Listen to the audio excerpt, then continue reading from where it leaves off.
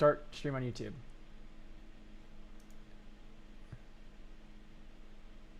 Okay, I have now started the stream on YouTube. Everything's okay.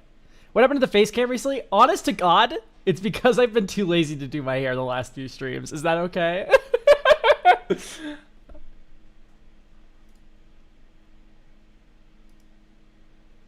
Alright, let's get some music playing. It's too quiet. Today's gonna be a rare stream. I'm gonna be playing my songs in my liked playlist in chronological order. So like this is from most recently liked to least liked. Anyway, let's do the Spellify. I've been like nailing the opening Spellify every single day. Like in like 1 second I'll be able to crack what it is. So ooh, this one's a little bit complex. It has 3 abilities. It's an enchantment in white. You may pay Dink. Instead.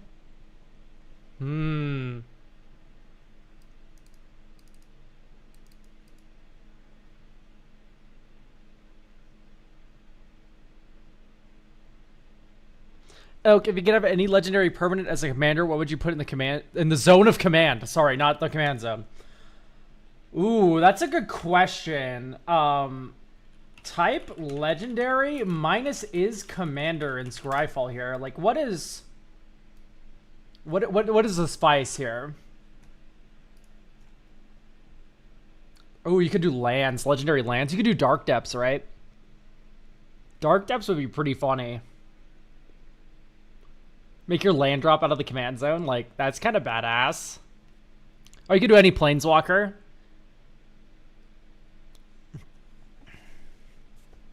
Sothera's a good answer. I like that. I like the Sorin a lot. The Sorin Imperious Bloodlord. Not the arena version.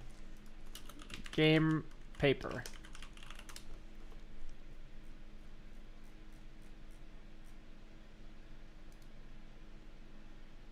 You can only cast out of the command zone? Okay, okay. My fault. Don't kill me. My fault. Comet's up there. I do like a good comet.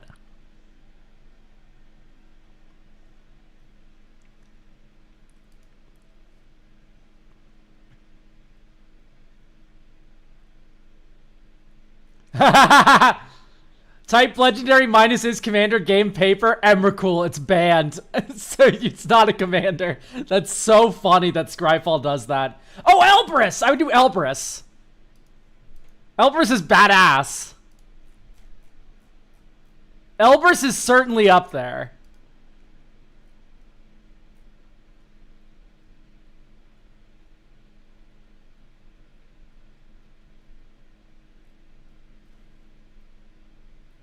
I do like this Jace a lot. This Jace in like a proliferate deck, and you like slam this and then proliferate to ult it right away, and then you run like Arcane Laboratory, so everyone can only cast 1 spell each turn. That'd be a fun like bracket 4 maybe deck, like trying to like figure out how to do that as efficiently and as mean as possible. Throne of the Grim Captain. That's a good answer. I like Throne of the Grim Captain.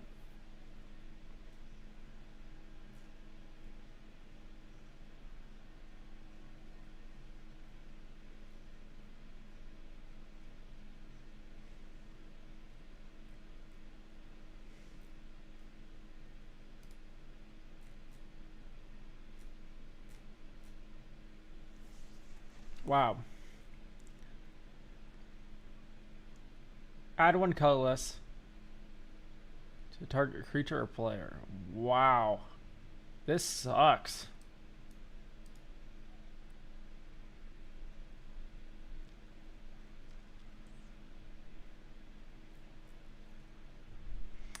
Anyway. When this enchantment enters, create 15 treasure tokens. No, like, it's like, when this enchantment enters, search. No, it's not search.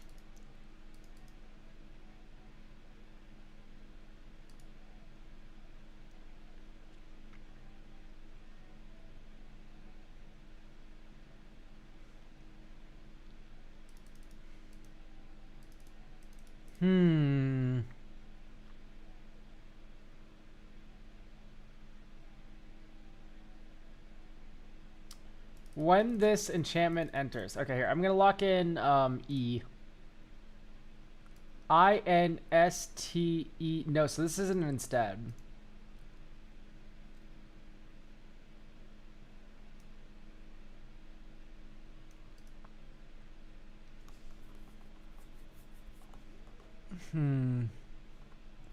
You may pay. Think.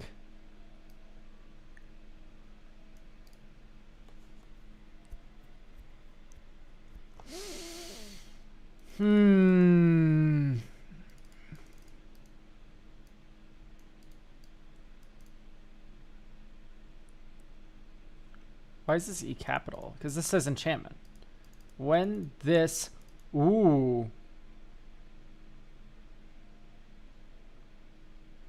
Why is this enchantment at lowercase, but this one's uppercase?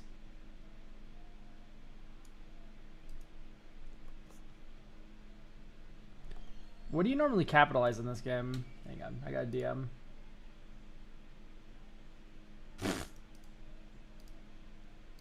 I see. All right.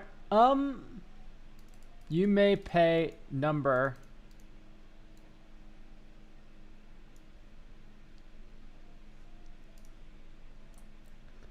Oh, this one's like weird. When this... Is this enchantment? ENCHANTMENT enters. On Twitch we can't hear the music, I think? My fault. Hopefully you can. It's showing up on my side. The second enchantment, yeah, so this is an enchantment.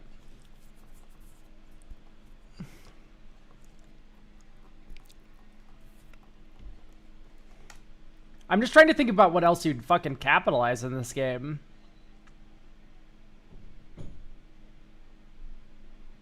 The Spellify hard mode is easier today. I'd believe it.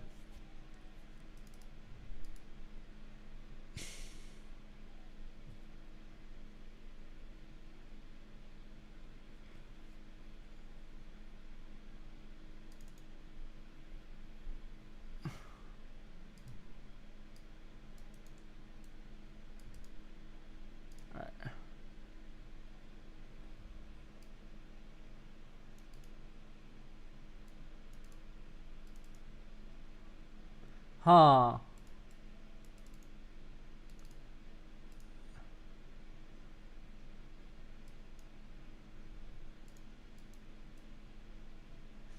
You may pay number.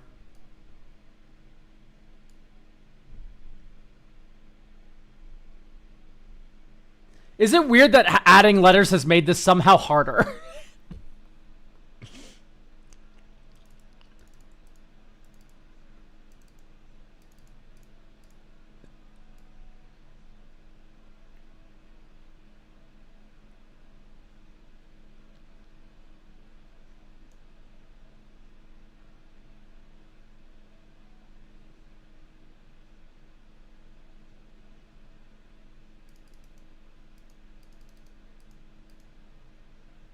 Oh.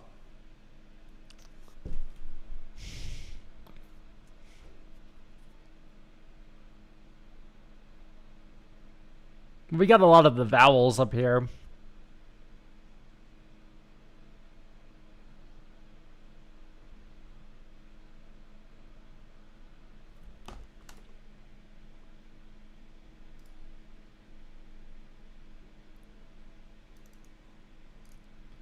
WHENE, no. It's Forge Anew. Don't do that.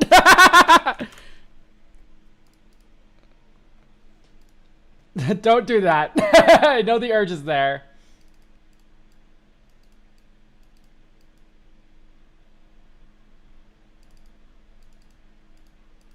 Okay, this is an ARTIFAC. My bad, sorry, don't worry about it. Happens. I don't have it on the screen anywhere, like, don't spoil it. Sacrifice this token. I realized I got overexcited. Understood. Draw a card. Is it a sorcery or instant? Chart a course. No.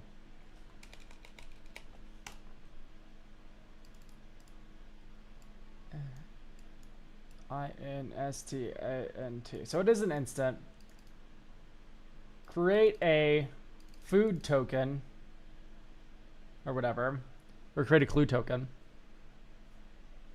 Oh, this is,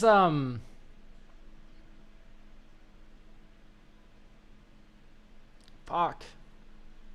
It's an artifact clue. Or it's an artifact with 2. Sacrifice this token. You gain 3. Oh, no.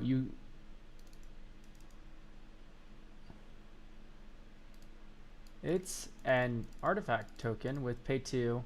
Sacrifice this token. You may...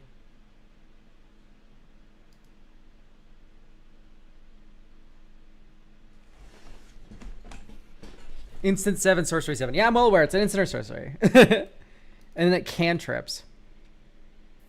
But this isn't a clue token. This would just say draw a card. You may? What are all the other slop tokens that exist? There's food, clue, treasure. Tap, sacrifice this token, add 1 mana of any color. Okay. Flick a coin. Does 1 damage to any target. Because the reason why I knew this is because we have referenced the card name in the text. So it does, this card does 1 damage.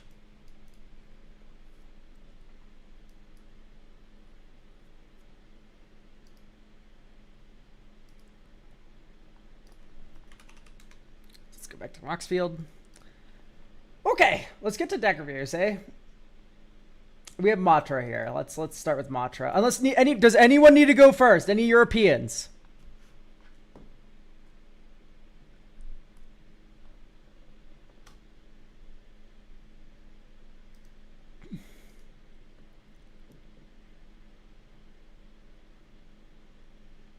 Bracket 3 Azula. Are you just saying bracket 3 Azula?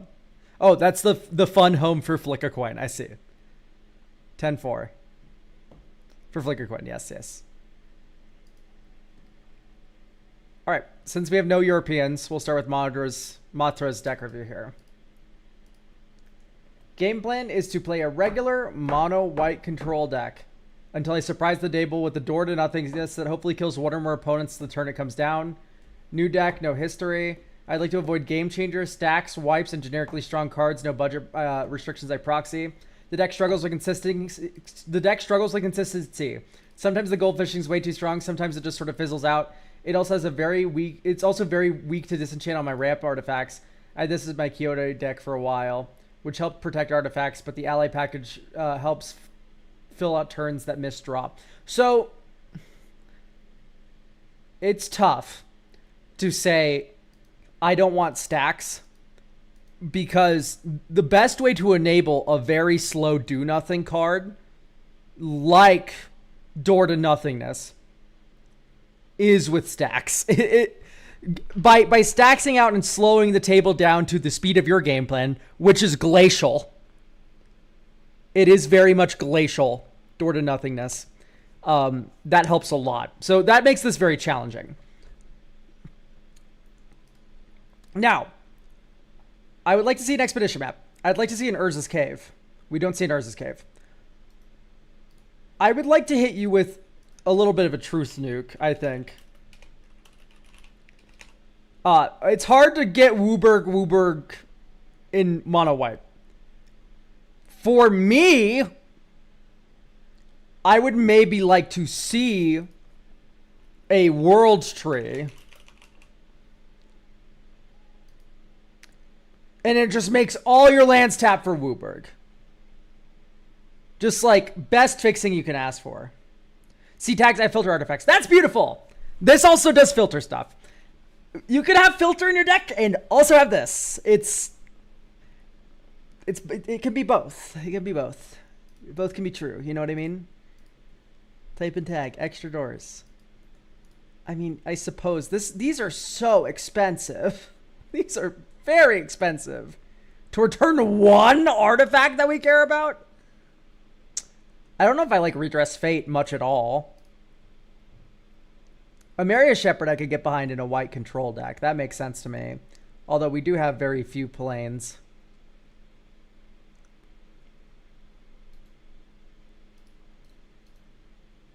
I don't know. I'm never a big fan of these mass return objects. And in fact, I think I like Restoration Seminar more than Amaria Shepherd. I'm never a fan of these mass return objects because, generally speaking, our objects are not going into the graveyard in mono white. I love them. I love them over milling. Love them over milling. If we're just wanting our opponents to like Vandal Blast us, I think I'd rather be like on a Dawn's Truce. Right? Indestructible until end of turn. Don't touch my shit. This is a lot more where I'm at. Because this doesn't cost 7 mana and it isn't a dead draw when you draw it in multiples. Yo, what's up, Elk? Love the podcast. Thank you. I love that you love the podcast. Right, that's just preference. I typically find these mass return from graveyard cards to be pretty dead most of the time, which pretty much hurts. Instinctively change the printing. I like to know what the cards do at a glance. I like Door to Nothingness being old border, because at least then I can kind of track it in the deck list. Like, that is the card. I was thinking about getting white border basics for one of my decks, just so they're easier to fetch for. Is there single returns that are better here? Almost certainly. Lauren, Disciple of History. Whenever Lauren or another legendary creature you control enters, you may return target artifact card from your graveyard to your hand. I think having like a legendary package could be kind of interesting, right? Because this returns Door to Nothingness, and then every time you play a new legendary creature, it also returns Door to Nothingness. Just a thought. Return artifact. Oh, return artifact graveyard battlefield. I mean, also we could just be rocking out with like a Myriad the Sky Rune. You need 7 or more planes. We have 13 planes. I mean, we can keep it, but you need to bolster your land count a little, IMO. Buried Ruin should be in here. Right. Sack this land. Return an artifact from your graveyard to your hand. Mwah. Perfect. And especially with all the land tutoring we're doing.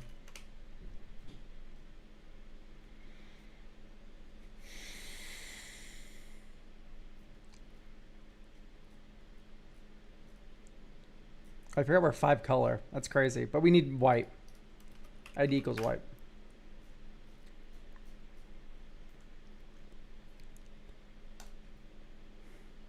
Whenever this creature or a commander you control attacks alone, return target artifact card from your graveyard to the battlefield. That's interesting.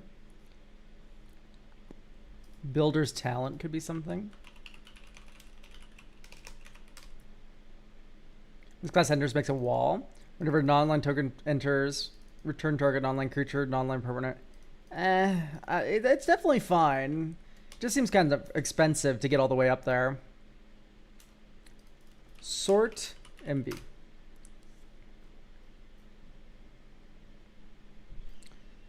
The land count is low because it has catch up on lands cards. That doesn't track for me. Like, you're expecting to miss land drops and then use the catch up land cards to make up for the miss. Like, ideally, you're just using those as ramp. Right? That's not how that works. You're trying to ramp with those cards. You're not trying to... Correct me if I'm wrong, chat. Am I wrong in am I making an assumption about what you're thinking?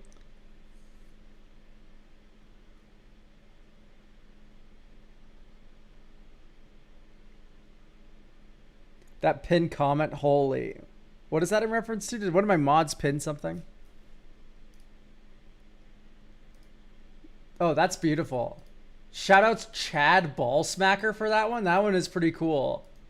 I touch myself to the thought of synergistic removal packages. I mean, it's not that wrong. Okay, maybe not Battlefield. Graveyard, hand. I think we're neglecting the hand. Chad Ballsmacker. What's wrong with Chad Ballsmacker? That's a really good username. Return target artifact card from your graveyard to your hand. Yoink, Salvage Scout. Welcome to the team. And then we get Starfield Shepherd, because we have a lot of 1-drops that we really like, including removal, including card draw, including removal, including recursion, including land tutoring. All of those get got by Starfield Shepherd. That is a beautiful little toolbox of cards right there. Yeah, I do think this is a Chromatic Lantern deck.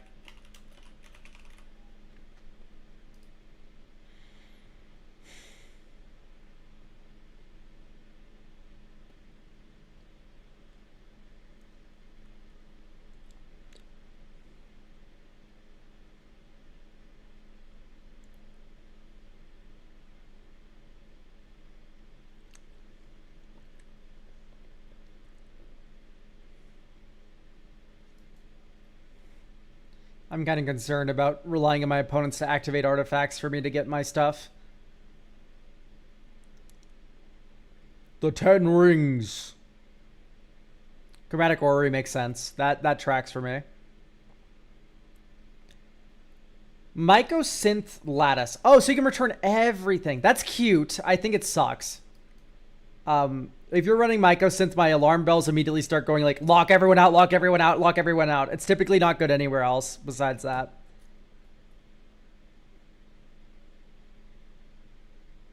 I see.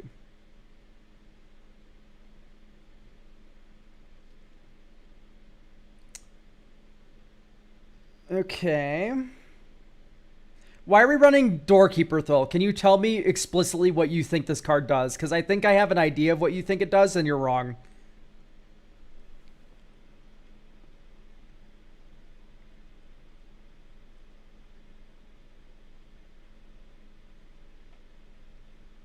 Doorkeeper and a door deck. You know what? You got me. You know, I would have never have guessed that that was what you were going to say. And you got me. You got me. We can keep it. For a second, I thought like maybe you thought the Door to Nothingness entering tapped was an enters ability, in which case I was gonna go but no, you just kind of owned me, and I you know, I just have to roll with that. You know what they may say about assuming, chat.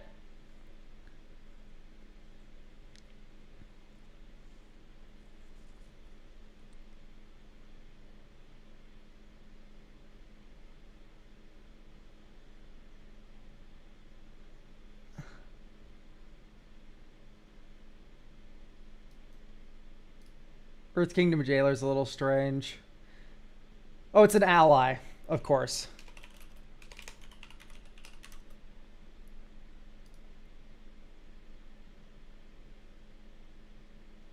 Like to see the Ranger Vios. If only he was an ally. He seems very allied with 1-drops.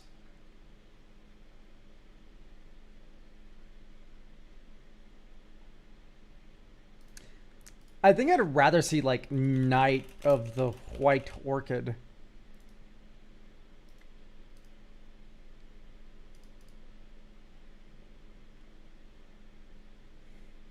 Like the land tax. Okay, land tax planes and then a Myriad. Okay, I'm more in on the Myriad now that we have land tax. That's pretty decent. So, can I be honest? I don't really like lands that enter and sacrifice lands, especially in my Ameria deck. And especially, it's just so slow. I'd rather be running bounce lands. We already have Arid Archway. And my thought is that we can just run the off-color bounce lands, right? Like, we can run Azorius Chancery and all that shit.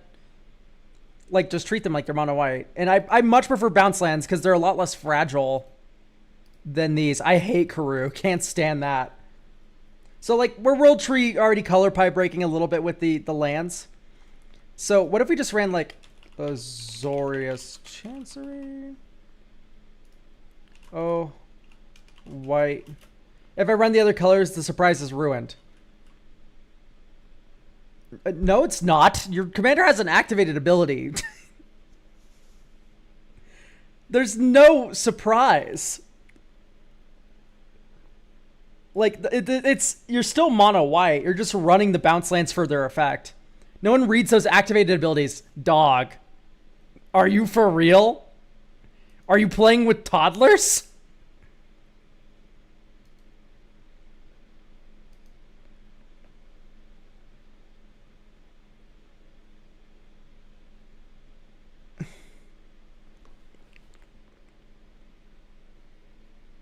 I can't believe it.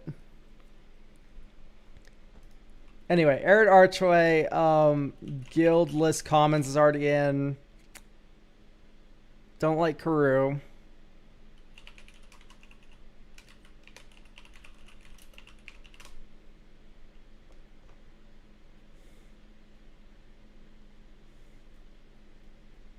I'm just surprised he didn't make this a gates deck. Because gates are doors.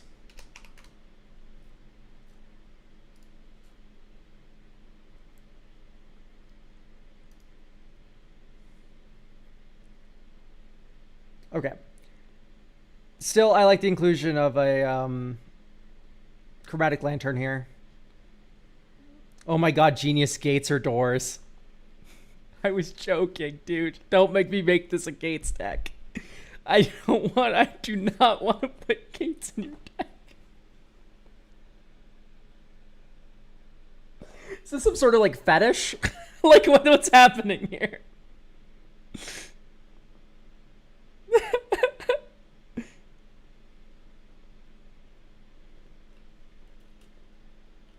Because I can turn this into a gates deck if you want me to, Matara.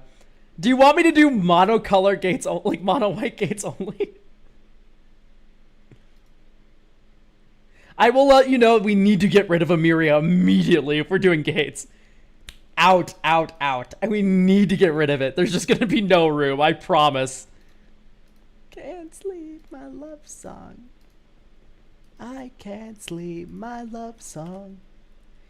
Okay, type ID 1 is greater. So now you put in Baldur's Gate, you put in Basilisk Gate, you put in Gateway Plaza, which sucks, but it's mono white. You put in Gaunt Gate, you put in Heap Gate, you put in Talon Gates, you put in Thran Portal, and then you put in Gate Choose. You put in one of the Choose Gates, but only the white one.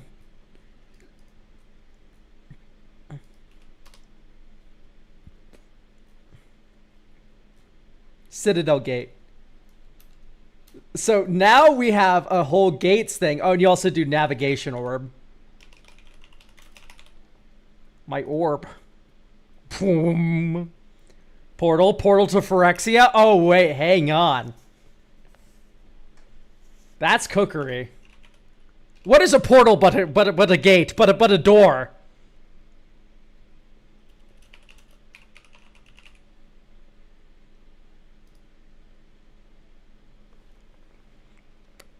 Wonderful synergy here with the doorkeeper throw right away.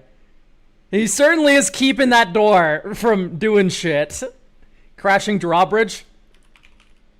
Who am I to deny a crashing drawbridge? Although I think that card, we're steadfast approaching cards that just mention things and don't actually do things. Like here, the gates, it's really shitty ramp, but it is ramp and it doesn't take up that much space.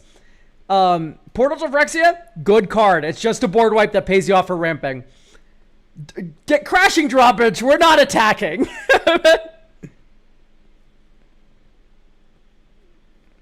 Hang on. Yeah, door check. Door check. At the door!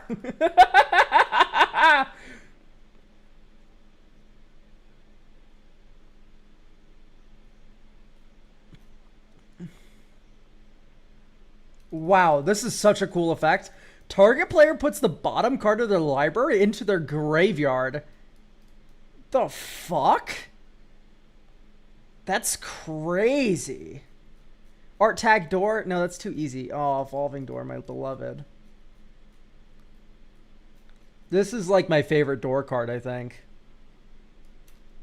We need more bottom deck manipulation. Bottom. Anyway, so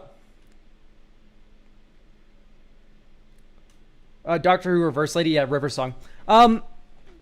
Evolving Door is a very cool, very bad cool card. Very bad implies that it has no application, which I disagree with.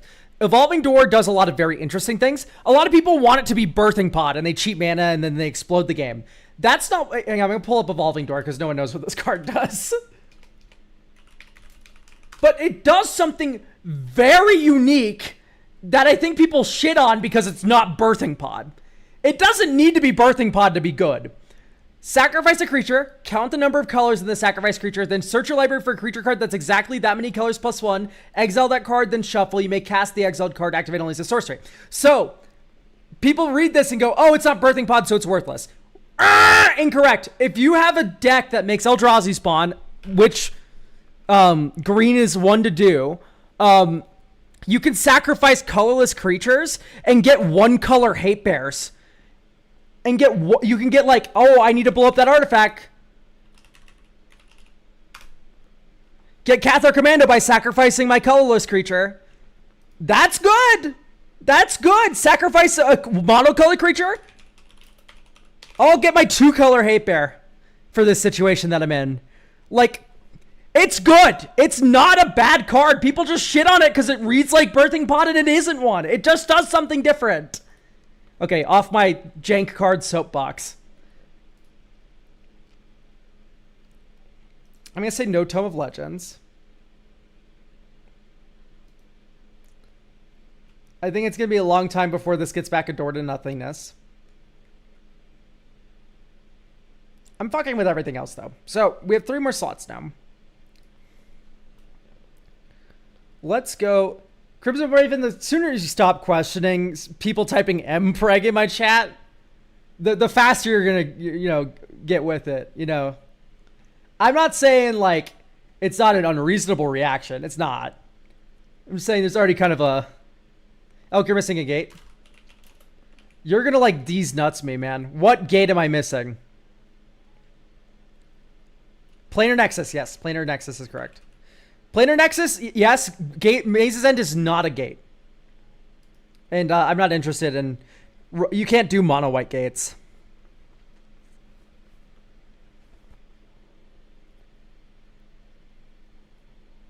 Like, or rather, you can't do the Maze's End combo in mono-white. Of which we're trying to pretend that we are. Minus door to nothingness.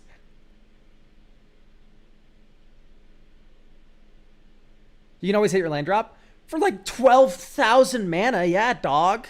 Sure, I can always hit my land drop. Do you know how else I always hit my land drop? Arid Archway, Guildless Commons, Sand Scout, the best one to do it.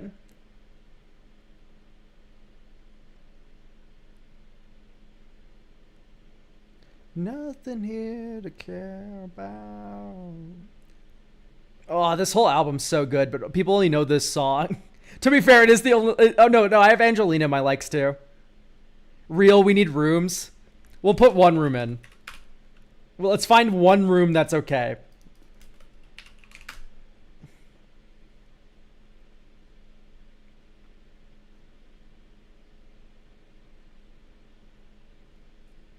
We do need one room. Scavenger Grounds, last step core. Yep. We'll get to that. Oh, wow. The white rooms are very bad for this deck. Great Glimmer. To the 2 target creatures. I guess we're just doing Doll Maker Shop, eh?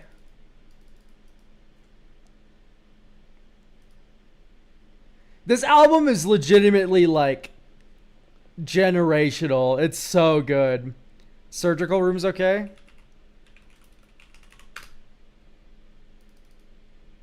Yeah, in a deck maybe that has, like, cheap shit. Like, we have some amount of cheap shit. I guess it's fine.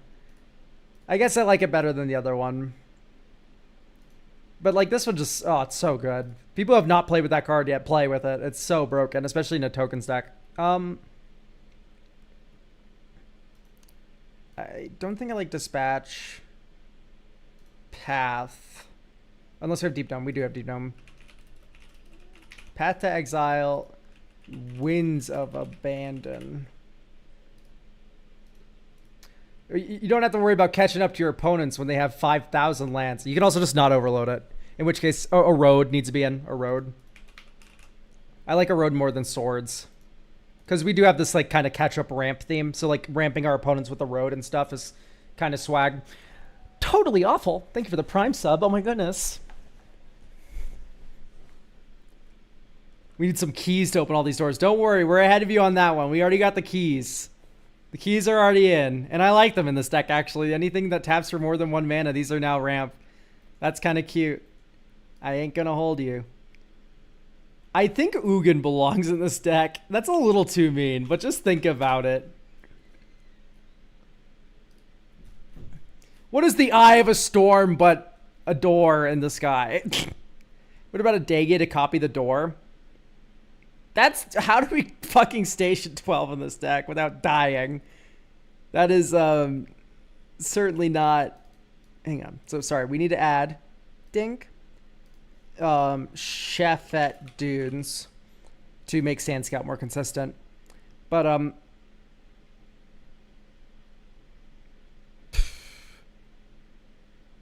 I guess I'll just play test.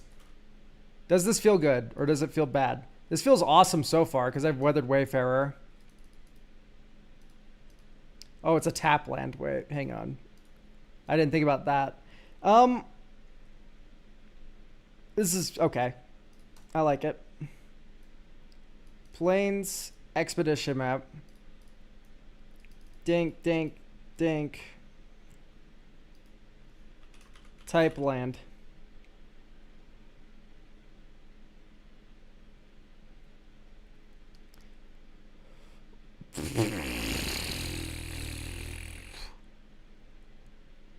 Arid Archway. Next turn. Plains.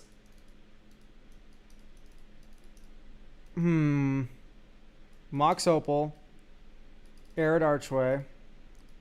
Giant Killer. Next turn. Land. Or I guess you do Planar Nexus. Archaeomancer's map. This feels like I want to get it to a 2. I want to get it to a position where it feels like it can do something at 2. That's my goal for this deck. Anyway, Archaeomancer's map. We did a bounce land thing, so we get a land. There's a green player, so we get a land. Plains. 1, 2, 3, 4, 5. Tazri. Search our library for an ally card.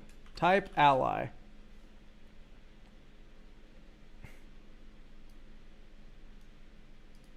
Aang.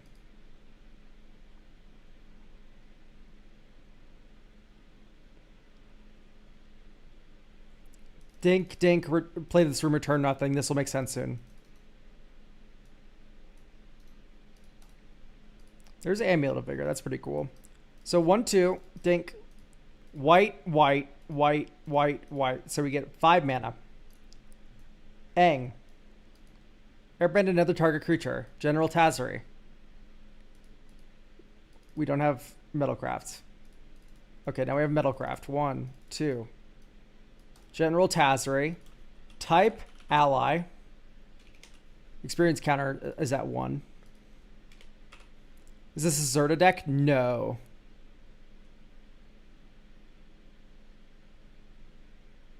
Earth Kingdom Jailer. 1, 2, 3. Exile an opposing object. Next turn, add token ally. There's Ranger of Eos, which is pretty funny. 1, 2, 3, 4. Ranger.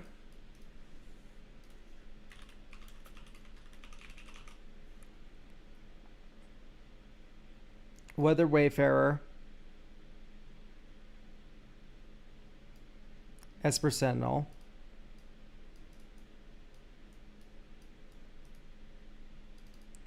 So I can't help but notice that it's very impossible to get the door. And I'm wondering if there's something we can do.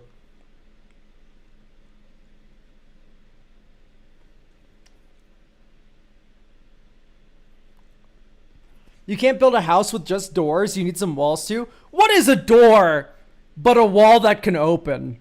If anything, it's better if my house is all doors. Then I can enter from any point.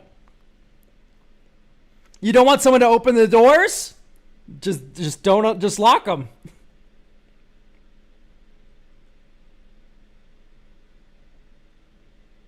So can the opposite. You lock them. You lock the door if you don't want people to use them.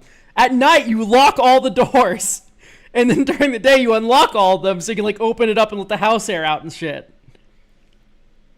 Why don't we just do this? We should just build houses with all doors. Bracket 6 is an integer overflow into bracket 1. No. There was a comment. Remember when the guy blew through my chat and was like, yo, I will always recommend Tinker for artifact decks. And I'm like, dude, it's banned. And he was like, what? I need to apologize to my playgroup. I clipped that and uploaded it to YouTube because it was kind of funny. And what the pinned comment on that YouTube short is like, we found the world's first bracket 6 player. That shit was really funny. Anyway, we're talking about getting tutors to find the door to nothingness. So how do we fucking find this gameplay object? It's an artifact. So Enlightened Tutor would be on the menu, but it's a game changer, so we can't run Enlightened Tutor.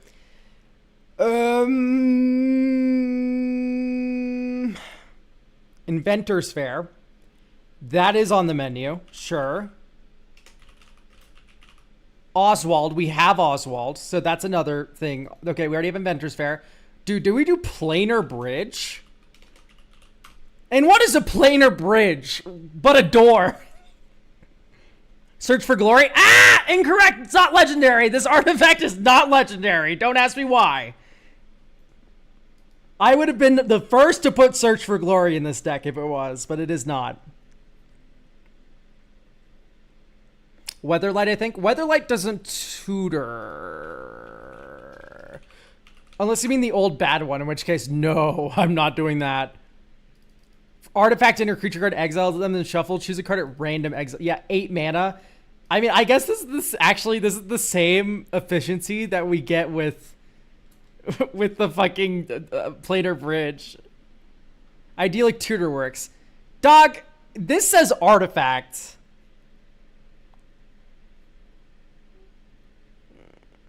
Kuldotha.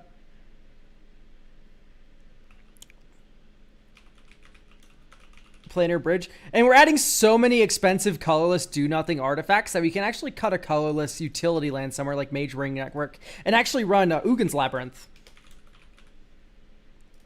Since our deck has gotten so expensive and bad, we get to run the Soul Land. Congratulations. Honestly, Temple of the False God. Cut a spell for Temple. Probably Scepter. Vexing Puzzle Box can technically find it. Yeah. Ew. Okay. The motherfuckers in my chat will put Reliquary Tower in their deck and then go, ew! When they, like, I put a Temple of the False God into a deck that it belongs in. This is a spell. When you're mulliganing, this is a spell. When you're cutting a card from your deck, this is a spell. Also, by the way, I totally just participated in Goomba Theory. Don't care. Goomba Fallacy, I don't care. It's funny. I choose to believe it. Yeah, Temple of the False God has application. It's just, you've been told a decade ago by Game Nights when you first started playing that this card's evil and gross and you shouldn't run it. But that's for new players who suck at Magic the Gathering. What is Reliquary Tower if not a door to a larger hand? No, wait, true. I'm a stupid walking contradiction. Exactly, thank you. Please start acting like that more, chat, so I can be correct all the time. Thank you.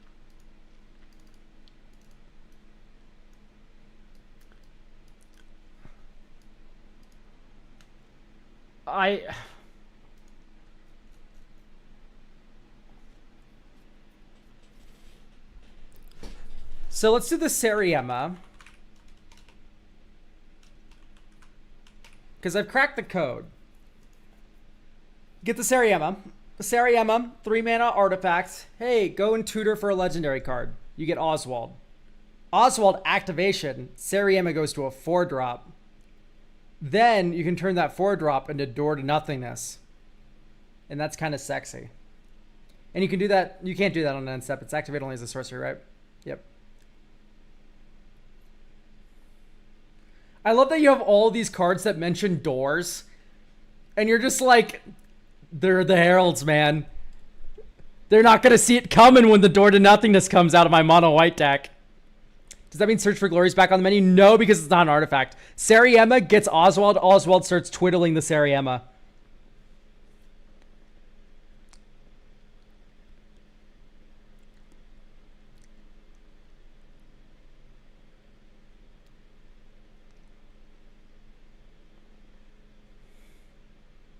Okay.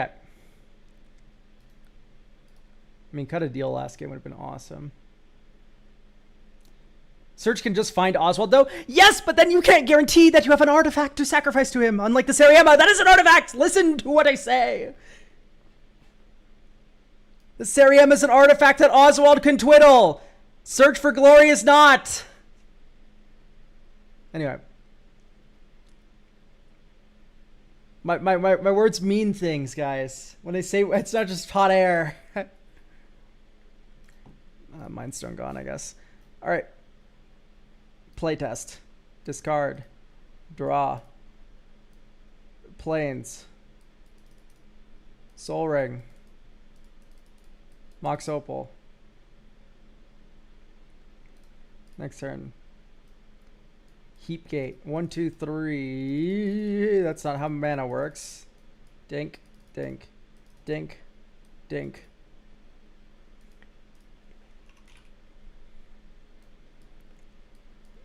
Plains. Plains. Close and shuffle. Draw. Okay. Plains.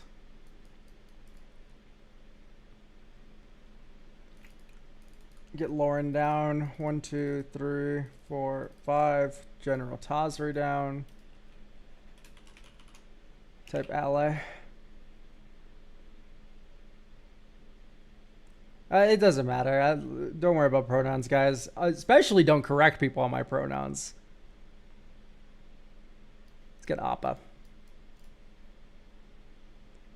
Next turn. Yeah, we're just really lacking on card draw. Apologies to the channel. Yeah, don't worry about it.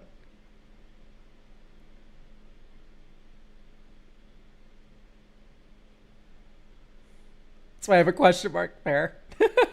I do not make it obvious.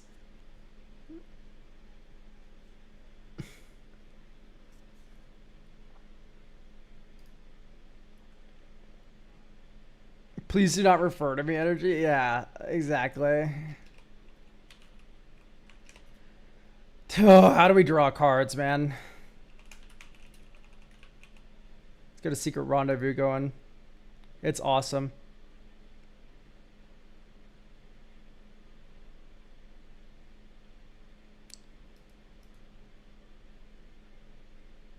Okay, chromatic or planar bridge is also legendary, so maybe yeah, search for glory now. And you can like tap and untap this multiple times with the keys. This is gonna be badass.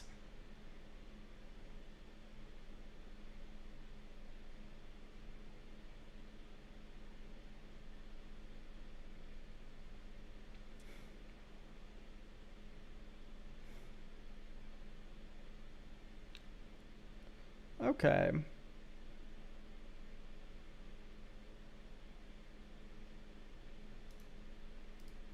Claim Jumper's fine. Recruiter.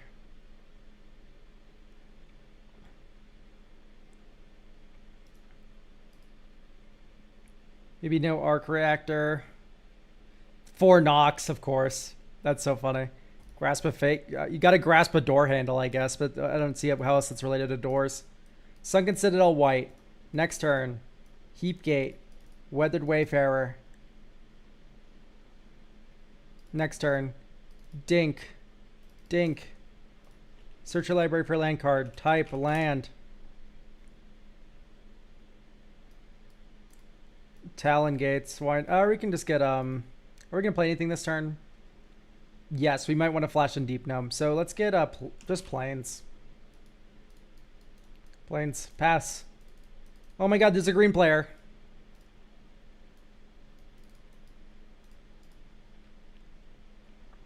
Next turn.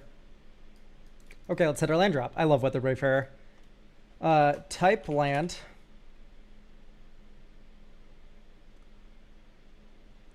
All this talk of doors got Homer's let the Barts out stuck in my head.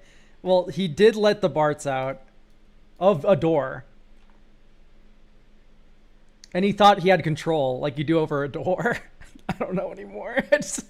We're kind of stretching it. Anyway, look, Temple of the False God. Oh my god, we have 5 more lands. We just ramped.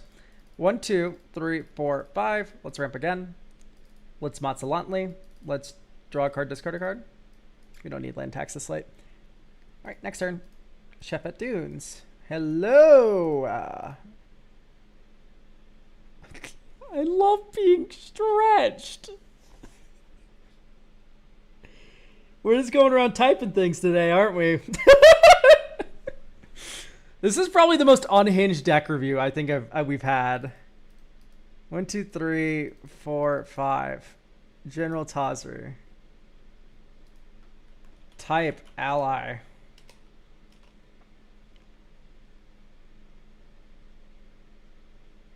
And 1, 2, 3, 4, 5. Shout out Temple the False God. This wouldn't have happened without you.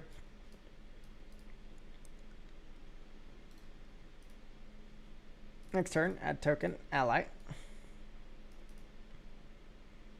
Starfield Shepherd, that doesn't really help us, but here's General Tazri. General Tazri enters, you get Appa. Draw a card, discard a card. Yes! Okay, we're in the meat, chat. We are in the meat. Let's keep that.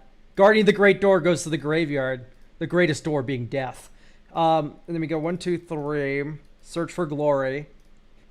You go and grab the planar bridge.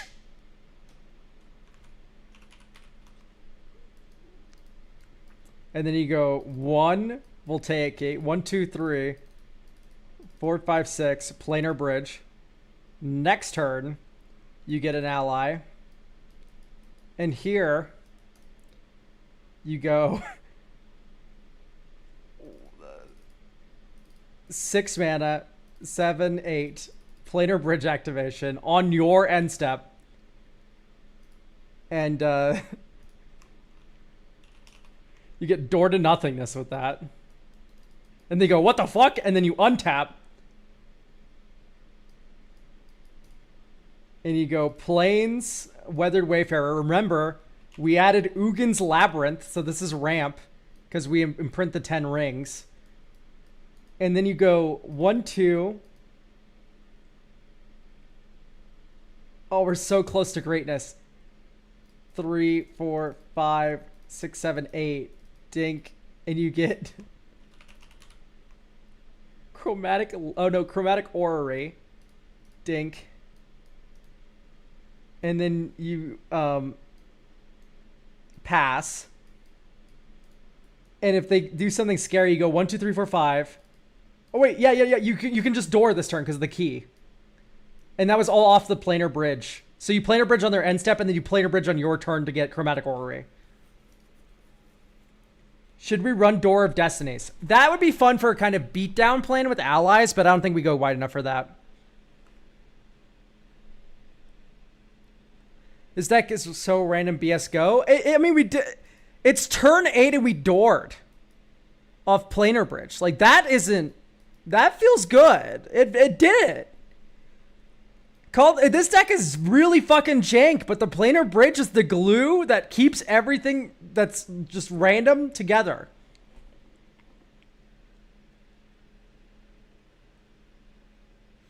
This deck loses to a redirection spell. Insane. Well, they don't have it. We have Reprieve. Fuck you. Bye. I have Dawn's Truce. I get Hexproof.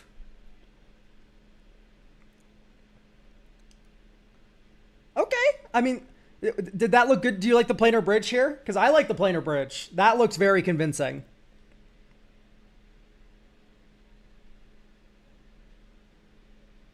I typically find when you're building a deck around activating a thing for 10 mana, you might as well be activating a thing for 45 billion.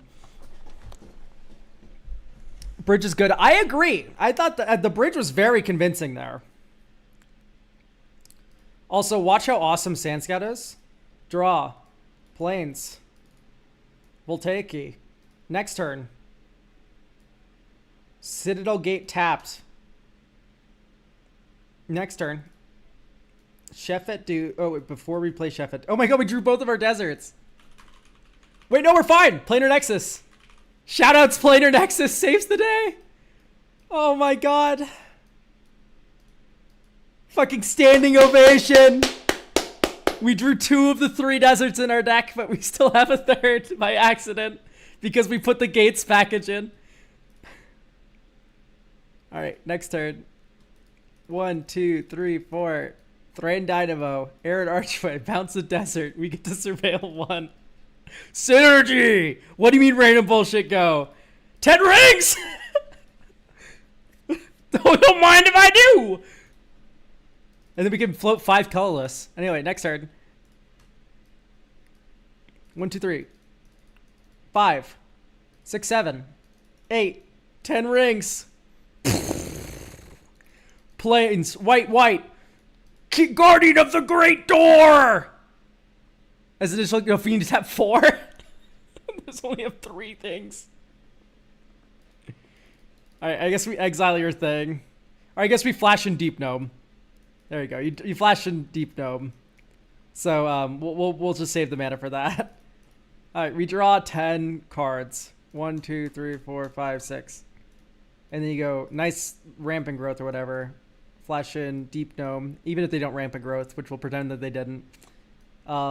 We can go dink, dink, dink.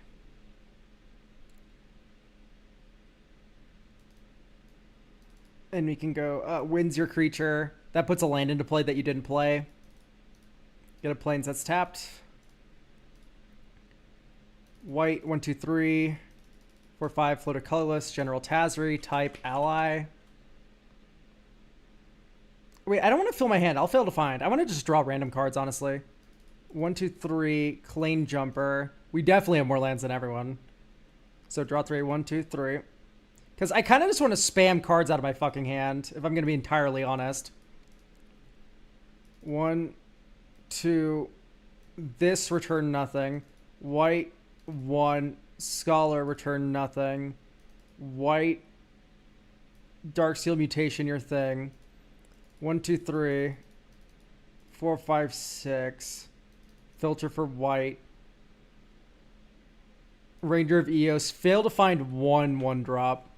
But get Esper Sentinel with the other one. And then filter that out. Or that we're not filtering it out.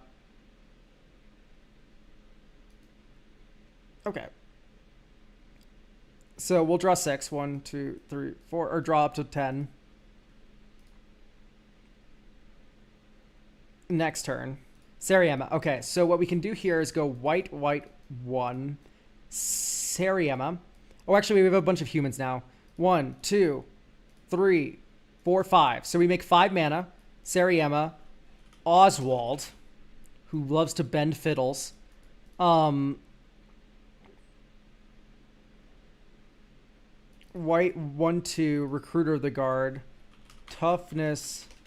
I guess we could have gotten this guy earlier. I didn't realize we had Recruiter. Toughness 2.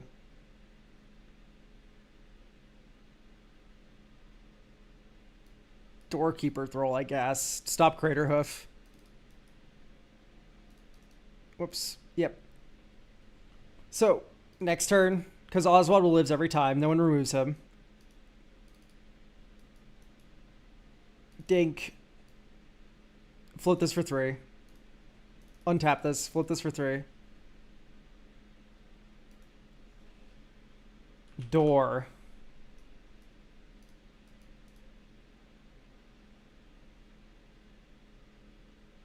We don't have fixing. We need to get another artifact tutor. Okay, that's jank as fuck.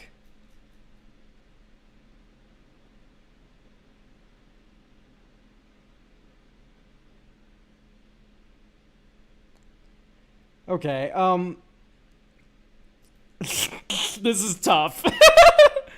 Because we need Chromatic Orrery, it feels like, but it is legendary.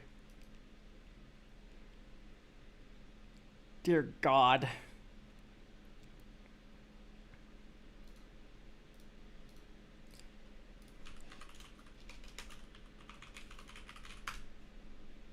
Okay, we were gonna have 2 snow-covered plains. There's no reason to do this other than like Search for Glory sometimes gains a little bit of life off of them and also can go find them.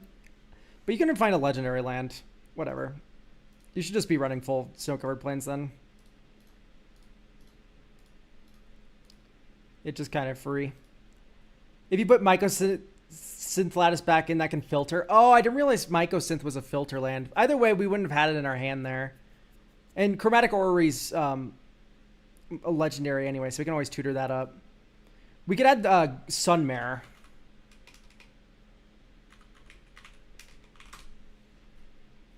Guardian Sunmare. Ward 2, 5-drop. Whenever this creature attacks while saddled, search your library for a non-land permanent card, mana value 3 or less, put on the battlefield, then shuffle.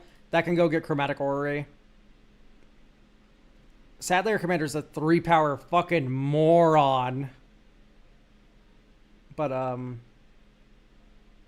you know, we'll just live and let live. We'll just keep it going.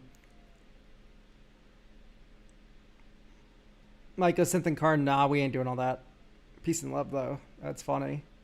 I don't like Heliod's Pilgrim here. What are we getting? Darksteel Mutation. Period. Are we recruiting Oswald for the guard? Sometimes. If I wasn't an idiot, we could have done that last turn. Okay, to keep this hand. Draw. Dink. Expedition map. Next turn. Plains. Dink, dink. Crack Expedition map. Get... We shan't get greedy and get Temple because we don't have our lands guaranteed. If you get Temple the False God here, you're part of the problem that gives that card a bad name. Let's get Arid Archway. Because Arid Archway at least guarantees our next land drop. And maybe we tap in a way that doesn't cut us off of white there. I guess... Hang on. Here you just... You play your lands normally and you play Chromatic Lantern into Voltaic Key. This turn, you do the Arid Archway bullshit. So float a colorless, dink, dink, dink. Or you float a white, because we have Chromatic Lantern. White, white. Recruiter. Oswald. Whomst bends the fiddles. Amulet of Vigor. I guess use Sariema for Oswald instead. Okay.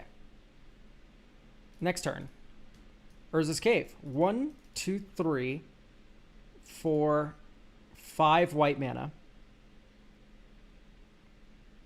Eternity Elevator. Oswald. Untap Eternity Elevator. Voltaic Key. Sure. Next turn.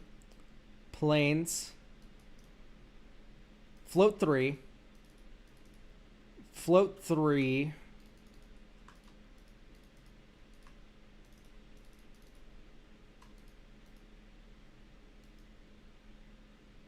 Right, this would be 7 mana because it makes 3 each time, but we have to pay 2. So it'd be 9. Yeah, 7. Okay. White tap sack. Planar bridge. 1, 2, 3, 4, 5, 6. Activate planar bridge. Chromatic Orrery. 1, 2, 3, 4, 5. Draw 1 card. There's something so magical about that. Next turn. Okay, here's where we win. 1, 2, 3, 4, 5. We use this to like phase out your Collector Roof. 1, 2, 3, 4, 5, 6, 7, 8. Oh, sorry, it's 8 to activate, 6 to put into play. That's my fault. I would have had enough mana anyway, so it's all good. So, planar bridge, activate. Door. We have Amulet of Vigor. Untap. 5 mana. Which is actually 4, because we're activating Manifold Key. 4 mana. 5 mana. 1, 2, 3, 4, 5. And then you go 1, 2, 3, 4, 5, 6, 7, 8, 9, 10. Door you. 1, 2, 3. Recruiter. Salvage Scout. Hey, look, we can return target card, your artifact card from our graveyard to our hand. That was turn 7. We killed someone. Bracket 3 gameplay. POV.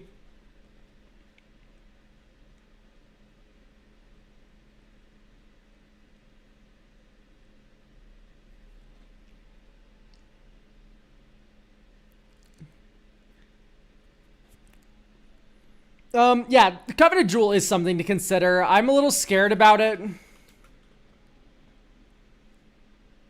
Maybe as long as we're doing all this, we also do Mindslaver. See, you're thinking like a good deck builder. What you're seeing that I don't, what you're not seeing that I see is that we put Mindslaver in here, and then looping Mindslaver is way better than Door to Nothingnessing people, which is the joke of the deck. So why would I ever tutor up Door to Nothingness when I can just tutor Mindslaver? It's a legendary card too, so it's easier to tutor. It's like, that's not the point. Anyway, Coveted Jewel. It's an okay card to consider. I don't know if it's necessarily correct.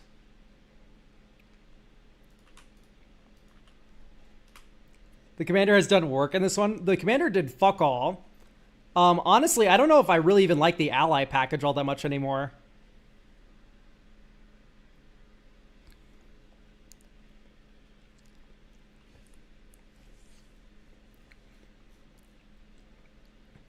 So, like, I do think I like your idea of Kyodai better. And then we get to cut all these, type, ally, color, white. And now you just get to cut all these allies, right? And you can put in more artifact synergy and stuff.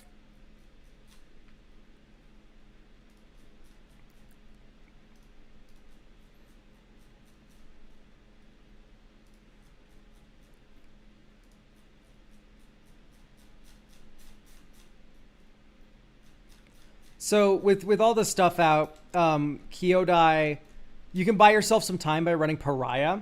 So there's 2 modes of Pariah. Mode 1, Pariah attaches to an opponent's creature. They hit you. You explode the creature and it dies.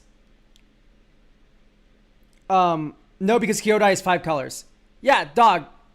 Tazri was 5 colors. Oh, that Kyodai. Yeah, there's not... I don't think there's another Kyodai. But anyway, so Pariah can attach to your opponent's creature. Hooray! They hit you. You blow up the creature. Second mode, Kyodai has made a creature indestructible, and you Pariah onto that indestructible creature, and you just can't be damaged. And just so long as Kyodai and that creature stick around, you're set. You're set. Let's add like Palladium Mirror. Why not? That's a creature that's also a mana rock that Kyodai can give indestructible, that then you can attach Pariah to. So, Kyodai is so good with Door. I mean, it's so good with any permanent. Is there a reason we're doing this specifically in white? Is there another sneaky 5-color commander? I think Kyodai is the best one, but I'm willing to see. ID equals white. Mana value equals 5. Or, no, it would be ID. ID equals Wooburg. Color equals white. That's how you'd filter. Type creature. Or is commander. General Tazri is very subtle. Kyodai is very subtle. No one's reading a turtle. Nick Fury is a little... that's like the first thing on the card is Wooburg. Sisei is too straightforward, I think. And also, by the way, I think Sisei is like also just not good. Here. Sisei's not good here. Each creature has tap, add 1. Spend this mana only to activate ability of creature. Of a creature. Ugh, yuck. No, I don't like that. Yeah, Kyodai's the best one. What about Stuffy Doll or Shatter Spike? No, I was suggesting another primary color. So... as fun as it would be to sit on this deck and like go like, oh, what about a mono blue commander with like a Wooburg activated ability? I'm not about to spend another hour on this deck. With actual better ways to get door. So the thing about door is that it's meant to jump scare someone. And Oswald does that. The planar bridge does that. But not like an artifactor. Like if you go, I'm gonna tinker. Or not tinker, Tinker's Band. Or if you go like, I'm gonna scour for scrap. The instant speed one. Scour for scrap, then reveals. Oh look, it's the eternity elevator. Incorrect.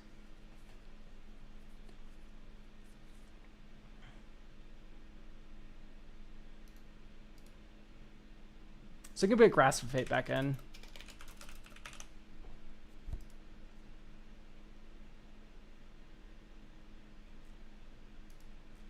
And then maybe like a Summon Yojimbo.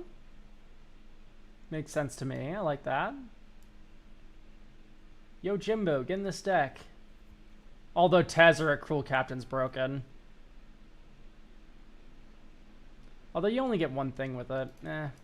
Yeah, I think I like Yojimbo more. Although you couldn't get Tezzeret off Guardian Sunmare. Ooh. That's delightful. I think I'm going to do that. Unless we want to run Ugin. Because this Ugin is very good. It's also a ramp payoff. So you go like exile your thing. Cast plus to get 3 colorless mana. Cast this thing. Like, you know, mana rock for 3. Okay, great. Then use that to cast Expedition Map. And then you've exiled 3 things that turn. That's pretty nice. Gives you time. What's your thoughts on Riona? I think Riona is a commander that has a very explosive play pattern. And generally, I'm not seeking a deck that explodes the table, per se. I'm more subtle in my deck building. Right? Like, Riona is a very kill-on-sight commander that doesn't have a floor play pattern that really interests me. I feel like people will often build a commander deck thinking about the ceiling of a card and not how much fun they'll have with the floor. And Riona's one where the floor looks fairly miserable for me. Yeah, Riona's great in the 99. That's really fun in like a copy kind of deck. But like, I do think Riona's floor, what that gameplay looks like, is not very fun. And that to me. There's other people that might like to dirtle with Big Red and whatever and not have this like explosive top and then maybe have this explosive ceiling. But you got to include the ceiling and the floor of a deck before you end up building it. You need to like it everywhere along that curve. Anyway, thank you for getting a deck review. I think this is about good to go. We managed to door to nothingness a couple games in a row there on like turn 7 through 9, and that feels pretty decent for like bracket 2. 7, if anything, is fast for bracket 2. I think, but that was a god hand, I think.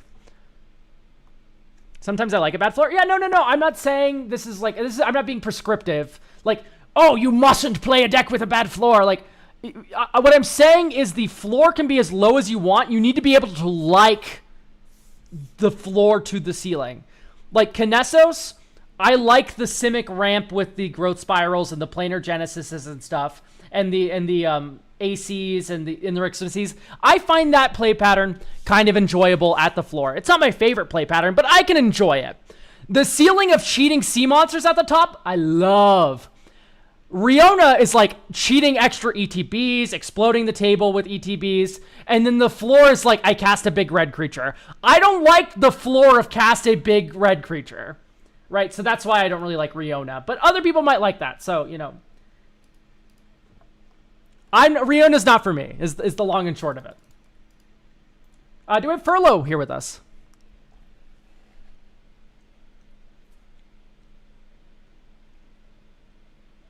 These should make cooler big red creatures. I agree. I do have a big red deck. It's just that it's Eldrazi. So plan A is Jaxus, like copy broken ETBs. Plan B, I'm out of Eldrazi all over you. Sometimes the Eldrazi is the plan A, which I'm fine with. Either or. No matter which plan takes priority, they work together well, they rhyme together, and I like either. Right? Okay, Furlough is here. Let's do the deck review. I love Harrigas. Me too. Oh, Velomachus.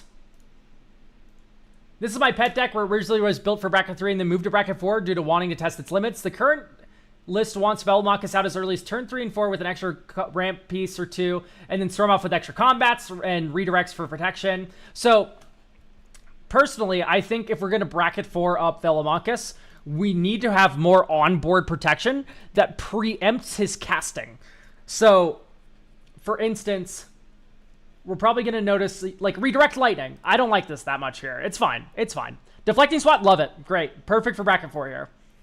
Love the rituals. Love the ramp, just like the aggressive. We know what we're doing, like hardcore ramp. Super strong mana. And for me, what I want more of is Mother of Runes. Right? I want more of Mother of Runes. Do you think it's pronounced like a Yiddish ch? Or ch? Or it's like... Because I pronounce this Velomachus. I could never read this as Velomachus. But we're talking about like in challah, like the bread.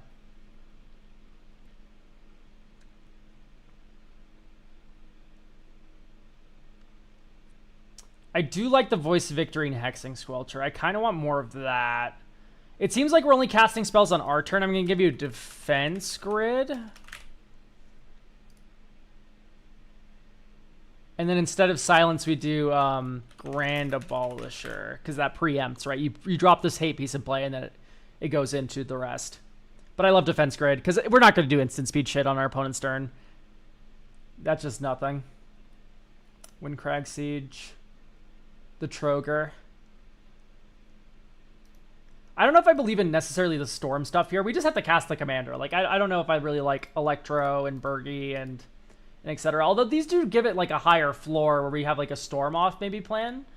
I don't know. I just don't really like the Storm line. Like, I know we have a bunch of rituals, but let's just ritual them, hey? Will of the Jeskai, Sorceress of Schemes. Yeah, like typically I'm all for like let's make it a higher floor deck, but here I think we're exploding people. Knuckles. Oh, whoops, I didn't mean to cut Knuckles. I meant to cut Stormkiln Artist. Yeah, no, I like Knuckles. Don't worry.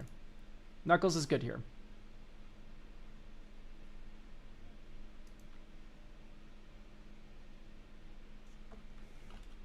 Did I spell Gender Abomination wrong? If I did, that's really funny, and I'm not changing it. I just need to see. Gender Abomination. Yeah, no, I spelled it wrong. That's beautiful. I don't care. Fast in Flames. Mystics' Mastery. I guess Mystics' Mastery you can spin into and then cast an extra combat spell from your graveyard. That's my fault. That's good. Do we have... We don't have... Lori. What is it called? Seize the Day. Sorry, it's Seize the Day. Seize the Days, and it was just a different printing I didn't recognize. O-Tag Extra Combat.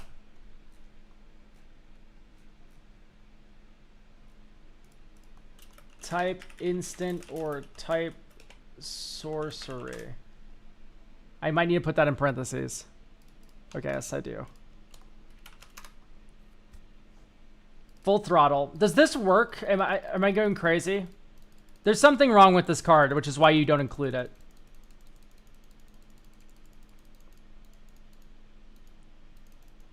That's why I don't have all of them in. Ah. After this main phase. I see, I see.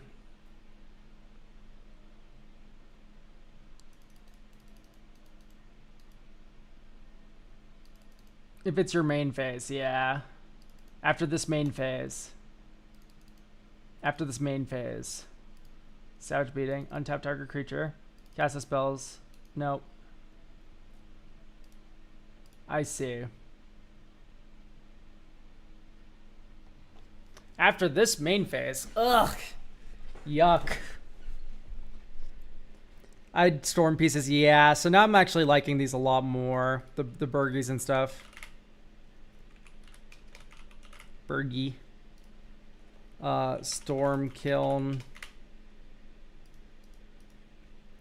Past in Flames.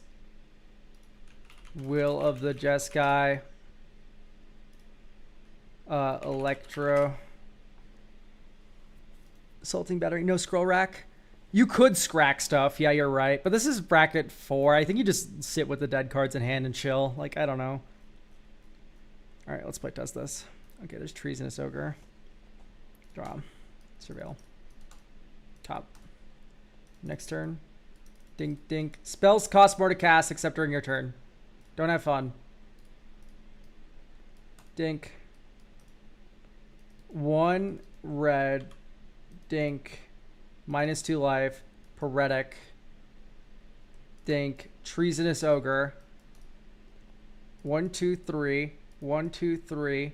1, 2, 3. 1, 2, 3. 1, 2, 3. 1, 2, 3. 1, 2, 3. Oh, wait, no. 1, 2, 3. White. Velomachus. Swing Velomachus. Top 7. 1, 2, 3, 4, 5, 6, 7.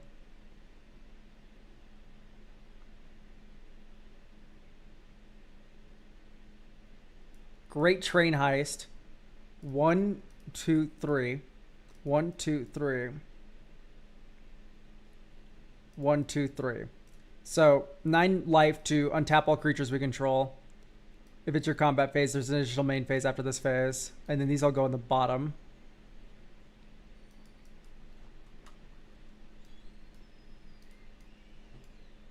So we swing with Velomachus again. 1, 2. Oh, whoops. How did these end up back on top of my library?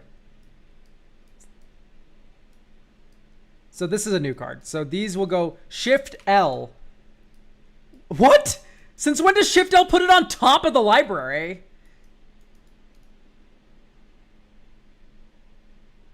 Oh, wait, no, this is... Yeah, no, this is the same 7 cards every time. What?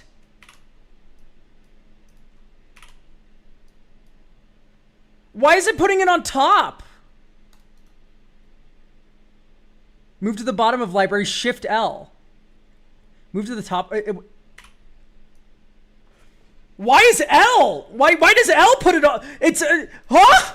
I was clicking Shift L and it was putting it on the bottom, which is what it's supposed to. It was putting it on top, which is the opposite of what's supposed to do. And I pressed L that time and it just moved it to the bottom. Even though what? Anyway, 1, 2, 3, 4, 5, 6, 7. Thank God, Savage Beating. So L, because we live in Bizarro world. Remember, we can't be counterspelled. Defense grid, hello. Creatures you control gain double strike. Untap after this phase is an additional combat phase. Swing Velomachus again. 1, 2, 3, 4, 5, 6, 7. After this main phase. So we're going to go Calliope's Song. L. Make 5 red mana. 1, 2, 3, 4, 5.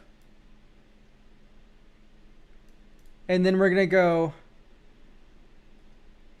+2 mana because we're going to Rousing Refrain someone. And then we're going to go 1, 2, 3, 4, 5. Invoke Calamity.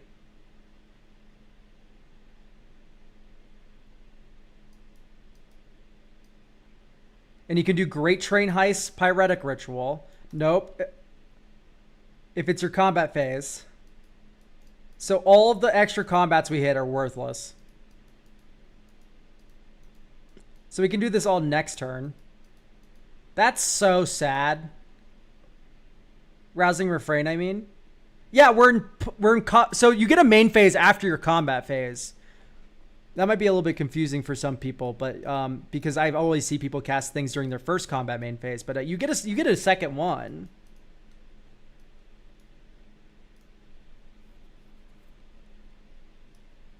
You get 2 of those things.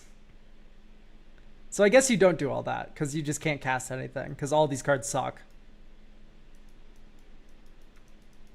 You can invoke Savage again. No, what? You can't. Untap all creatures you control after this phase, but you can only cast the spell during combat. You may cast. It's not combat no more. I guess, okay. You're right. You're right. Because we Seething Song, you invoke Savage, and then you go to next combat. 1, 2, 3, 4, 5, 6, 7. So here you cast this, but it doesn't do anything. And these go on the bottom. Okay. So you killed one opponent here, the one who's most likely to combo off. And then this turn you go dink. Yeah, dink.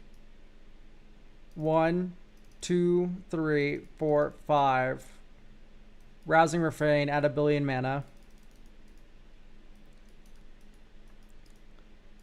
And then you go discard land card, Waves of a... Okay, hang on. So you need to swing first, actually.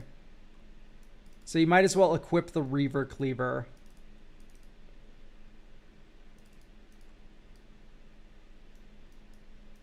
So that's 6 mana, attack, add 5. Because we're going to get 5 treasures or whatever.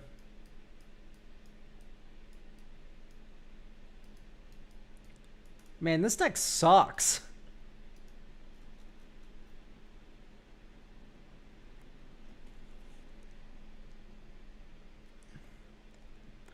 This deck is pretty bad. I thought this was going to be way stronger.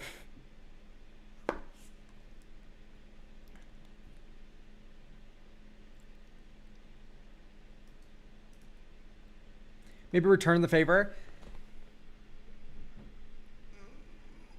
No. My win rate is like 40% in bracket, 4 lobbies with like 20 plus games. That's beautiful, man. It's a very clunky deck.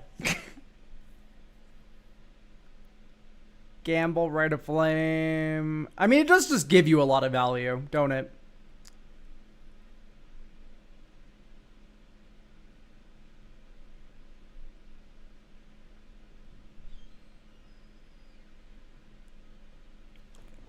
Okay, I like the pitch 1. I like Surge to Victory because that's an infinite. Ellipses. Do we like Spellbinder? It's a very expensive card.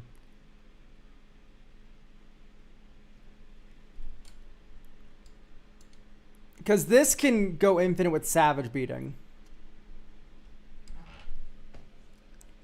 I was mainly wondering if a better stacks passage, such better equipment. Yeah, like the Grand Abolisher, the Mom, the other thing all feel kind of non-negotiable. The defense grid. Although the defense grid can get you fucked if there's another person with a combo because they get protected as well. Would Blood Moon work? It's not bad. Is there... it's a little awkward because you need white mana. Isn't there a way for Final Fortune and Isochron to work? Yes, you need a way to end the turn. Or like a Stifle. What bracket is this? 4. Anyway, Spellbinder could be a possibility, especially if we add a Iron Crag feat. Right, add 7 red mana. You can only cast 1 more spell this turn. And then you just treat this like Goblin Charbelcher. Like 7 mana I win with Savage Beating. Maybe you don't need the Iron Crag feat, but still. This is count to 7 and have Savage Beating in hand, you win.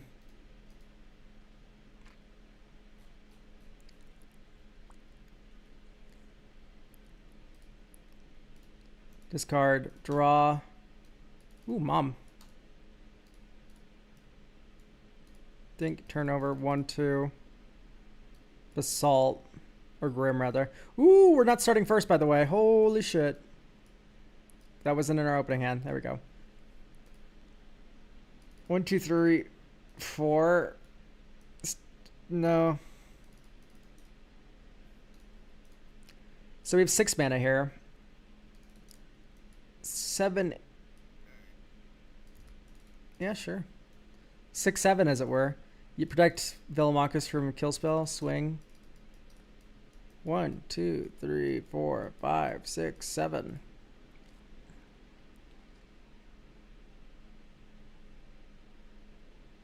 Cast Fervent Mastery. Okay, that time L worked. So shift L now. All right, so search library for up to 3 cards, put them in your hand, then discard 3 cards at random. Seething Song. Spellbinder. Savage Beating. 1, 2, 3. Aw, bummer. That's fine. Next turn. Does it untap. Swing. Wow, we got rid of like every single card that we cared about and loved there. That happens. All right, swing with Velomachus. 1, 2, 3, 4, 5, 6, 7. Cast Jessica's Will. Exile top 3. 1, 2, 3. Add like 5 red mana. Land. 1, 2, Ruby. Let's tap maybe. Let's play maybe the good land. 1, 2, 3. Stormkiln Artist. 1, 2, 3, 4. Smothering Tithe.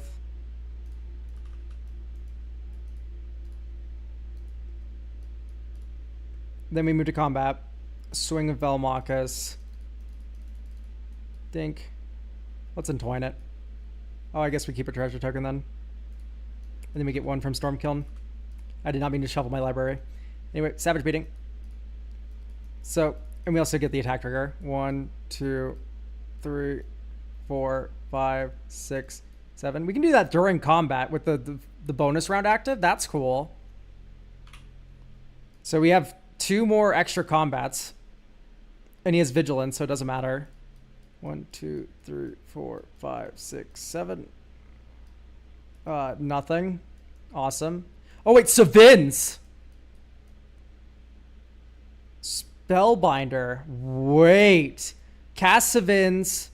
Target nothing. So it's in our graveyard now.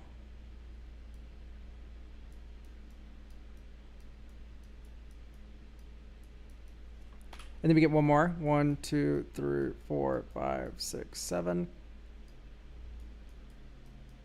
Enlightened Moron.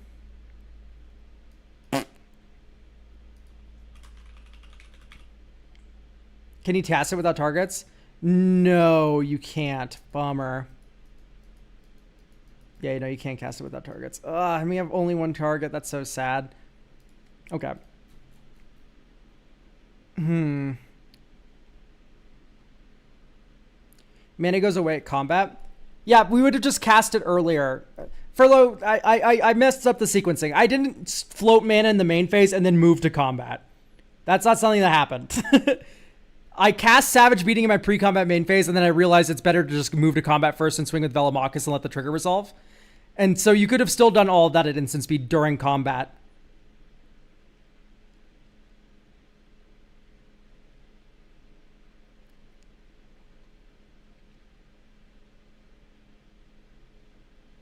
They meant casting rituals from Velo and then casting spells in second main. What spell did I cast in second main? What was happening? I've already forgotten what happened during the playtest. Jessica's Will. Oh, no, you're right. Yeah, Jessica's Will didn't work out. Yeah, Jessica's Will, that turn wouldn't have worked.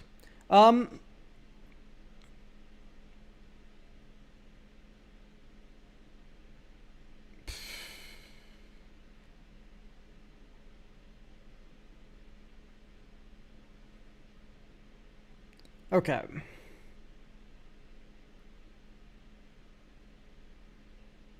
That's funny.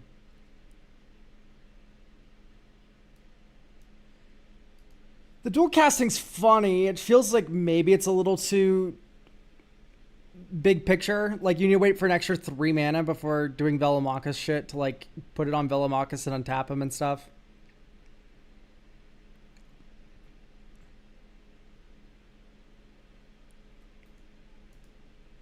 I want to find a way to consistently tutor for Spellbinder. And I don't want it to be Godo.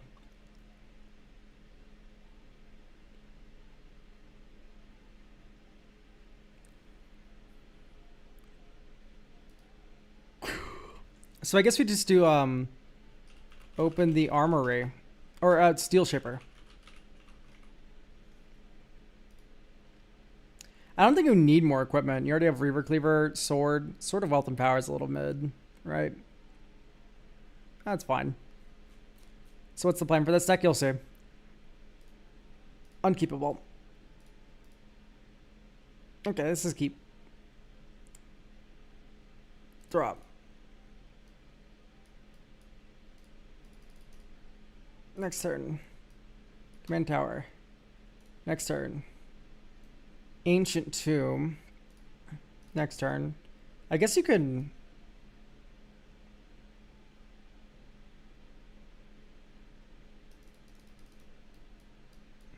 Fervent Mastery. Because we can win this turn if we discard correctly.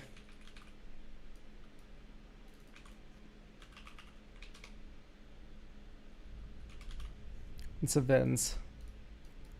So 1, 2, 3. Okay, so we didn't discard correctly. That's fine. We could have discarded Savins or any one of these here.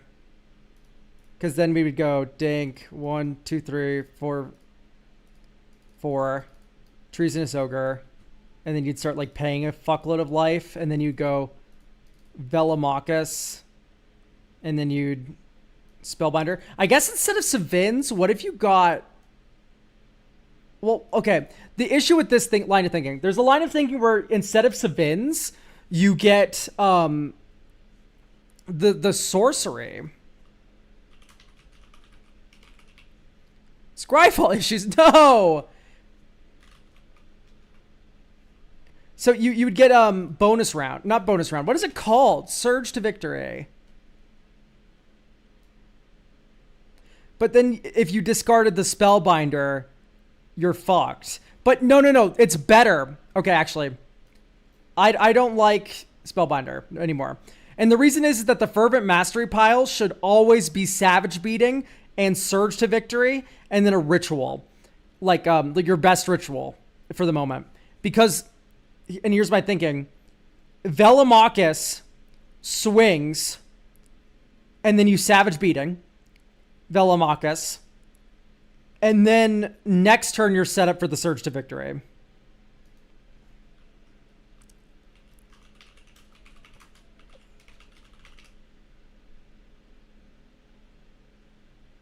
Is there no way to buy a deck review using bucks? There is. We don't do it during the normal Tuesday and Sunday streams because I do 6 deck reviews a stream, and no one wants to be the 7th, 8th deck review I review. I will be out of gas. How am I supposed to do anything with Scryfall down? I feel like I've become like an idiot immediately. What is the name of the new Hobbit card that says gift a card on it? Or gift a whatever the fuck on it. A treasure, whatever it says. Give me the name of that card. Bilbo's Gambit.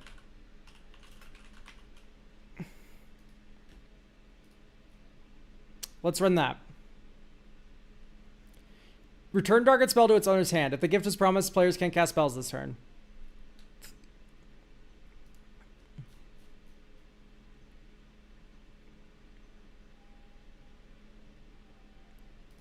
Okay, this is keepable.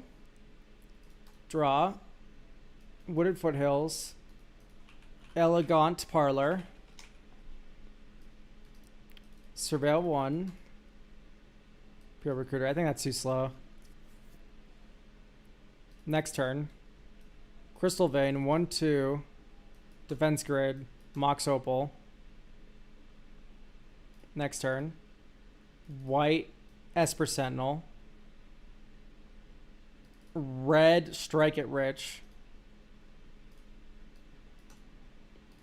And then next turn, we can now officially go 1, 2, 3, 4, 5, 6. Fuck off. That's so unfortunate.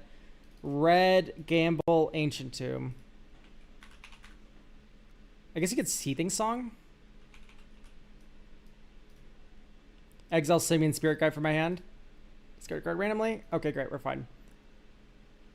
2, 3. 5 mana. 1, 2, 3, 4, 5. 6, 7. Velomachus. Swing. 1, 2, 3, 4, 5, 6, 7.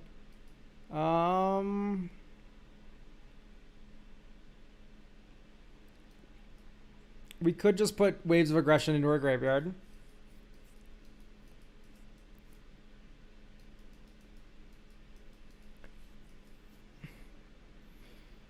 I think I'll just put Past in Flames in my graveyard.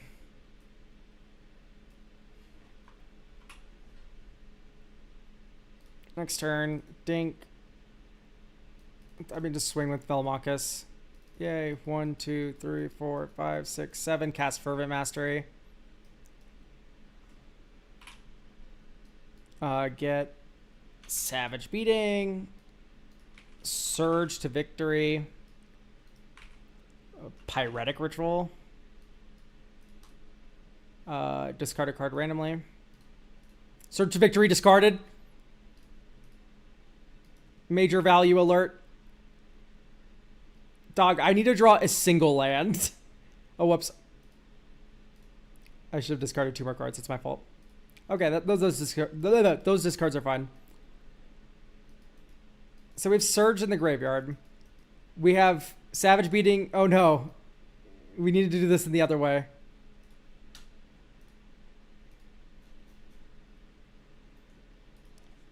Yeah, that's really rough, man.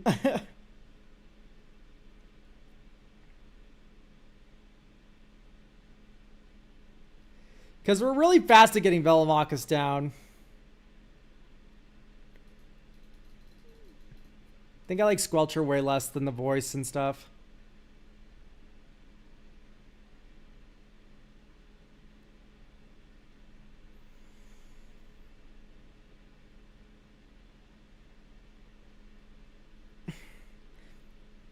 I wasn't rewinding my plays. I was just pointing out that I was an idiot and I forgot which one I needed to discard.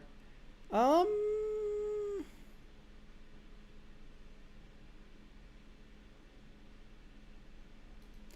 think this sort of WAP is a little too slow.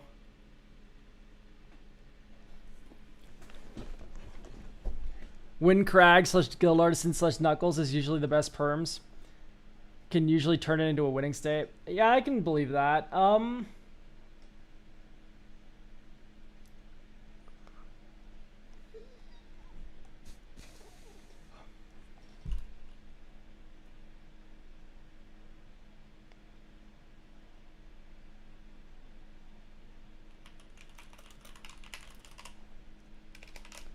How do you feel about Fear missing out?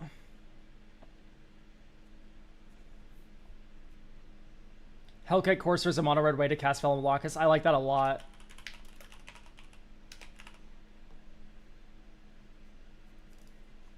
Something with Renowned. Ooh. Yeah, Hellkite Courser. Put commander you own from the command zone onto the battlefield against haste. So all those turns that we needed a white mana somewhere, we can now just not worry about that. Usually doesn't have Delirium up in time. What about Combat Celebrant?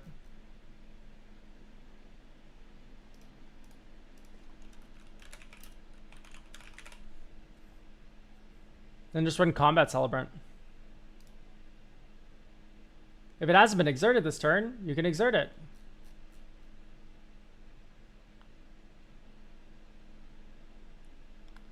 Yeah. Windcrag Siege is in this hand. Ew, I drew Savage Beating. Surveil 1. Defense grid, yes. Grid. Let's go Gridman on this. Okay, fetch for Sacred Foundry. So we have 6 mana. And then all of our Heat Shimmers are extra combat spells. I don't want to put Heat Shimmers in this deck, but it's kind of like a one-off Windcrag Siege. 2, 3, Windcrag Siege. Next turn. Arid Mesa. Boom, boom. Mountain. 1, 2. Defense grid. Wear something. 1, 2, 3, 4, 5, 6, 7, 8, or 7. Swing. Dink. Attack. 1, 2, 3, 4, 5, 6, 7. I guess we Enlighten Tutor.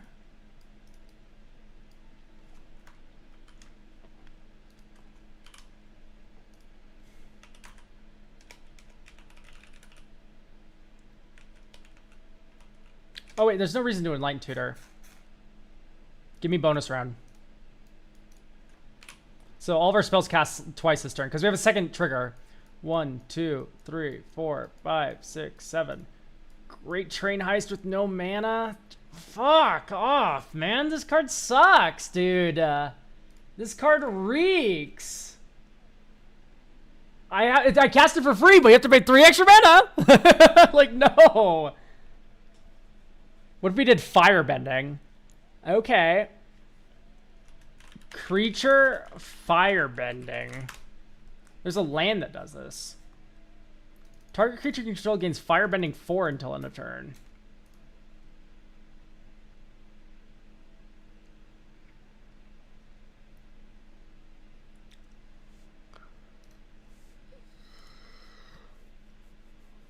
I have like 2 basics. Okay.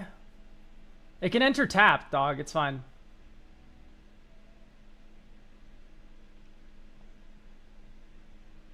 Running a tap line's not going to kill you. You already run an Elegant Parlor, I imagine.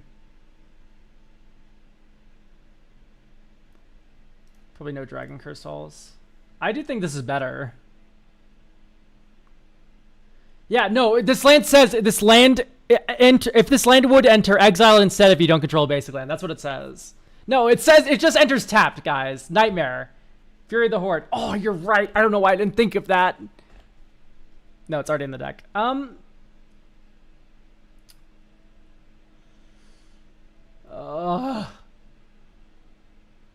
gonna have an aneurysm, man.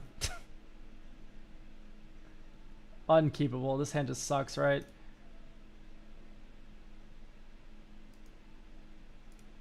Sorry, man. No, I know. I'm having a good time. To be clear, I like it when a deck challenges me.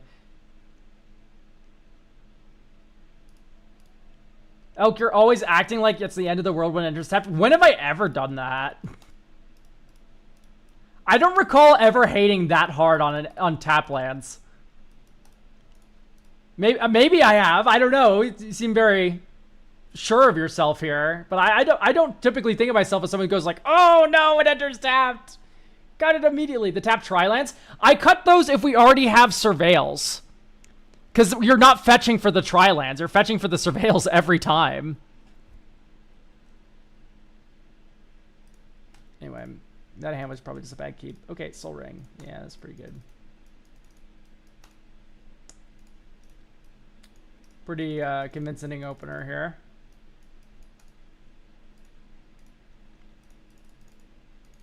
You can even get extra safe, but you already have deflecting spots, so let's just do it. Swing!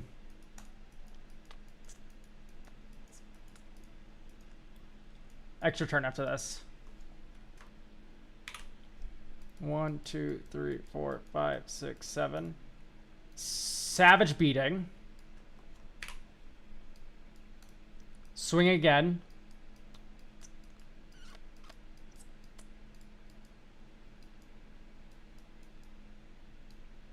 Exile the top 3. We can play them until the end of our next turn. Make 3 treasures. Last trigger. 1, 2, 3, 4, 5, 6, 7. After this main phase. Okay, so that doesn't work. We can Mizzix's back Savage Beating. And I think I will do that. Okay.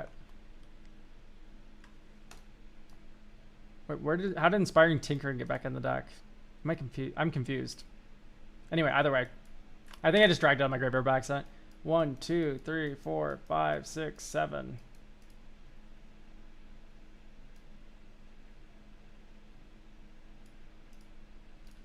Oh, whoops, those are treasure tokens already. It's like, where's my treasure tokens? I guess we're casting Past in Flames. So that is 1 player dead. 1, 2, 3, 4, 5, 6, 7. Sundering Eruption, blow up something. Okay, so everything before Sundering Eruption has flashback. This is exiled. Yeah, there's no reason to do anything else. Next turn, this doesn't untap. Okay. So We have one opponent dead right now. White Steel Shaper's Gift. Reaver. Cleaver.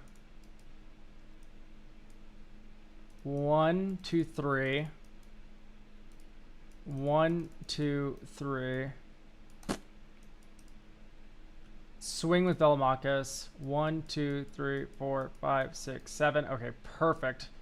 Fervent Mastery is what we're going to cast. And then we're going to go ahead and go Surge to Victory. Aggravated Assault. Oh, actually, you go Savins. And then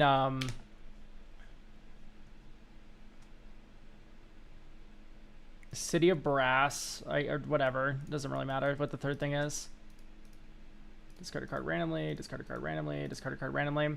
Okay, and then, did we already do 2 triggers of this, chat? Remind me.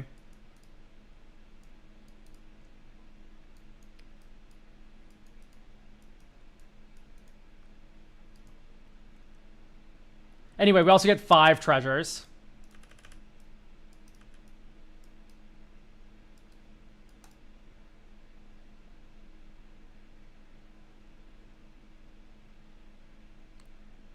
Six treasures. Oh, it gives +1/+1, of course. So you go 1, 2. Desperate Ritual, add 3. So that's 7 mana.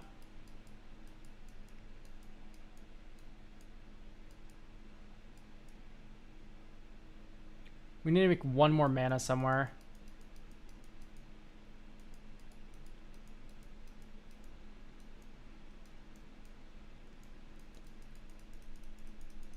Oh, we got a land. We didn't play a land yet. There we go. That's very simple. And then we would have enough here because we tapped 3 treasures already. And then you play your land, and then that's 5. Activate this. Untap all creatures you control. If it's your main phase, it is. So we have infinite combats now. Hooray! So we don't lose on our end step. Pop. Done. Do you want Armageddon and Ravages of War in this deck? Actually, MLD is very good in this deck, isn't it? You cheat out Velomachus as fast as possible, just blow up everything.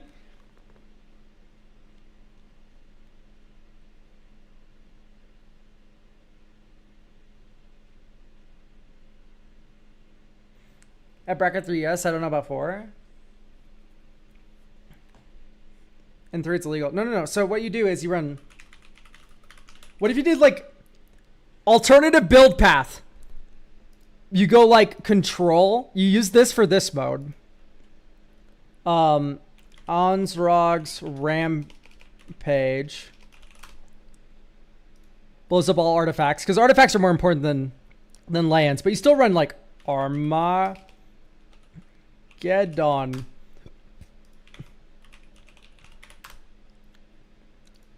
Ravages of War. So I'm not putting these in your deck. But I'm saying consider them. So Worldfire. Worldfire wouldn't work. Worldfire commander gets exiled and then we lose. We want to keep our commander in play. That's the point. We want to blow up all lands and mana producing shit, all artifacts, everything, but keep our commander in play. So Worldfire, incorrect. But we could do what's the name of the one white one that's like everyone choose Cataclysm.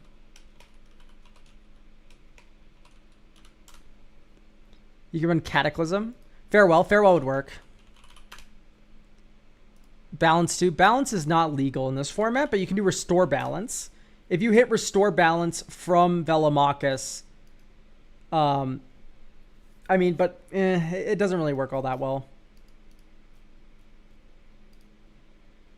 So, put those all in considering for you. I think the best one is probably Cataclysm. Each player chooses from among the permanents he or she controls an artifact, a creature, an enchantment, and a land, and then sacrifices the rest. And then you just keep Velomachus, untapped artifact, land, and then you just like keep blowing them up. And you're never going to have more than one enchantment in play. At least not more than one that you care about. How do you feel about Conqueror's Flail? I think that card's way too fucking slow. I much prefer Defense Grid. Way more on Defense Grid there.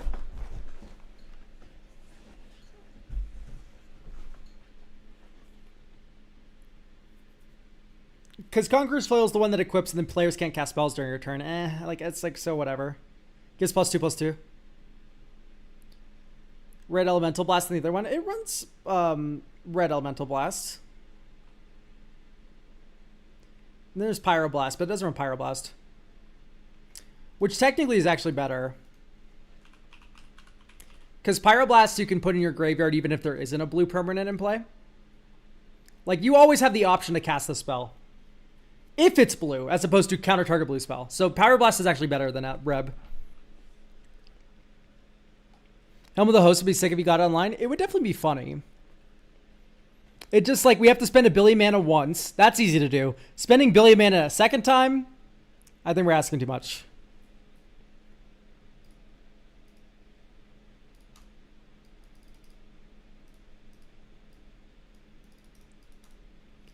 Sure. Here.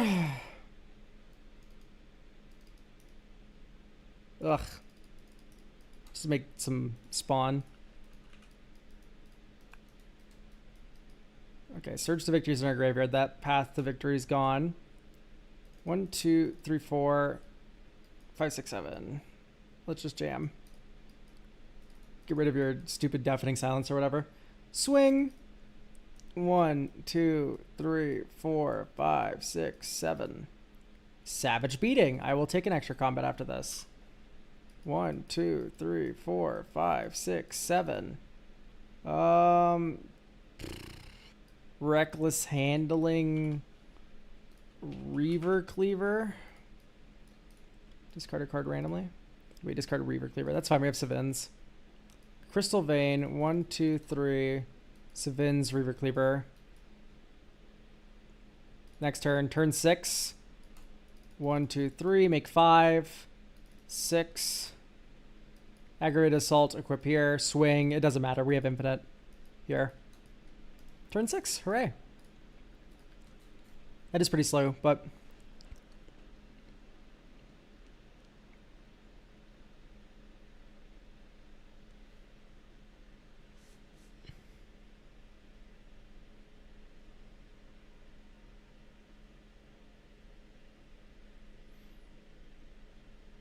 I'm trying to think how we slow our opponents down without killing ourselves. Like maybe Boromir? Because we can't Stony Silence, we can't Trinisphere, we can't Vexing Bubble. Dranith. That is on the menu, I think. Yes, we can do Dranith. I think Imperial has been too slow.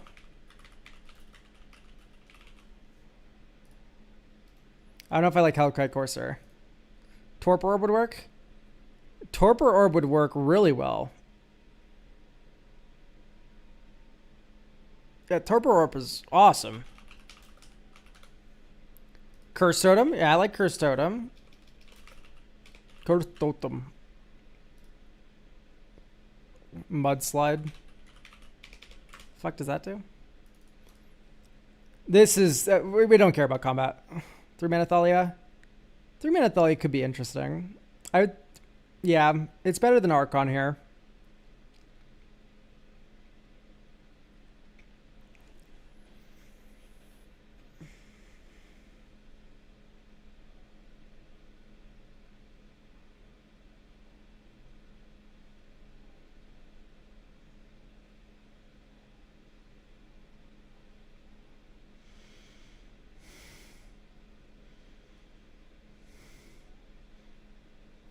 Cosmic Cube, there's a new ritual.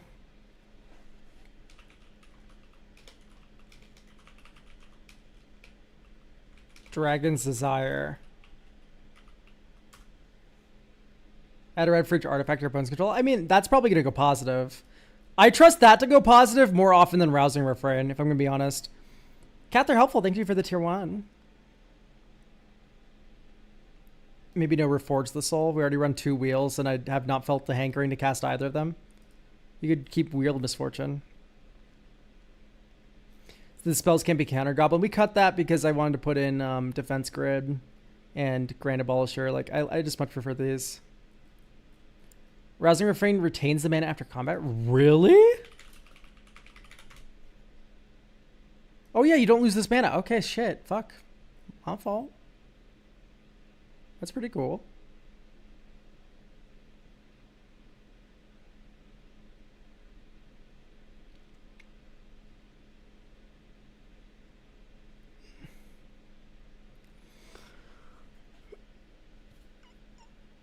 Maybe last Agni Kai out. I just don't trust... Okay, it's fine. You could probably blow up a creature, add a bunch of mana, and that mana retains. Invoke is good.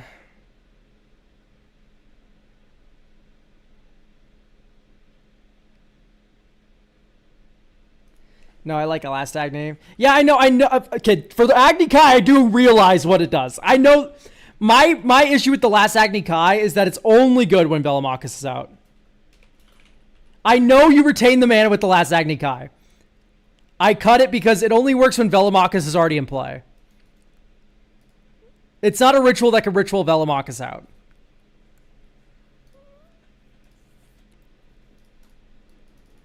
Mom.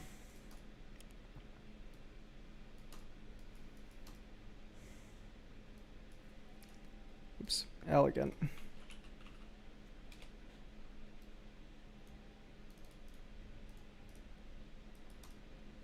I mean, I guess it's only good when the entire deck... Oh, by the way, here's Comet Silver owning. Next turn, and then you go City of Traders. 1, 2, 3, 4. So you need to add 6 red mana, which honestly I don't think is that hard to like assume. Swing. Maybe you protect it. Okay, anyway, we exert it. So we get 2 combats here, back to back. 1, 2, 3, 4, 5, 6, 7. Let's Inspired Tinkering here.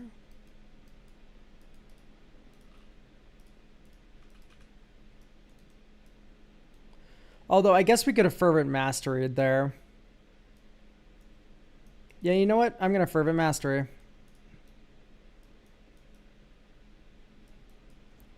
So we're going to get Reaver Cleaver, Savins, Aggravated Assault. And it doesn't matter what you discard here. In fact, we hope to discard all 3. Oh my god, that was so close to greatness. If you discard all 3, you can just flashback Savins and win. Okay, extra combat. 1, 2, 3, 4, 5, 6, 7. Warrior's Oath, take an extra turn. So this is still turn 4.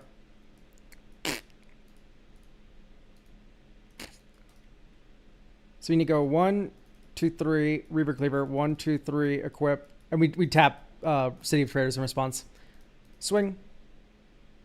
We make 5 treasures. And we need to hit an extra combat.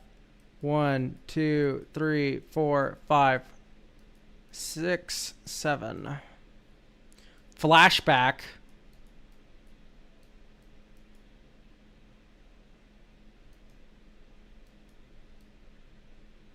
Target Inspired Tinkering. No. Wait, is it right to go Aggravated Assault first? And then hope you hit a ritual? Like Calliope's song?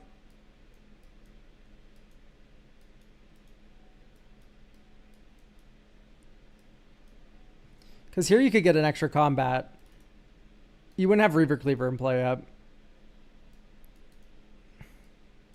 We could do this again. 1, 2, 3, 4, 5, 6, 7. And then you lose instead. Oh, let me move my window around like a moron. Okay. So maybe I just took a too aggressive line there with like taking the extra combat spell there. Or extra turn spell. I could believe that. I mean, this is looking pretty okay.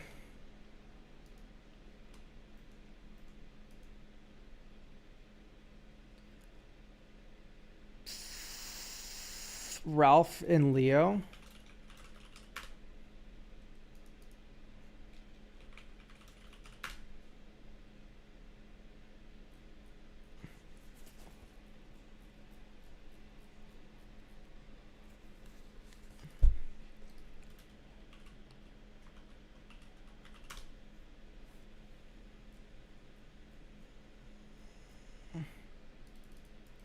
Oh, yeah, sure. Yeah, this is fine. I think you run both.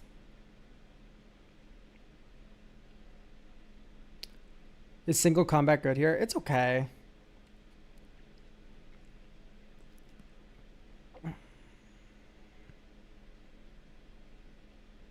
I like that it stops like Thoracle and stuff.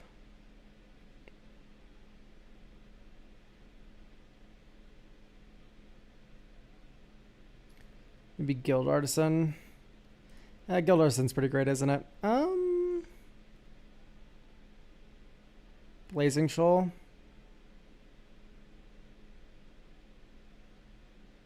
A single pump spell. Yeah, I just think we should be focusing on going infinite instead of doing this the fair way.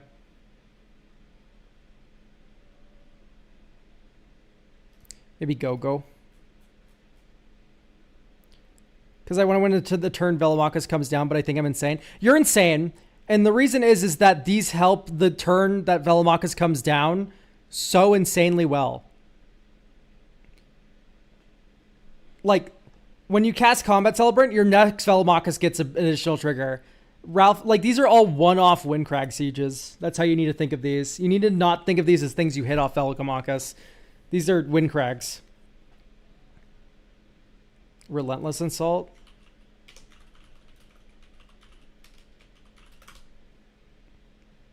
After this main phase, it doesn't work.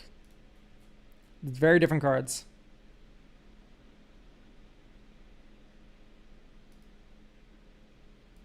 Okay, sure. Arid Mesa. Okay. Elegant Parlor. Surveil 1. Electra's pretty good. Honestly, no, it isn't. I don't like Tibalt Trickery. I don't like swords either, the more I think about it. So...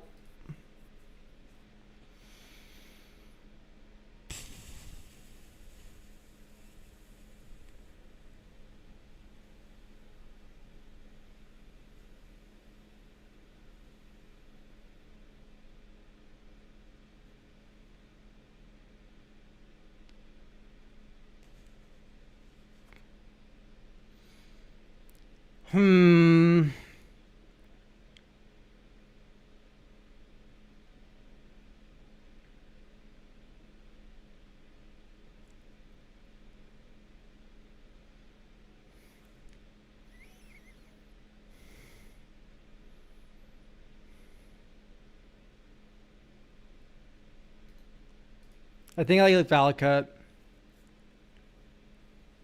Peter Parker's camera is very interesting. But I just think it's hard to get 2 extra mana.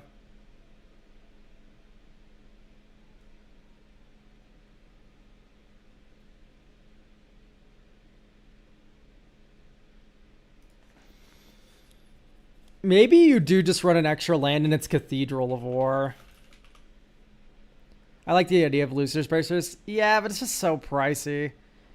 Anyway, Cathedral of War, it's a land that enters tap, but it has Exalted. And the joke is that this turns Velomachus into a 3-tap. So if you move to combat with Velomachus and you hit someone, he's attacking alone, hopefully. I mean, there's Combat Celebrant lines that you might not be attacking alone, or Ralph and Leo. He's a 6/6 now.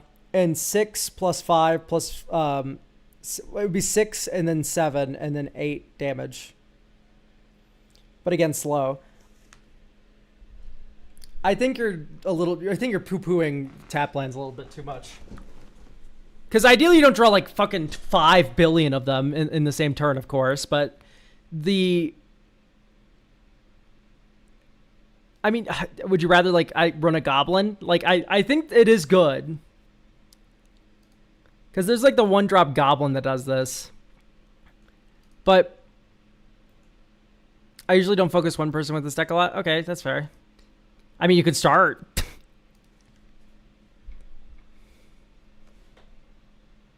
Which I should.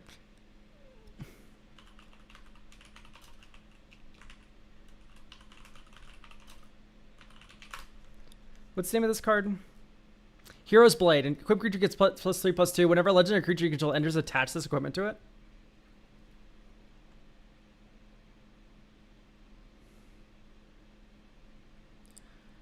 Cabbage Goddess, you're really implying that we're actually going to get 15 combats in a row. That's not how this card works. That's just not how this works. Please never change the avatar. Not happening, sorry. I'm going to change it soon.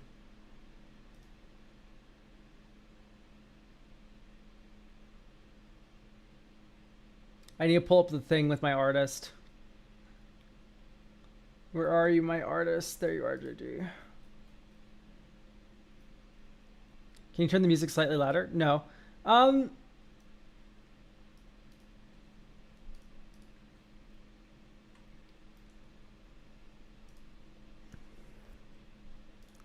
This is going to be the next guy. Hero's Blade in bracket 4 is a statement. I'm going to be cutting it, don't worry, but it's just a funny idea. Yeah, so this could be the new guy.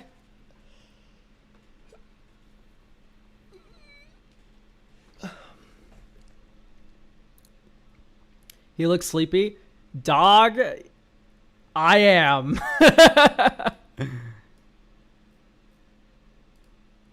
Why is he pantsless? He's a deer.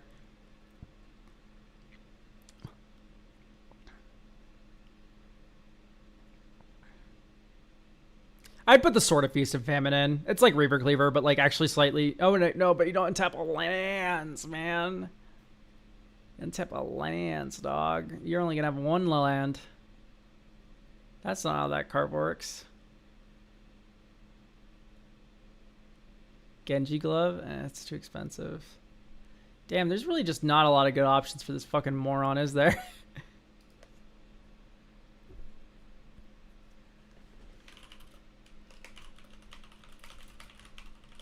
Think about like Call Forth the Tempest. Oh wait, no. Dance with Calamity. Shuffle your library as many times as you choose. You may exile the top card of your library. If the total mana value of cards exiled this way is 13 or less, you may cast any number of spells from among those cards without paying their mana cost. Ah, perfect. So Dance with Calamity is like very good here. Because you know you have a 7 and a 6 drop. Dude. Did I crack a code here?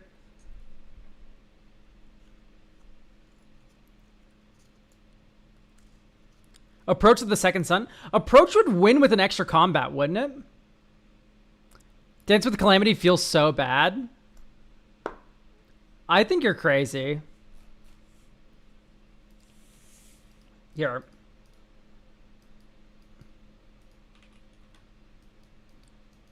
Just don't get greedy, silly goose. Here. How does Dance with Calamity feel bad in this deck? There's just no way I believe you.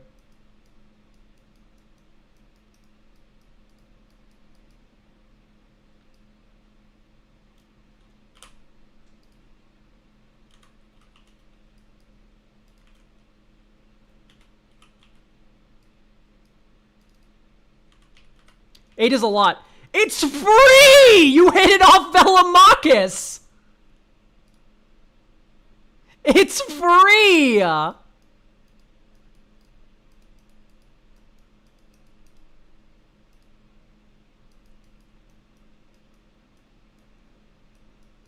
Is it only 5 drops?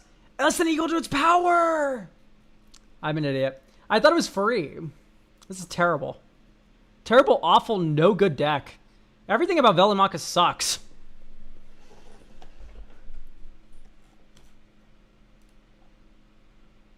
Thank you. Here we can put the last Agni Kai back in, I guess.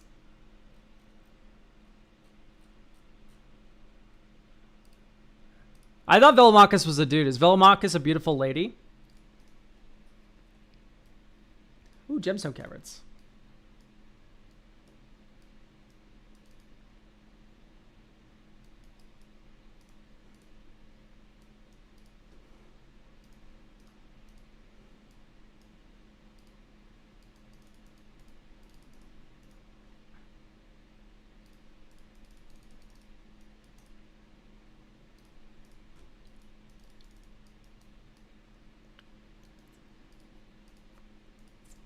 We have 6 mana here. Are you shitting me? I guess it just tithe.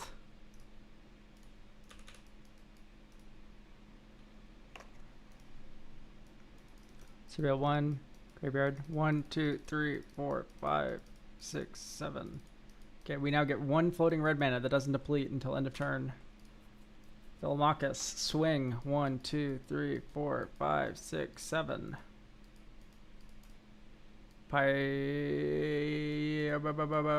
Flashback. Get a mana back. Flashback on Strike at Witch, I guess.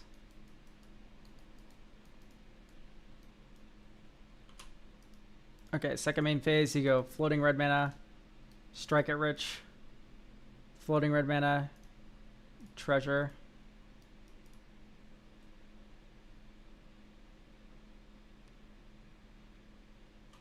Okay, next turn. 1, 2, red. 1, 2, 3. We can do this post combat. Swing Velomachus. 1, 2, 3, 4, 5, 6, 7. Mizzix's mastery on nothing. That sucks so bad. Maybe I'm just unlucky. But this pile's like worthless. There's nothing here. Okay, cast this on flashback. And then that's just for red mana. These don't go in my graveyard. I wish they did. Oh, that'd be so good. Okay, 1, 2, 3, 4. Second main phase. Stink. And then you swing. 1, 2, 3, 4, 5, 6, 7. Nice lands. My favorite.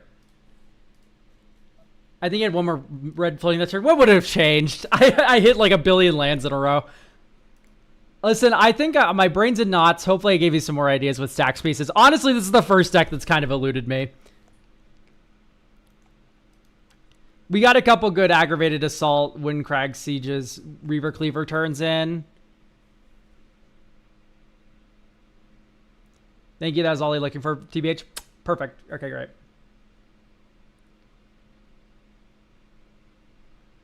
Yeah, Curse Totem and stuff is really handy. All right, moving on. Hang on, everyone. I want to upload my new video really quickly. Download this. I'm just uploading it so I can put all the mid-rolls on it, so after stream it can just go up. Defense grid is still super sus, IMO. You're allowed to have opinions.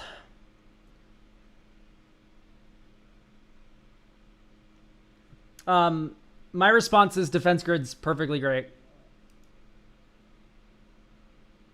Defense grid should probably go for something else.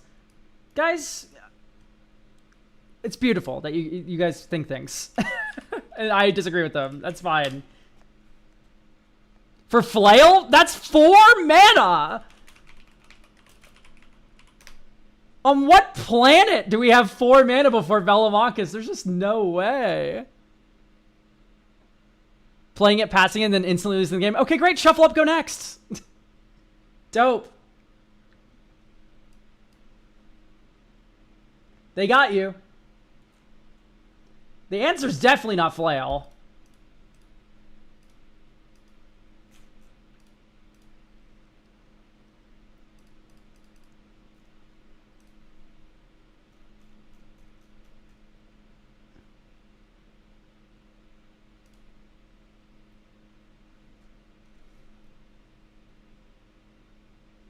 Okay.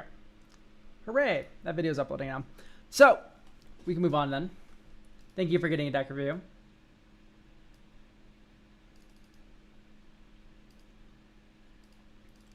We have Dragon.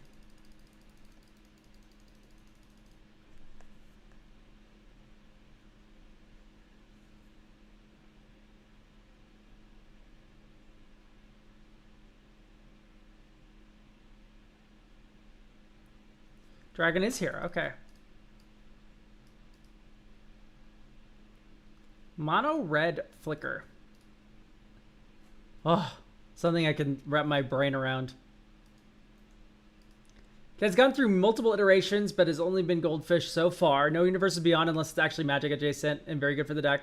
The idea for the deck is to use the red temporary token effects to make a mono red flicker list. I'm aiming for mid bracket 3. The plan is to win through combat damage and or burn. I want to have an artifact sub-theme with Hoarding Dragon as a tutor, but not quite sure how to make it fit neatly with the main plan. The deck has a conditional, not technically infinite combat combo with Commander and Port Raiser, assuming there's one player who can't block and at least one of the Port Raiser, one of the two. Okay. Right now, the deck feels kind of one note, dirty, and a little generic. We can help with that. So I like the Meteor Golem. One of my favorite things for this is Blade Griff prototype, which I hope you have. Yes, you do. Combustible Gear Hulk. Mark of Enforcer feels like a little bit nothing. Gosh, we have not done the Jasper Flint deck. We only done 3, and this is number 3, so we've only done 2. This is number 3. I'm not a big fan of these like lower to the ground flicker cards. We're gonna be big red. Let's be big red. For me, it's like let's explode the game with rituals and just like spam a bunch of higher end stuff. So we can go like a Mana Geyser.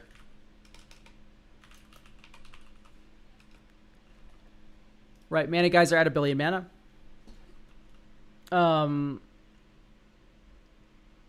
I mean, Jessica's will, of course, will be very good, but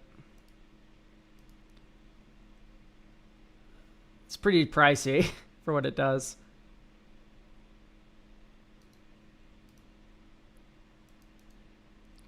Mimic Vat, Dino DNA, Those are too slow and grindy for how explosive I want this deck to be. I'm going to peep out my version of this deck kind of with Jaxus.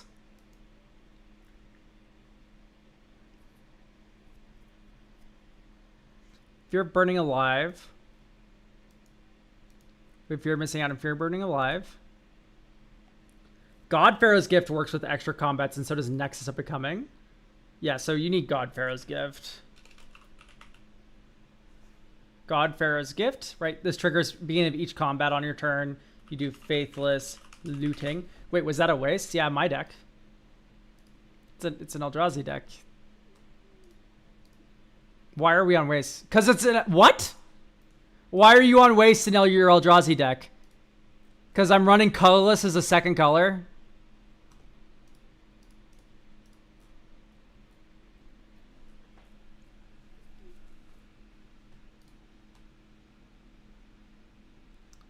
Okay, this is kind of slow, but honestly, that's fine. Dink. Nice Arcane Signet Moron. No, I said let's check out my other deck, and then I did that. Imperial Recruiter. Fear of Missing Out.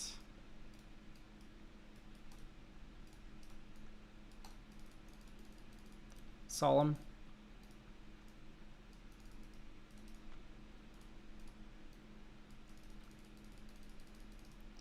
Calamity.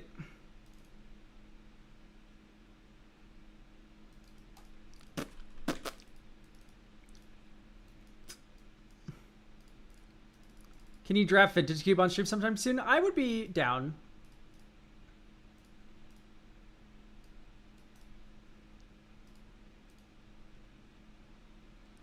So turn 6.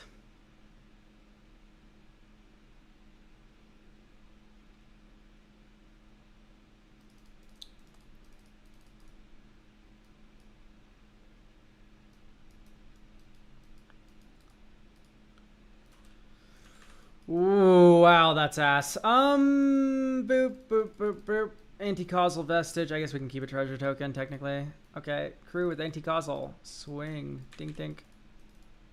Dink, dink. Draw. Cheat. Draw. Cheat.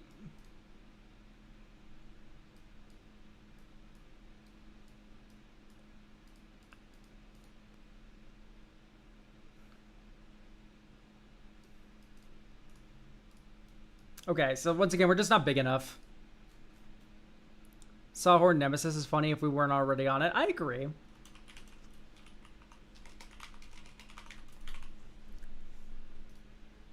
Right, just choose the same player multiple times, and then it's triple, or it's double, then quadruple, then etc.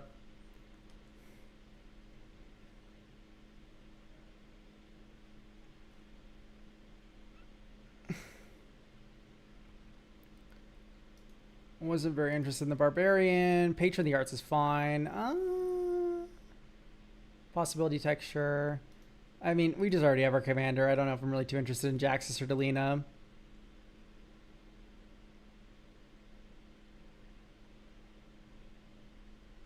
Big score felt a little slow. Do you listen to any Gabby Start? I actually don't really like Gabby Start all that much, generally speaking. Gabby's feature is fine. Most of his other music I just don't really like. He's a very good feature. All right, what to add?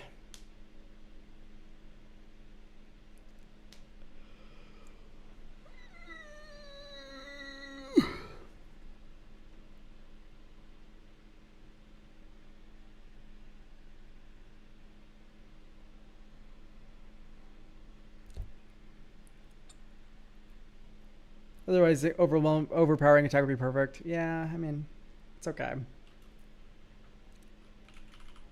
Hell Rider doesn't work really well.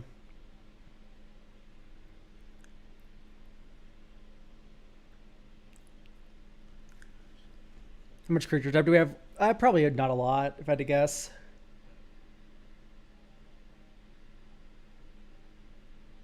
There's a few, like, elementals. Oh, that's nothing to write home about. Golden Argosy? No. Why? Because, like, I don't know.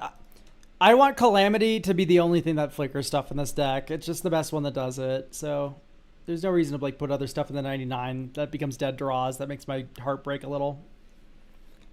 I think I'm mostly concerned about, like, Calamity getting countered. We could put, like, a Squelcher in, I guess.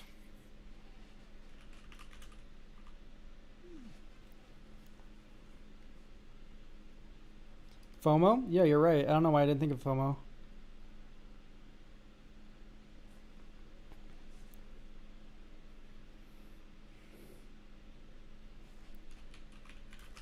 Spawn of Thraxus. Damage equal to any target equal to number of mountains you control. It's like a big thing. You have quite a few mountains.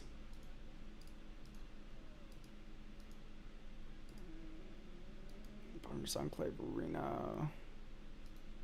Scab Grounds.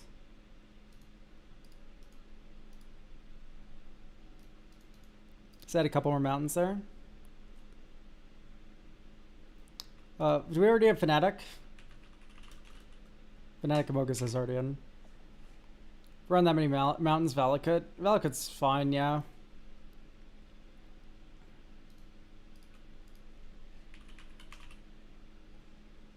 Do we have the Delirium for FOMO? Yeah. We're Faithless Looting deck and we have pretty even spread of card types. These two go into the graveyard most of the time by themselves. You just like a braid. I don't hate the idea of just in a braid. Sure. Pass. Discard, draw two. Right on time, Mindstone. Or braid your creature. 1, 2, 3, 4, 5. Inspired Tinkering. Taking treasure.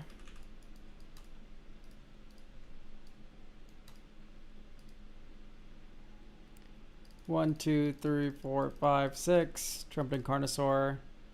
Discover 5. These are in exile forever. 1, 2. Sawhorn Nemesis. Choose you as my opponent. Think 1, 2, 3, 4, 5, 6. Calamity. Saddle with the Trumpeting Carnosaur swing. Dink dink. So discover 5 twice. Enduring Courage. Iron Mirror. These two die. Next turn. Okay, now you go 1, 2, 3, 4, 5, 6, 7. Meteor Golem, blow up one of your blockers. Meteor Golem, blow up your other two blockers. And then 4 mana, anti-causal. This leaves. Draw. Put Pinnacle Monk into play, get Inspired Tinkering back. Like, this is a good turn 7.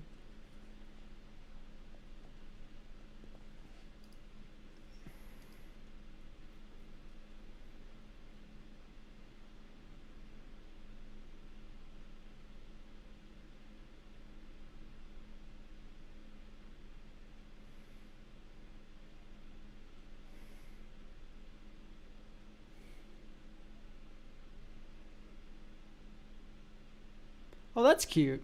I like that card.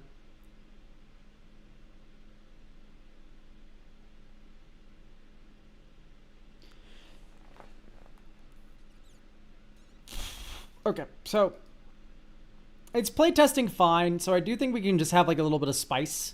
Godpharaoh's Gift is definitely on the spice-o-meter. Like, what if we had like a Perforos kind of idea? Dink, like, sneak attack cheating. In addition to Mana Geyser cheating. That works well with Godpharaoh's Gift.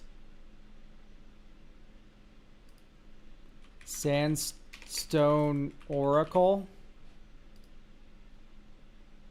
Draw cards until your hands is full. Triplicate Titan. Make a bunch of 9/9s. And 3/3s. So I don't think I really like a lot of the ramp in this deck. And the reason is, I think it's a lot better to like curve out big fucking idiots we want to copy and then just slam Calamity on turn 6. The quite not. How is Strongbox Raider infinite? You were right with Portraiser. This just draws cards. But I think it's way better to like go like, here's my 5-drop I'm about to fucking copy, get ready. And then if they remove it, great. Slam another big value ETB thing that they need to kill. And if they don't end up killing one of these, then you Calamity kill them. I might be stupid. That's okay, I am too. There's no real window for Sclamp, it feels like. Sacrifice the beginning next end step, so you can pay 1 to... Yeah, like, I'm not a big fan of that. It's okay. I want to get more big fucks.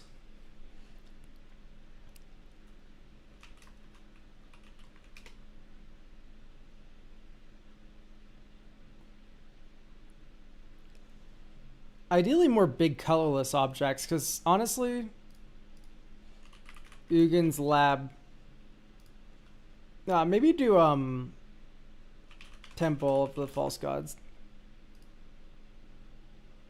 Mind Glass Shaman's my personal fave. Yeah, it's in.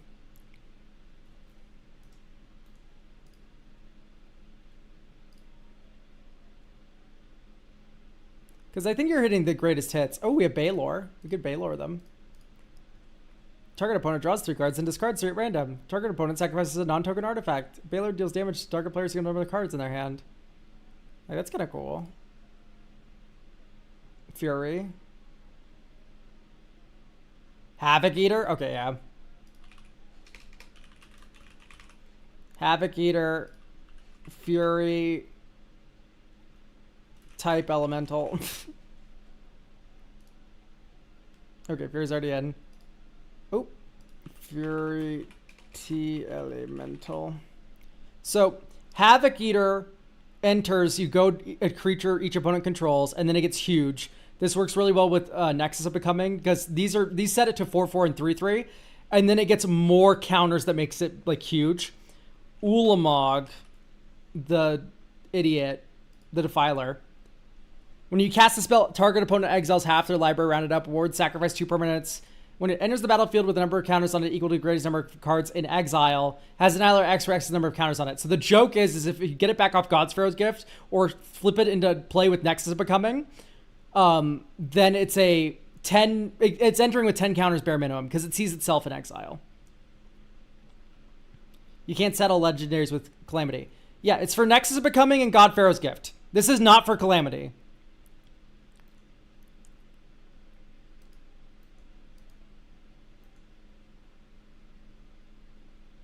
Exclamation point for in case you go, no. Okay, thank you. Yeah, this is for the 2 other cards that our deck has that are very well supported that we can tutor for with our dragon. And then this Ulamog also Annihilator 10s with these. Ancient Stone Idol, it's not impactful enough.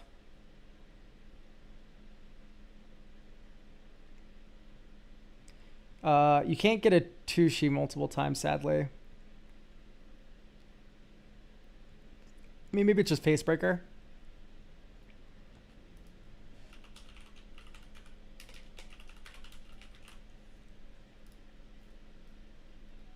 Okay, let's play test. Discard. Discard. Okay, they have Wombo in here.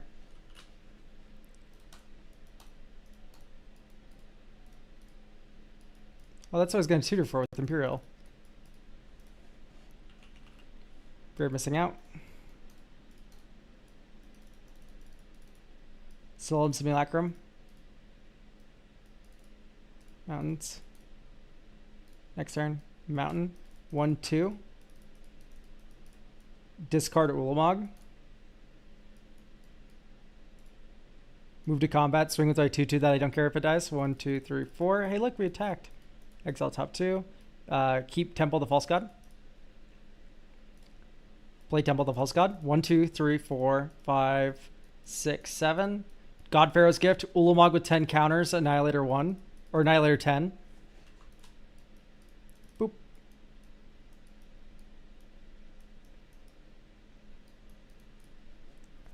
Ta-da! Annihilator 10. Question, do you count Baldur's Gate UB? I don't. There's people who do. It's just a preference thing. I don't know. It's all preferences. You just got to ask yourself what you like playing with. It doesn't really matter if a set is Universes Beyond or not, really.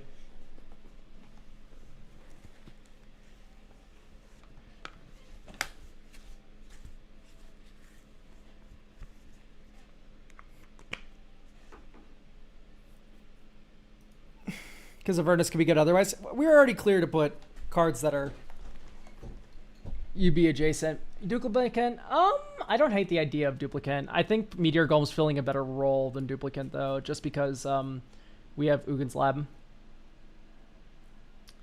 So, like, already I'm feeling way better about this deck because we have this, like, other unfair big plan just in case we get Calamity shut off and our ETBs don't work forever. We can still just fucking annihilate someone.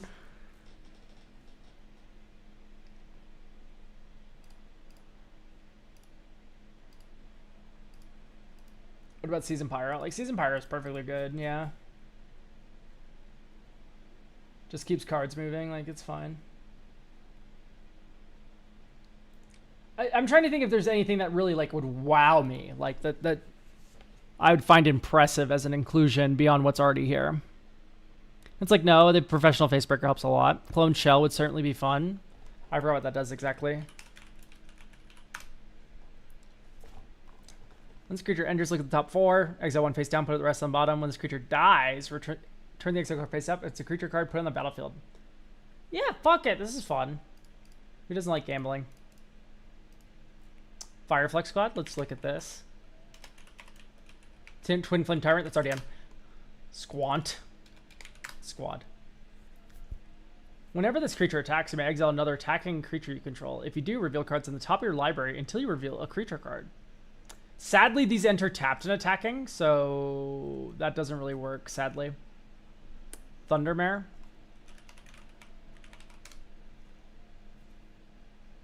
Creature enters tapped all. Ooh. That's interesting. The turn you play it is really awkward, though.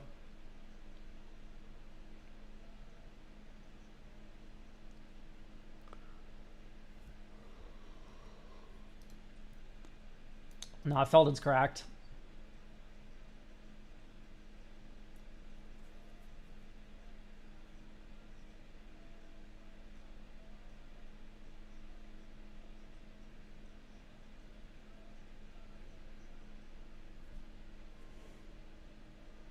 Probably no Mind Stone.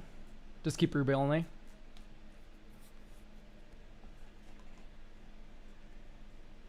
Not a really big fan of this card. Or this hand, rather. Probably, okay, instead of Bonder's Enclave, we should probably just run into the mountain. I'd keep this. It's a very nice curve. What's our Worm Spiral Machine? Thank the heavens. Oh, let's get rid of Possibility Technician. Draw. Next turn. 1, 2, 3. Nothing for 3, so let's just Iron Mirror. Swing. Maybe it dies. Who knows? Strong Box Raider. Exile top 2. Dink. This stays permanently exiled. Next turn. Okay, we are really fighting to make our land drops here. Here, I'm going to take a card draw spell out of your hand. Okay, we lose. Whatever, happens. Yeah, we have 41 lands. Well, it's 40 because we have Temple, but I didn't really like Iron Mirror. Redoubled Stormsplinger.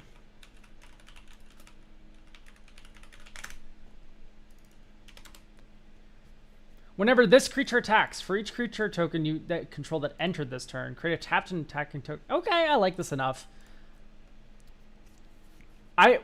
What is this doing better than Combat Celebrant?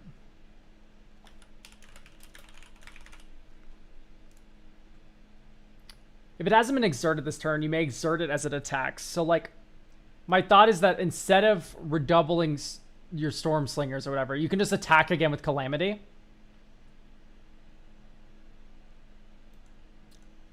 And I think I like that a little bit more. Inferno Titan? Yeah, probably over Cathartic.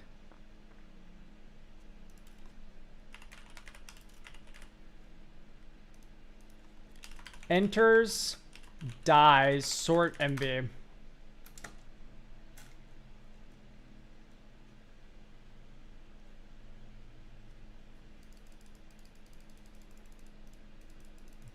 mean, that's kind of cool.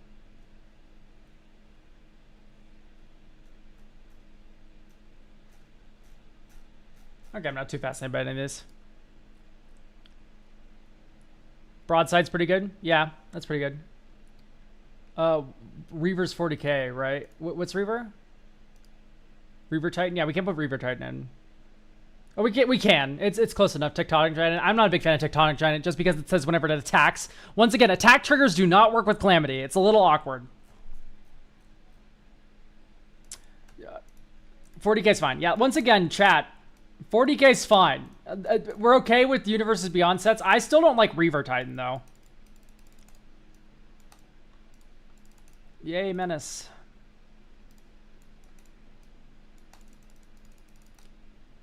Sunspine Links. 1, 2, 3, 4, 5, 6. Calamity, Sunspine Links, swing. Yay, make a bunch of treasure.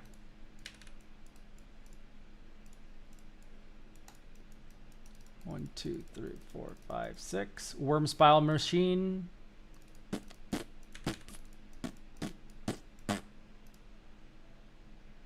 Worm. Worm. Worm. Worm.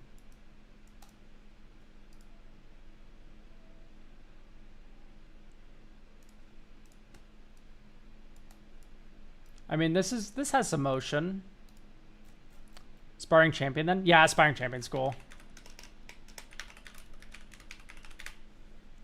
Bloodthirster. I think Bloodthirster's too strong. I like Port Razor because it's on the ground. You can block it. Bloodthirster's like... That shit got flying, man. Doesn't it have flying and trample? Yeah, flying and trample 6/6 when it does damage to a player, untap it. Oh, it untaps it. It doesn't untap all your creatures. Actually, it doesn't work as well as Port Razor. Because Port Razor untaps each creature you control. So Port Razor actually goes infinite. With like Sundering Eruption, right? Or Mizium Mortars. But anyway, Aspiring Champion, when it does combat damage to a player, sacrifice it. If you do reveal cards from the top of your library until you reveal a creature card, put that card on the battlefield, then shuffle. It's some flavor text about it being a demon, but it's not.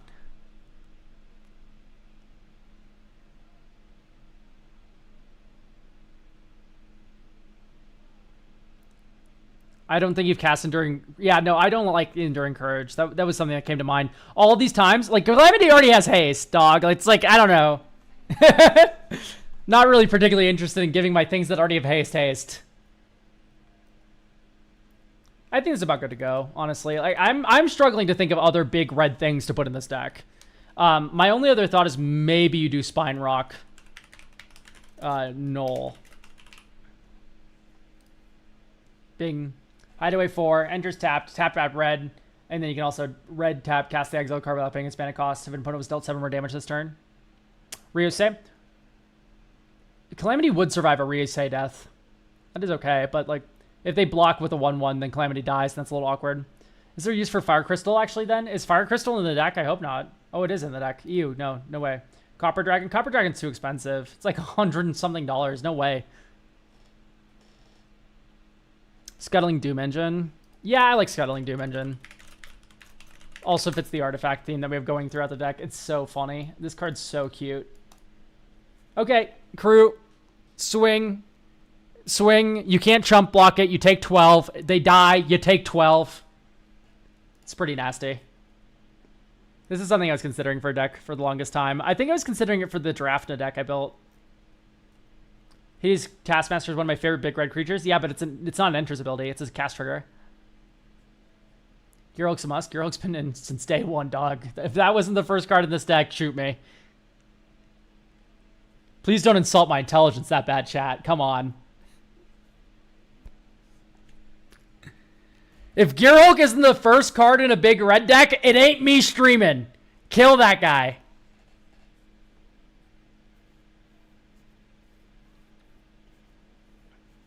It was one of the first 5 I added for sure. Yeah, exactly.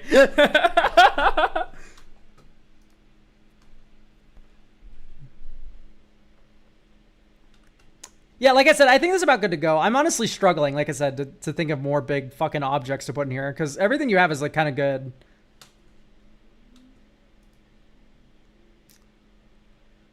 By the way, thank God people send in big red decks like this. It's like a breath of fresh air. Because I literally looked at mono white Door to Nothingness. I looked at like Velomachus Bracket 4 combo. And then, oh, fucking big red. Thank God.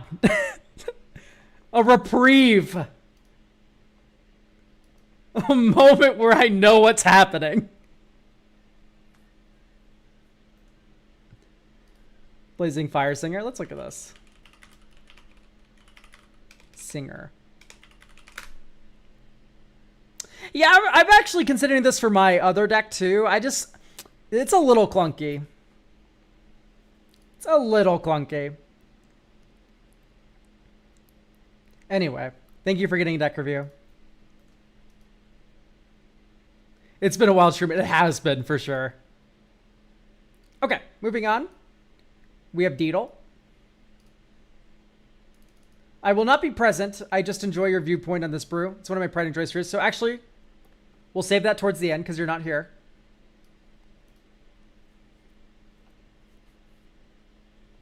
LMTIC.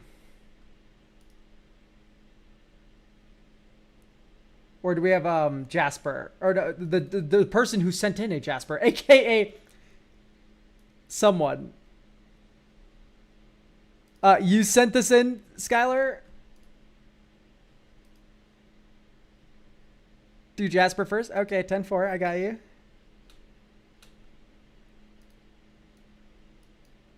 Yes, I see you're here in YouTube chat. I'm okay. I see. Do Jasper first. Do we have the Jasper person here?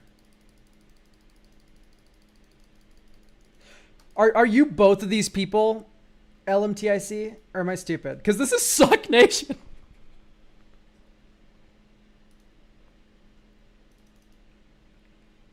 Gondrick says you're Suck Nation, right?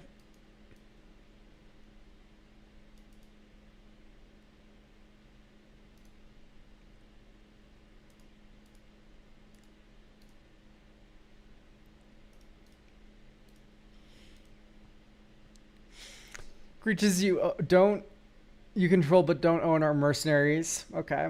Beginning of your upkeep, exile the top X cards of target opponent's library, X is the number of outlaws you control. Till end of turn, you may cast spells from among those cards. A mana of any type can be spent to cast them. Okay, my first thing, I see Bitter Blossom. I see Bitter... I just wanted to send it to Avernus people. Beautiful. Bitter Blossom's here. So, Chthonian Nightmare.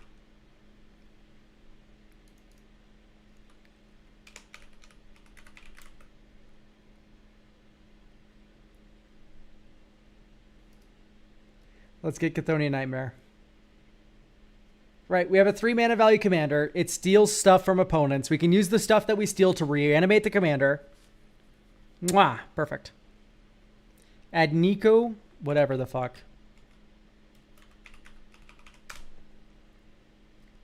When we cast a spell from anywhere other than your hand, it does 2 damage to each opponent, which we're doing that, like maybe once, twice a turn. This card's so fine. Claw, Master of Sound.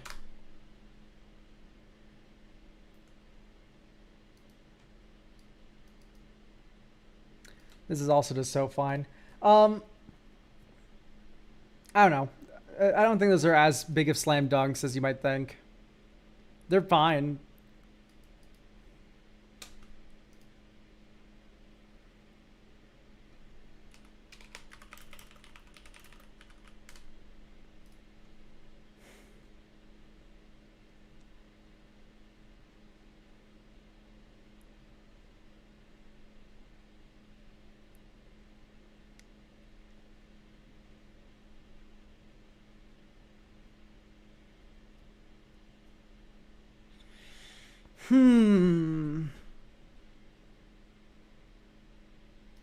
I think Strionic's a little overkill.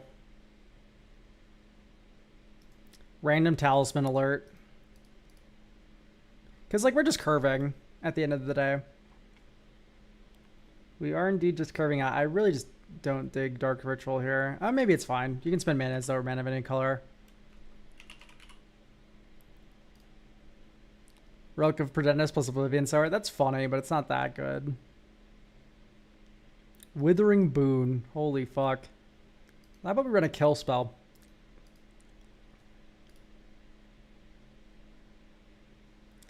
Dead Before Sunrise. Sure.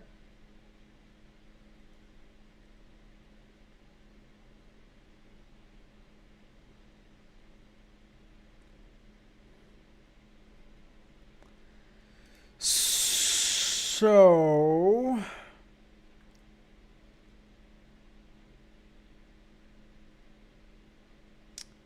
yeah, Deadpool's pretty great here, isn't he?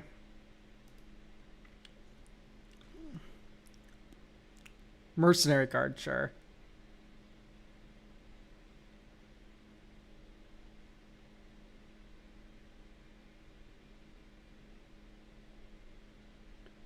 Shoot the sheriff. All right, I want to get a couple more lands in here. I also want to get more evasion in here. I hate Treasure Napper. That card's so bad.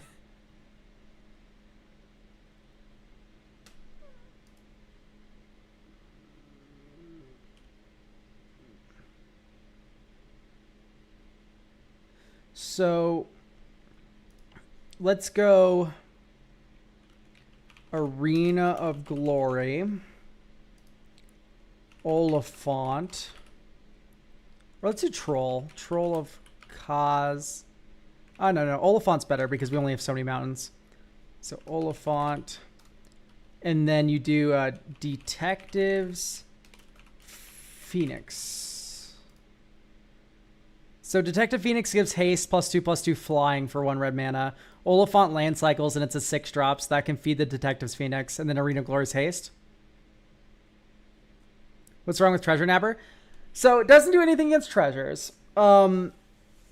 It's like a piddly little 2/2, right? It's like a tiny fucking moron that doesn't do anything except versus certain artifacts. There's a lot of artifacts that just sit and play and they don't activate them. And you only get until the end of your next turn. So, like, yeah, you steal their Soul Ring. That's kind of okay. And then it goes back to them. If you stole it permanently, it'd be a good card. It just does too little for how much it costs. It costs the same as our commander. I don't know. It's just not a real hate piece. I don't really like it. It's funny. But those are my grievances. Raucous Theater. Thank God. Someone who understands the power of surveillance. Graveyard. Next turn. Bink. Bink.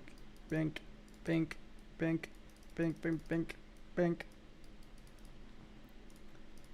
Shoutouts to Menace.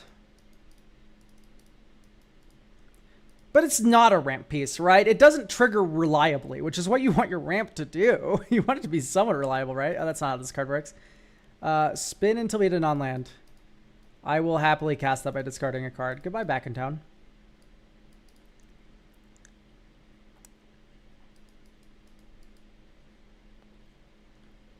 Enters, make 2 mercenaries.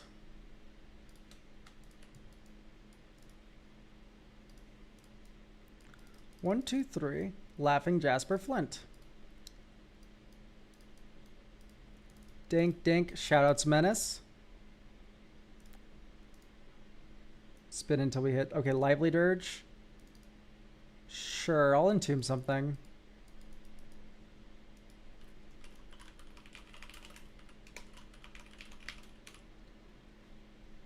Just do Detectives Phoenix. Next turn, exile the top billion cards of your library. We can spend mana as though we're mana of any color. Anyway, 1, 2, 3, 4, 5, 6, 7. Okay, collect evidence 6. Ta-da. You Detectives Phoenix onto this or onto this. Either or. It's really good. Swing, swing, whatever. Pump your creatures. Cast some of their spells. Spin with Cruel Claw into something. Snuff out, sure. Dink. Cast it for free by discarding Oppo. I mean, we're curving. We're curving. That feels pretty good.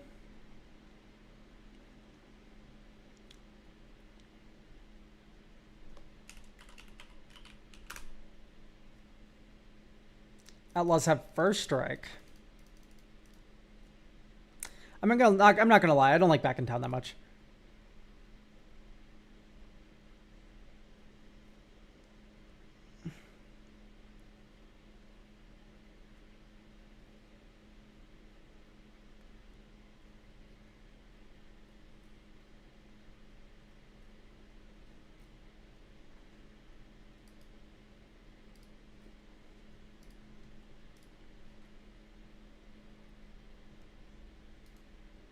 Return the Favor is kind of too expensive to be real.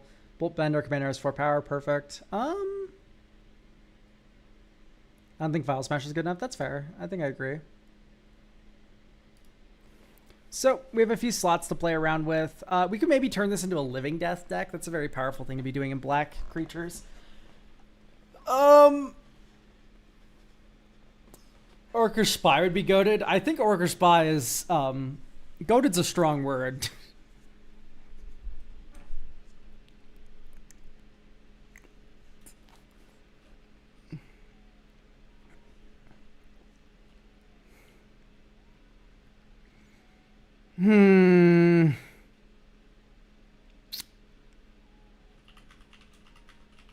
Inside information is the one that lets you bolts the Citadel the top X of an opponent's library. Yeah. That's pretty good. Ready of Grim Hireling and Professional Facebreaker. Yes. Is this a Lantern deck? No, we're not going to do Rakdos Lantern again. We've been there, done that.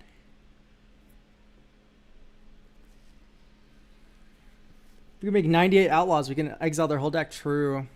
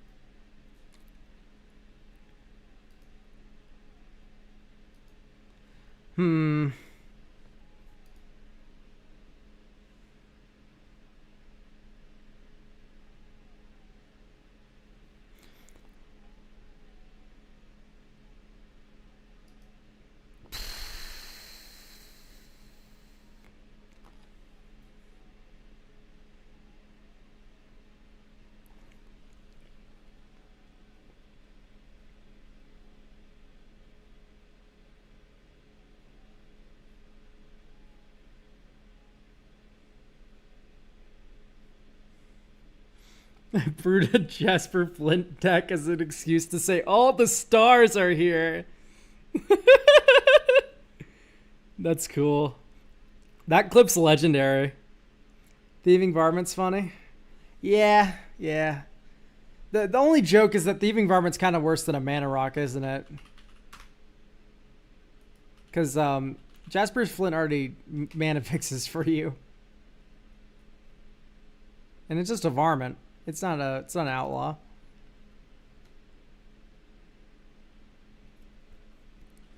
Is outlaw sort MV?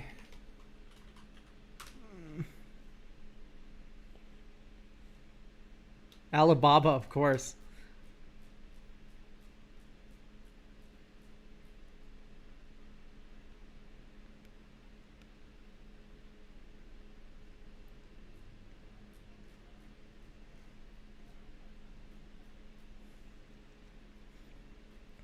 It's amazing how every theft payoff just fucking sucks, right? Like, you have Thieving Amalgam, you have, like, Elder Dragon, or, what's the Brain Dragon called? Like, when are they gonna get a good payoff? You could do Gonti, Lord of Luxury. That's probably already in, right? Gonti, the other one. Okay, they're both in. Phyrexian Driver. What if we did, like, Passionate Archaeologist? Do we have a budget restriction? Not really.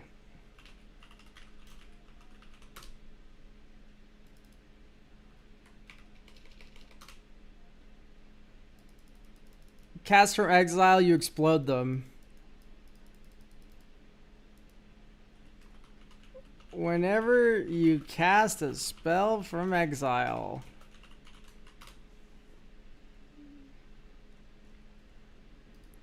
I would go with Passionate Archaeologist, I think. Prosper? Yeah. Prosper's pretty awesome, isn't he? He's already in. Play a card from exile.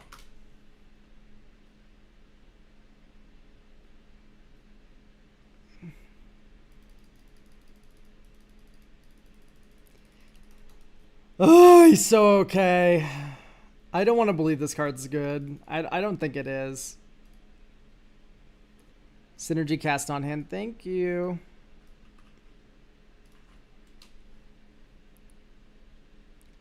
Nice. Terror of the Peaks is a payoff. Yeah, for breathing. I'm gonna have more lands.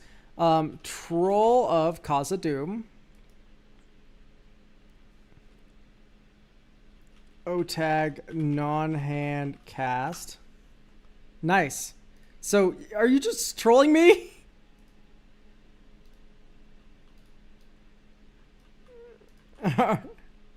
I always get it backwards. I see. Non-hand cast. That's what you meant by non-hand cast.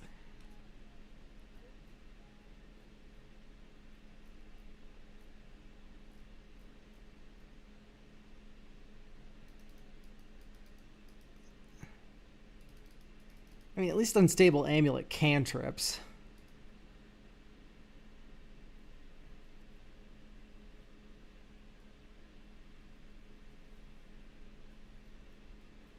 I'm not very impressed by any of these. None of these feel like they explode the game like I want them to.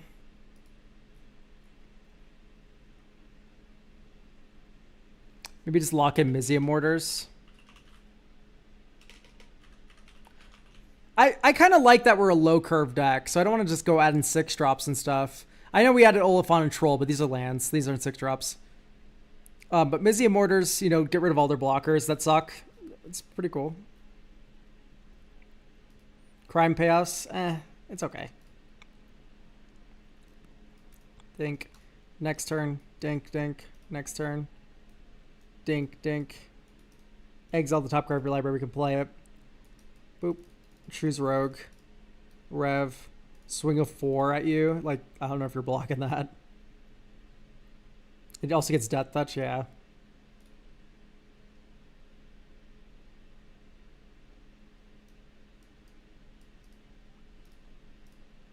Exile the top 2 of your library now. Haha. 3, 4, 5. Kisa, Rollick your blocker, swing. Get a new treasure. I guess we could just stockpile treasures here. Snuff out your thing. Exile 2 of your things, get 2 zombie rogues. We can actually trigger that. Nice, yeah, so we get the top 5 cards. Holy shit, this card's actually good. I was not expecting this. And then you start casting some of their shit. Hey, like that's pretty good. Is now Vinci in already? The curve is so low in this deck that I really don't like the idea of adding a 6-drop. In fact, I'm like kind of dubious of most of these 5-drops that might not do anything. Like Orochi's fine. This is like kind of a 3-drop because when you play it, you hit people and then you get 3 treasures back. Honestly, like it's playing out kind of well. If I can be real. I just wanted to increase the number of lands in this deck.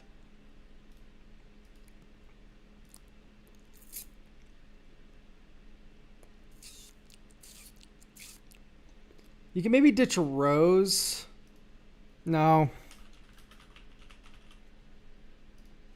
It's a mercenary. No, it's a robot. Okay. Wily Goblin? No, I'm sorry. Red, make a treasure token. Like, our commander's worth 3 mana, so it doesn't ramp us into our commander. It ramps us into a 4-drop. I don't know, man. It's just not that good. The number one thing I added to your deck today was Chthonian Nightmare. This card's broken. And your deck is going to perform like 80% better because it's in. Do we have a Ragavan already? Yep, it's up there. You can see it under creature.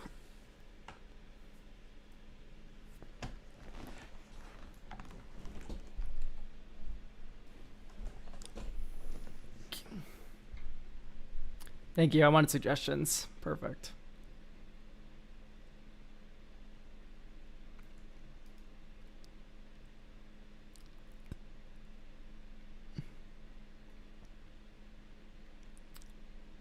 I'm fucking with the rest of this list, kind of. Maybe not Blast Act. Although it does feel easy to get behind in this deck, maybe.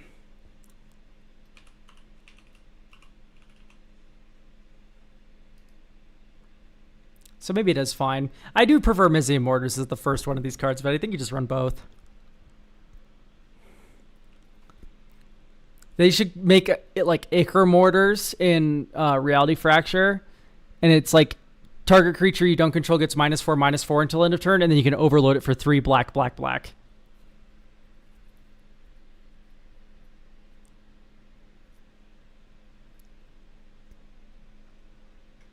A cool might be funny. A cool. Sacrifice 3 other creatures? No, we don't have big things. Once again, we're a small curve deck. Turn off draws with Omen Machine or Possess Portal. Oh, a lock. A lock would be kind of interesting. Like, players can't draw cards, and then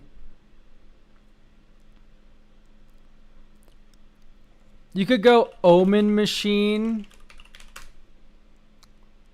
I'm going to put these in a sideboard because I don't think this is a different direction. Players can't draw cards. At the beginning of each player's draw step, that player exiles the top card of your library. If it's a land card that puts it on the battlefield, otherwise cast it without paying its mana cost. Uh-oh. Vexing Bauble. I said that like chicken jockey. Anyway, Vexing Bauble. Whenever a player casts a spell with no mana spent to cast it, counter it. So they flip a free spell, counter it, and then Jasper Flint isn't free. It's you pay the mana for those spells. Reckless Handling. Tutor's an artifact card. Duretti. Scrap Savant. Rocketeer Engineer. You can turn treasure tokens into Omen Machine. Tez. I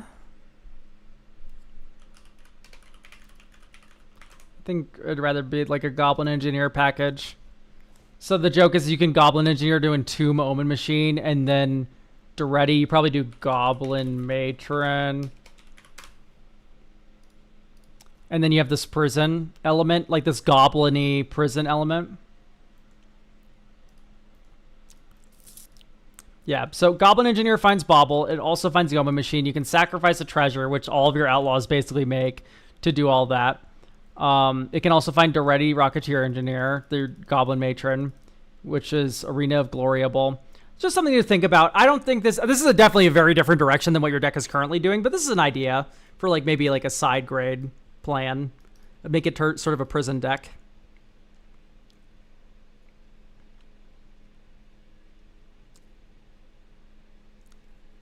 And then also just like free installation against Force of Will. Cool. Why not? Okay. Yeah, I think this is good to go. I'm pretty happy with this sort of sideboard funny plan.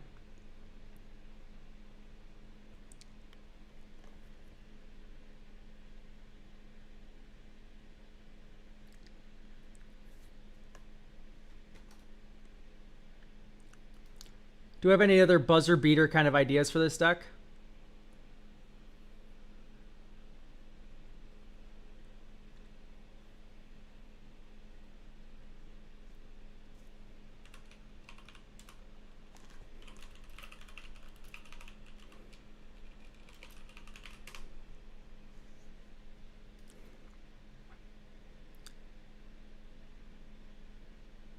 Okay, I'm not seeing any other recommendations for this deck, so I think we're done. I think this is pretty cool, and then we have the funny little sideboard plan that puts all of our opponents in prison. So,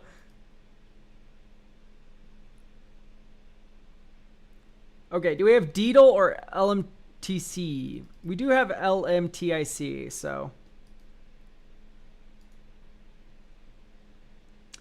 Now, Finn, she also copies her Omen Machine spells. That's beautiful. I've kind of already talked about why I didn't want to add another 6-drop to the deck.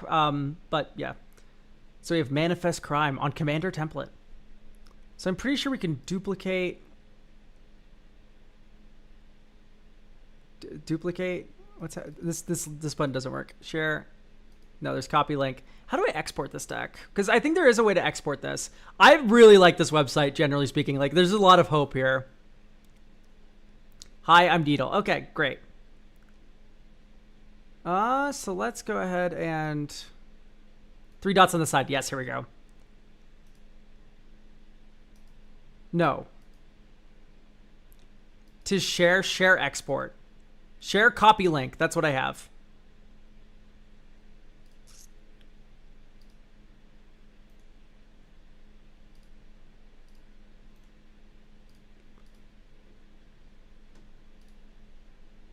I don't know why this isn't working.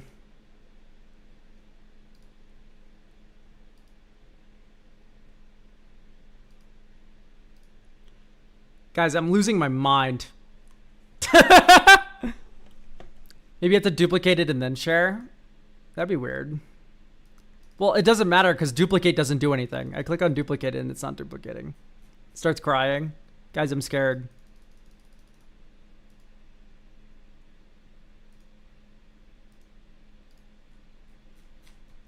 I just want to copy the list, dog. It copies the list to clipboard? Maybe it does. Maybe I'm a stupid moron. Nope.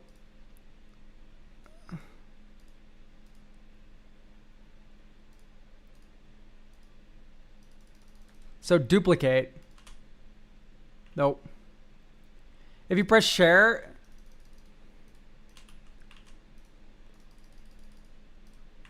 I'm clicking all the buttons, chat. It's none of them are working.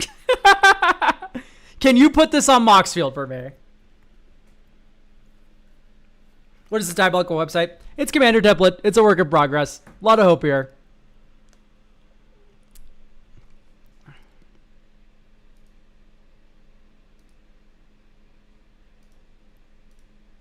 Yeah, like I can compare decks, but that doesn't really do anything.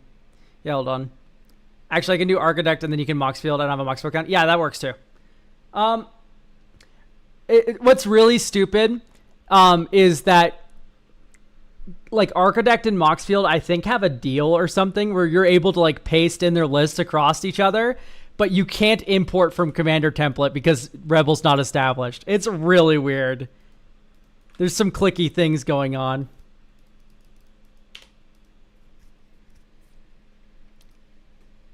So I wouldn't blame Rebel for this. This is definitely a Moxfield Architect L and not really a.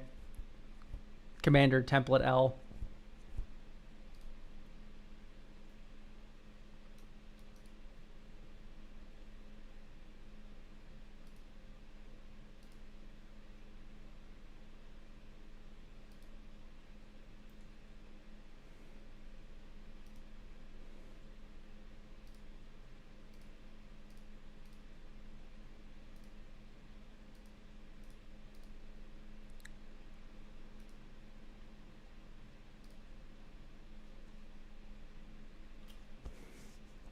Is there a reason you use Moxfield over Architect? It doesn't look like shit.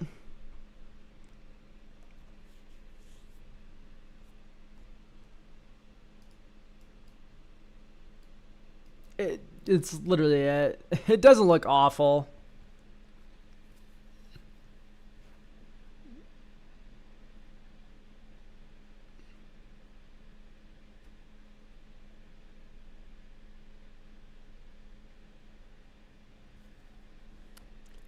How do I send it? UTB, DM me Discord.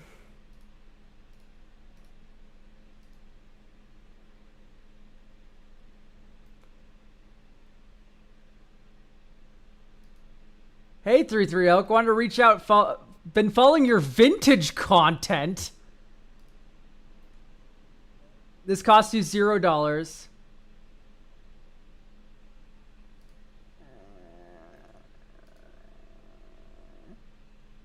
Yeah, I'm not... I get DMs all the time from people, and they're always like, hey, we're reaching out on behalf of this company. We've never watched your videos. We made that clear from how we worded the email. Yep, thank you, LMTIC. Lick me till I scream. That's what your name stands for? I'm seeing your name on Discord.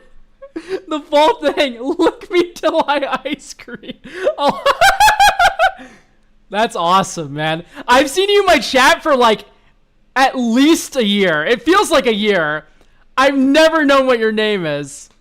Anyway, so I'll get like messages from emails. I'll get emails and Discord DMs all the time going like, hey, we want to sponsor your videos, man. We love your vintage content. Just like totally showing that they don't watch my videos at all. Dude, we love what you do. Here, order a free website or a t-shirt from our website. Make a dedicated short. Shout us out in your videos. Put us in your description. And we'll give you this discount code that gives you some referral money and also $5 off for your viewers. And I'm like, dude, give me real money. Give me real money. Dragon Shield gives me referrals and real money. I do want to stream more Vintage Cube. There's been people asking for Vintage Cube streams. It's happened at least 3 times now.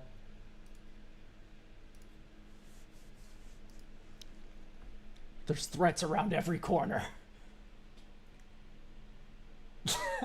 Sick, man. What the fuck is happening here? Manifest Dread plus Merkle Crime deck. Okay. Haven't played with this version of it, but the first deck was Merkle, and I always wanted a fun Absent deck. Nothing too stacksy, since enchantments can be very hard to interact with. Merkle is a really weird win-more commander. The interaction between him and Manifest Dread and Theftive X is really cool, though. Okay, so you like Manifest Dread, and you can use that to cheat. Okay. Most of the deck has repeatable ETBs and static effects, fun token generators. Okay, first things first, I want to make sure that we have like a good amount of sack outlets. Because one of the best curves ever is to go like annoying shit, annoying shit, annoying shit, annoying shit, annoying shit with a sack outlet somewhere in the annoying shit. And then you play Merkle and just sack everything. Right. Have you built Manifest plus Airbending? I have not, but that is definitely an idea. And there's also Flickering, of course, like in general. It isn't just Airbending, but you can like Manifest an Eldrazi, I guess, and get a cast trigger, but still. Whenever you turn a permanent control's turn face up, you gain 1 life for each creature you control.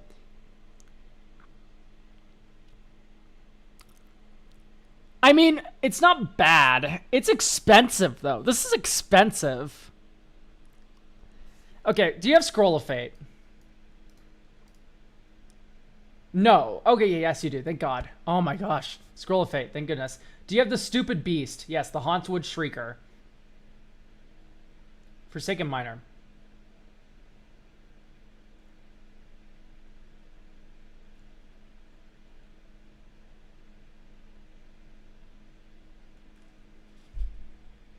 So what's the crime angle? What's happening there? Because I'm very confused by it. Why do we have crime shit?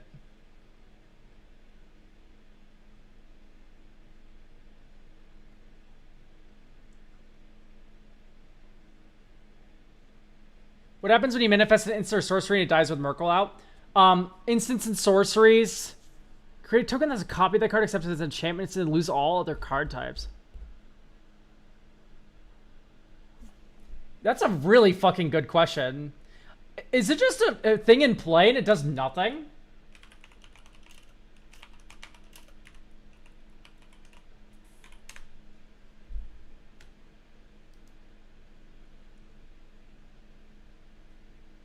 It'll just fizzle. It won't become a permanent.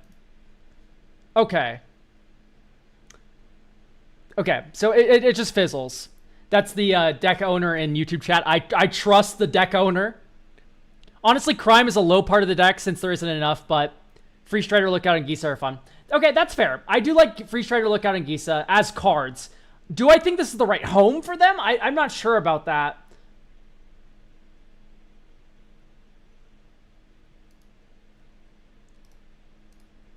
Oh, not Ghoul Color Gisa. But Ghoul Color Gisa is also just kind of slow. I just have a feeling this deck's going to feel a little clunky. Honestly, some of the crime is really easy. Yeah, it's really easy when you have, like, Persistent Constrictor. I don't know. Hard Bristle Bandit? Come on. Like, I don't believe in some of these things. These are just, like, so slow. I don't know if I really like Brigid. We do have a lot of creatures, but Brigid...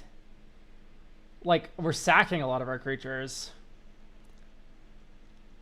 If we're going to keep one crime card, it's going to be Free Strider. That's my opinion.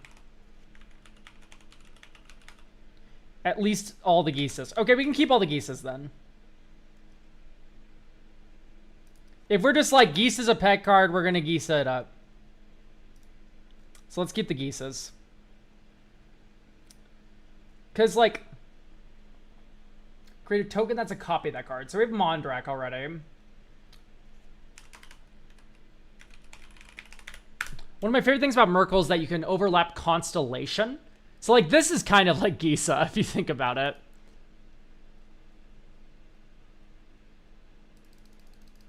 Cheat. I like cheating. Have you guys seen that picture that's like, I'm not Polly, I just love cheating? That picture's fucking generational. That shit's so funny. Doomwink Giant. I don't think I want to wank all over him. Eidolon's broken, and so is the other 3-drop that draws a billion cards. Yes, a Tessin.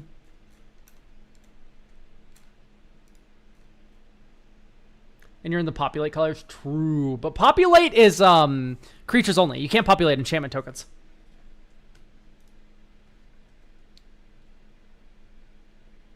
A Stinging Study and Majestic Genesis Knower.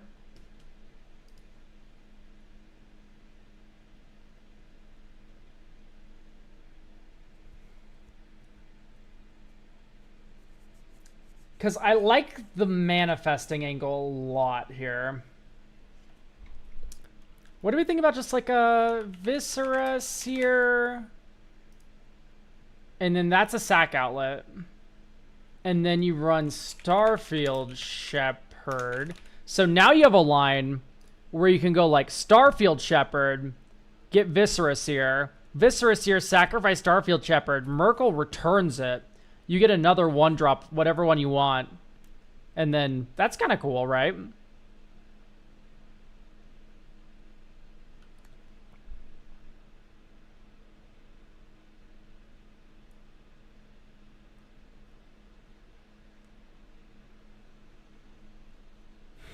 I like Regna Krav. That's funny. Do you not run Krav? You just run Regna? She's so alone. No, there's crab. I'm blind.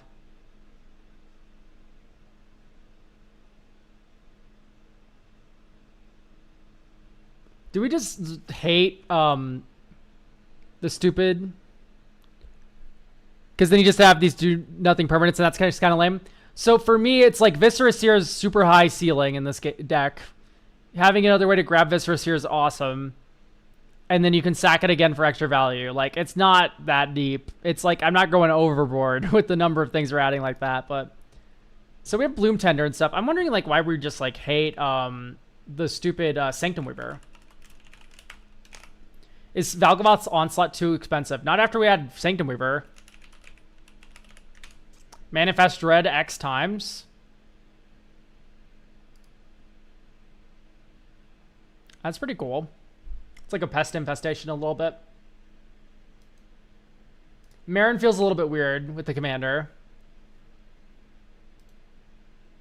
Oracle's okay.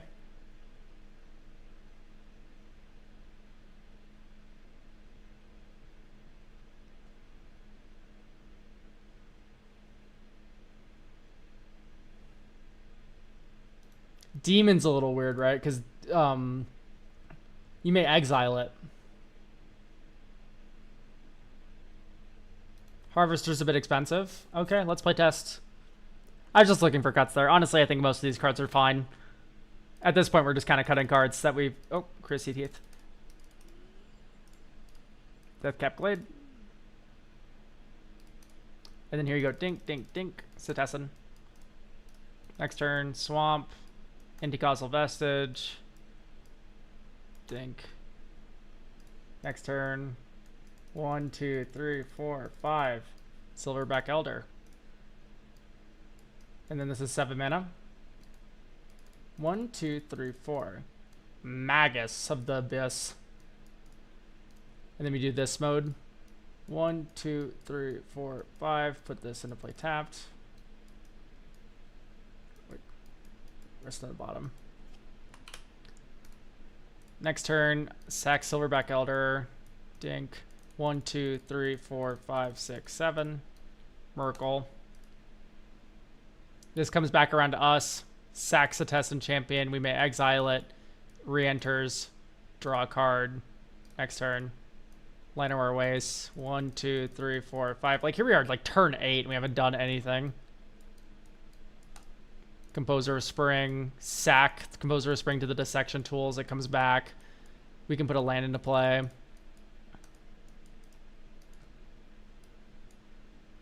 And we also draw a card.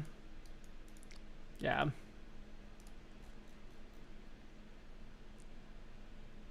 Temple of the False God. It's okay. Do you think the enchantment guys are worth it? Yes. It's because it lets you refill. I kind of want to turn this deck into a deck that like spams a bunch of idiots.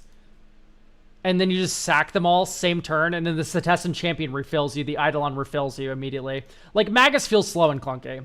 Erebos feels slow and clunky. Sereth is probably too slow.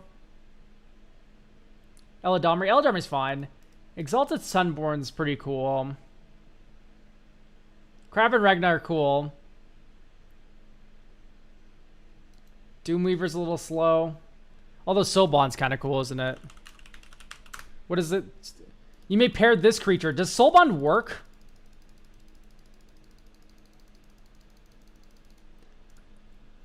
Because it says as long as you control both of them. I think this creature does just refer to that object.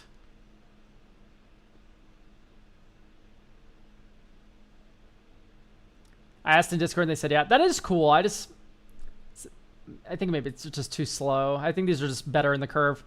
And then you can go like overgrowth. Like just ramping. Wild growth.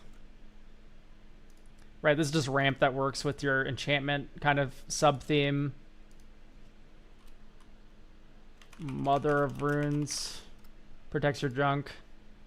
Carrion Feeder. Another sack outlet at 1. Blade Dust. Okay, this hand looks pretty decent. Draw, Brushland.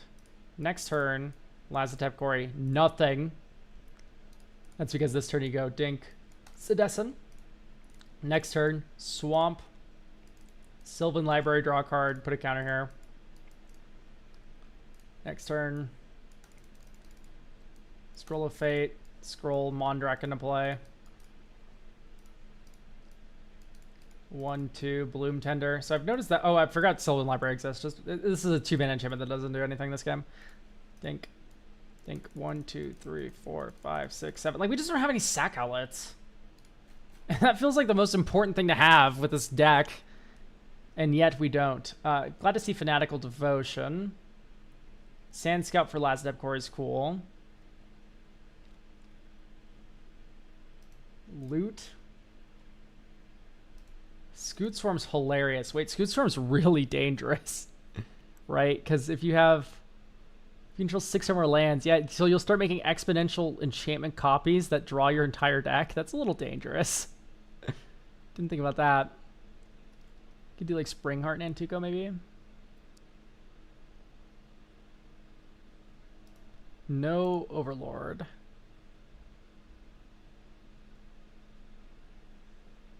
They would be enchantments, right? Because a copy of a Scoot Swarm would be...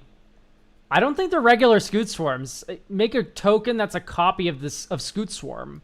Like this gameplay object. Would it enter as an enchantment? Like, I think you make enchantments. Utopia Sprawl if we run Wild Growth? Let's see. Ponders. 3 forests! No. Oh, also we can't cut Dark Depths as a land, I think, so... Oh, if it's enchantments, then I don't want it. Okay, I think I'm correct. Correct me if I'm wrong, chat. Please look that up for me. Come back wrong looks a little weird. So if we did Eternal Witness, Saw in Half, Orzhov, Cartel Aristocrat, rather. I like a sack outlet that can protect itself. And then Yahenni.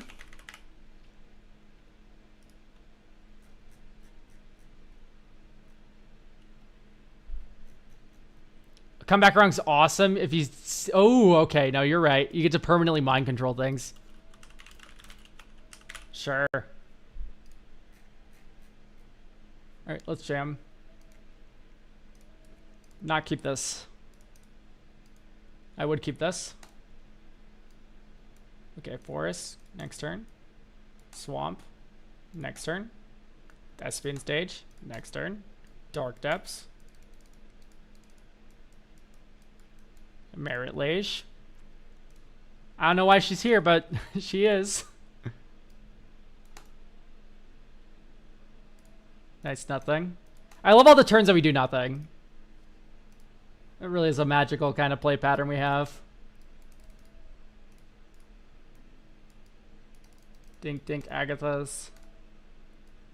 Yavimaya Gwenna. 1, 2. Sand Scout. Lazo. Festering Gulch.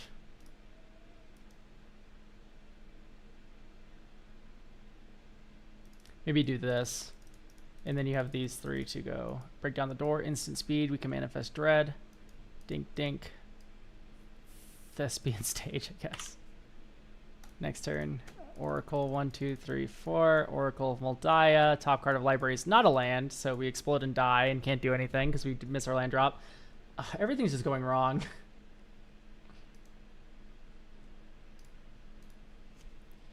Scoots are not enchantment copies. Okay, cool. Simultaneously, I don't know if Scoot Swarm's even right for this deck. This feels like just a bunch of disparate pieces, if I can be honest. There's nothing here that's melding for me. It's like Abzan bullshit go, and then it's nothing.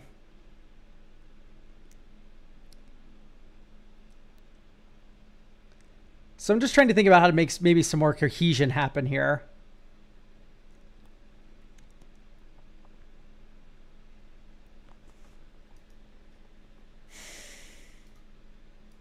Random Invasion of Zendikar. Random Realm Breaker. It's like, okay. Focusing on Enchantress. That's what I'm leaning towards.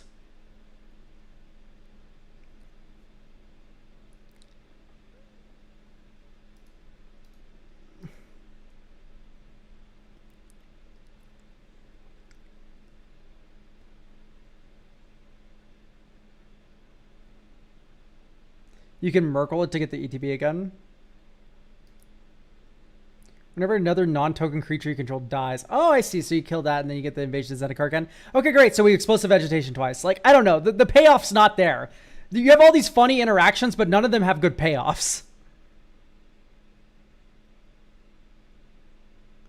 If I manage to kill this battle, and then I have my commander in play that's 7 mana, and then I kill that creature, I'll get an Explosive Vegetation. It's like, that's not good. It's funny. It's funny. Is it good? I can't say that it is.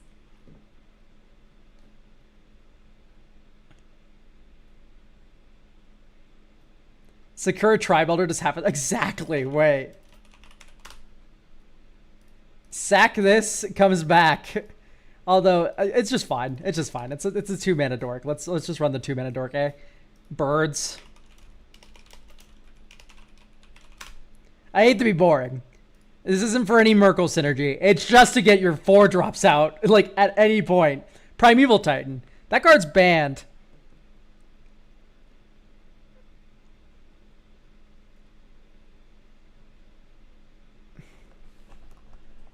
Oop, LMAO. Okay, you can go apologize to your play group. Agatha's Soul Cauldron feels a little weird. I know it's like for the crime theme, maybe. Spawning Plit feels a little weird. I would rather have like a Ranger of Eos at this point, honestly. Insidious Fungus could be kind of cool. It's like another 1-drop for the 1-drop tutorers. I'll come off to play Magic IRL. Have fun. Figure out my pile of slop. Haha, I'm interested in hearing your takes. Oh, sorry we couldn't get to you in time. I had no idea you were waiting for so long. Dawn Treader Elk, that's... I'm fine.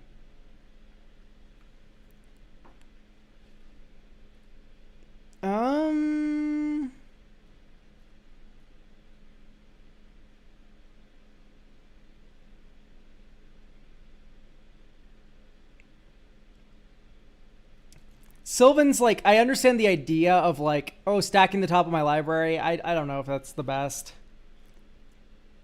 And it's like, I don't even know if we're like even cheating that much mana with Manifest Dread. So like, what's a more stupid thing we can Manifest Dread into play?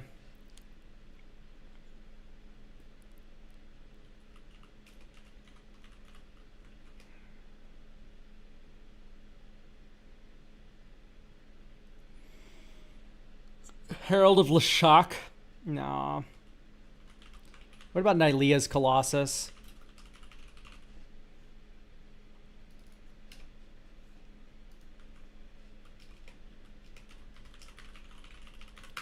Big Constellation Idiots. Sort. MB.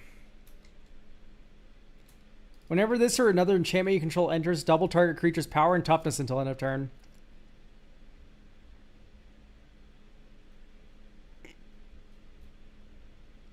Maybe we Doom Wink all over them, actually. Winds of Abandon. Get rid of blockers.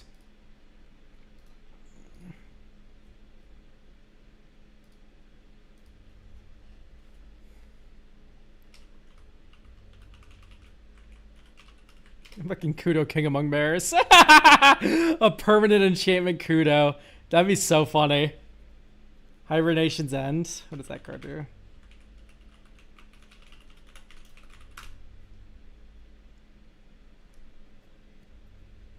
Oh, that's cute. I don't think that's that good, but it is cute.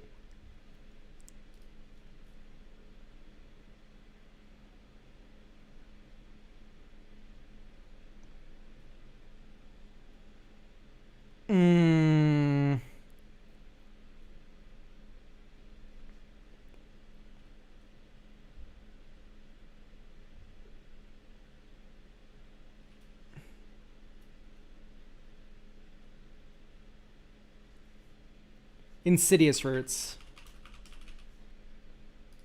So the joke is that creature cards leave your graveyard when Merkle's in play. So you go bunch of Morons in a row. Insidious Roots is part of that. Sack Outlet is part of that. Merkle, sack all your things. You exile them from your graveyard. Insidious Roots triggers that many times. Big plants that are all mana dorks. Let's go. Sure. You know what? I wouldn't keep this hand if we didn't have a curve.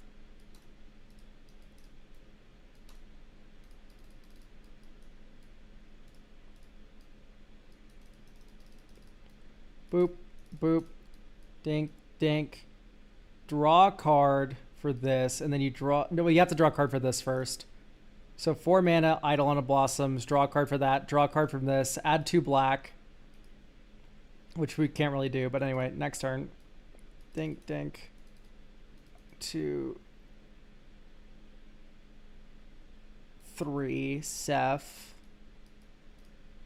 Okay, and now we're ready for something, I don't know. Turn over 1, 2, 3, 4, 5. Persistent Constrictor. Next turn. 1, 2, 3, 4. This comes back with a -1/-1 counter. 5, 6, 7. Merkle. Tap. Sack. Sack. These both come back as enchantments. Draw 2 cards. Land for turn. Crypt Rats could be interesting. Yeah. But only after Merkle, which is kind of hard to do. 1, 2, 3, 4, 5. 6, 7. So X is 3. Manifest Dread 3 times. Sure. Sure. Sure. And then you go tap Priest, sack Composer, and Exalted Sunborn. You get token copies. Well, you return the Exalted Sunburn first. You don't get a token copy. You return this Composer of Spring. This is so close. Azumi Grave Robber.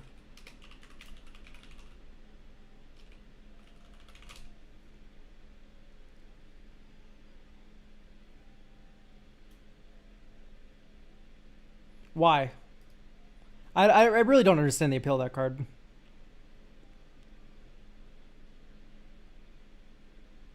Whoops, I don't know when that got in there. Because you like Gisa.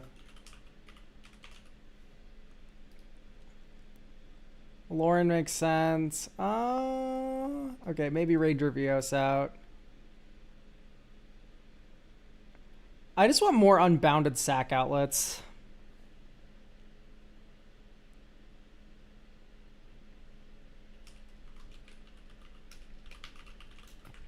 Maybe just go out Forsaken Miner, Warren Soul Trader. Because that would be a combo with Seth. So Warren Soul Trader in. It's always Yawgmoth. Yawgmoth's already in the deck. Umbral. Yeah, Umbral Caller Zealot, sure. I'd keep this. Boop, boop, boop, boop. Next turn, and then here we have our beautiful dink, dink, dink, ramp on 2. Boop. Bountiful Promenade. Black 1, Umbral Caller. 1, 2, 3. 4, Anti-Causal. Draw when this leaves, and then put Dragon Cursed Halls into play. Next turn. 1, 2, 3, 4, 5, 6, 7. Merkle. Sack Birds. Surveil 1. Top. Sack Faber Elder. Surveil 1. Top. I guess we don't actually top that. Graveyard, graveyard. And then we can tap these again. 1, 2, 3, 4.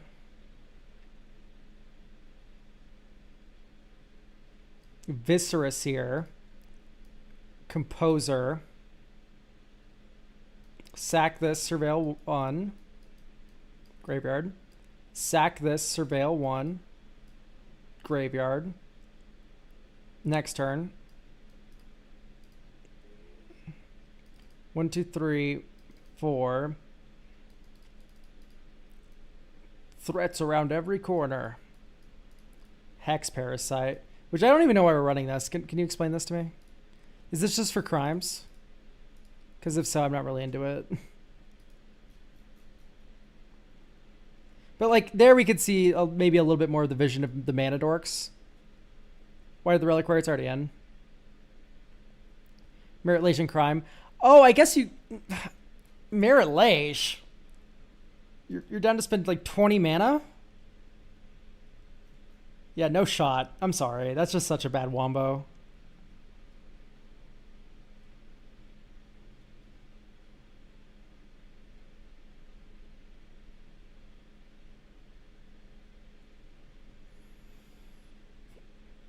Are there any creature sagas that are good in this?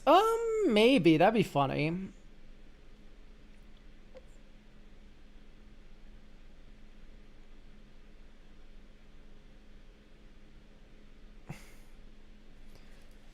Yeah, I think that's just way too in on like the crime theme, especially since the crime payoff is like make 2 rogues sometimes. It's like so whatever. If I'm not gonna be honest, I don't even really like threats around every corner either. So we have 2 slots to play around with. I think I just want to add more mana dorkage. They've honestly felt pretty good.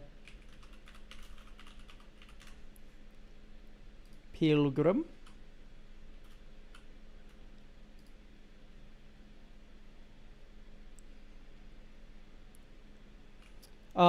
And then Elvish Archivist. Whenever one or more enchantments enter the battlefield under control, draw a card. This ability only triggers once each turn, so you just sack once on each player's turn. Unkeep... if we draw a white source, it's good. We drew a white source. So I guess we go Revitalizing or Pass first. Think.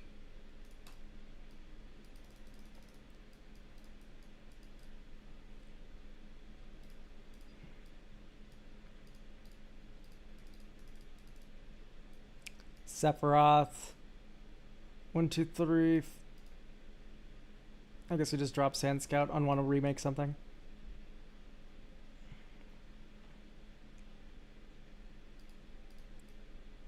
One, 2, 3, 4, 5, 6, 7. Commander.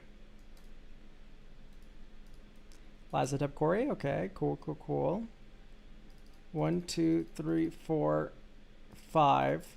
Krav. Sack Krav. Make a black mana. Use that black mana. Float Abzan. Sack this. This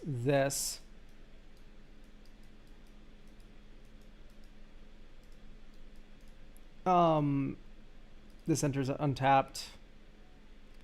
And then we draw 3 cards.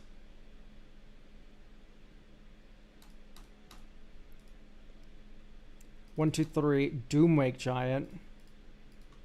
We have 1 mana floating. That doesn't matter.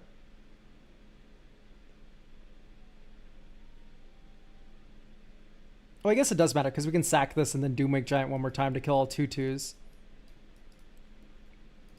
And draw a card. Okay, Crab's a house. 1, 2, 3, 4, 5. Gisa. 1, 2. Umbral Caller Zealot. 1, 2, 3. Sack these 2. Draw 2 cards. Give everything -2, -2.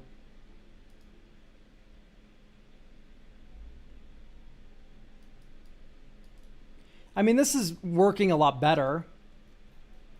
Thanks to Constellation. Can we hardcast a Ulamog in this deck? We exile pretty big creatures with Miracle. We exile like 7 drops with Miracle. Ulamog wouldn't be bad. Do our enchantments have devotion? Yes, they would have their mana costs. I think this is feeling a lot better. Ideally, you go 1-drop idiot into 3-drop idiot into spam a bunch of creatures into sack them all into that's a bunch of constellation triggers or whatever. We could have made 2 tokens that last time. We could Gary twice. That's fine. I'm honestly surprised you haven't gotten that many Manifest Dread lines. When I Goldfish, I had lots of Dread hands. I've never seen one where I'm like, ooh, okay, Manifest Dread. I don't know. It's just, point to the Manifest Dread. It's like, it's might as well not be in the deck. If I was playtesting this, I would maybe go like, oh, there's Scroll of Fate in this deck. That's cute. Once. I don't know. I think it's still, like, it's performing. It's doing some things in Abzan, which is all I can really ask of a Magic the deck.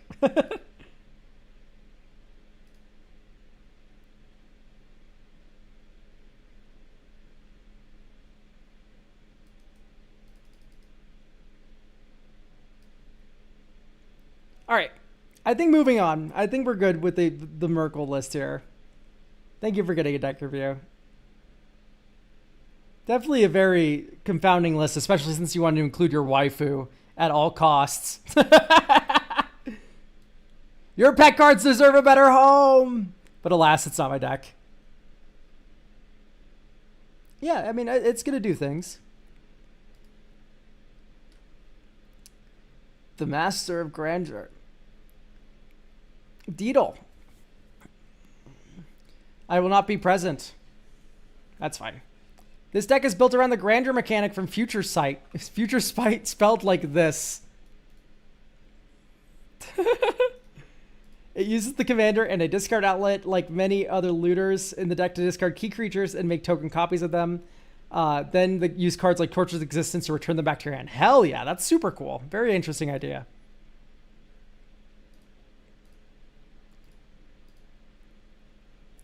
So what are our Grandeur creatures looking like? We have Corlash.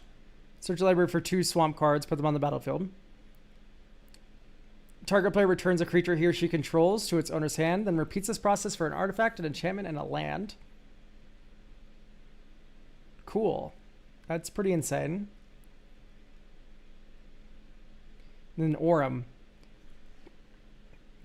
Target player can't cast spells this turn, and cool! It's Aurum's champ, baby!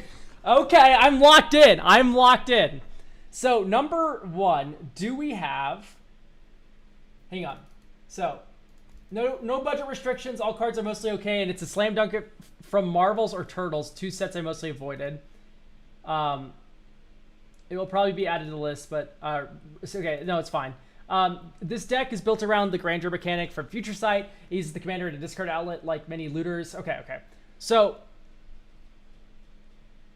He's the piece, so you typically get Corlash first. My thought is, like, how quickly can we fucking Aurum's Chant lock people with Aurum? Do the swamps come in untapped? I think put him in play tapped. Okay, so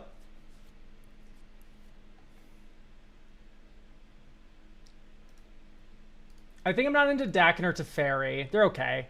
Buried Alive makes sense. I think personally, I want to get a I'm kind of turned off by these the signets rather. 4 mana Machine God's effigy, so you can no, this doesn't really. We can make a token copy of one of the Grandeur creatures and then return it to your hand. That seems like a lot of work. The commander's the best method. Very shocked at the lack of Frantic Search. Like, Frantic Search seems like the best way to enable the commander, right? Draw 2 cards, discard 2 cards, untap 3 lands. Oh, look, I just trigger. I'll make a copy of Aurum, rather. Oris, sorry. This is an Aurum. Pay 2 life, return target creature from your graveyard to your hand. Awesome. So if you have Oris in your hand and this is a lock, kind of.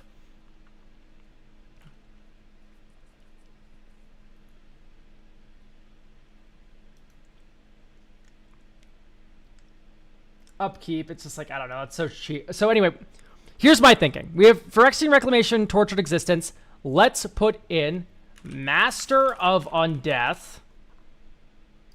Master of Death. Okay, it's already in. Perfect. So this is part of the Tortured Existence discard loop. So that's fine. Second thought, let's put in Grim Servant. Because Grim Servant can tutor 1-drops guaranteed.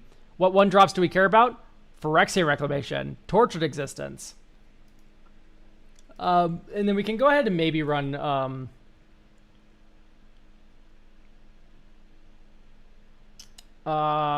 Careful Study. Draw 2, discard 2 as a 1 blue mana card. Ephemerate.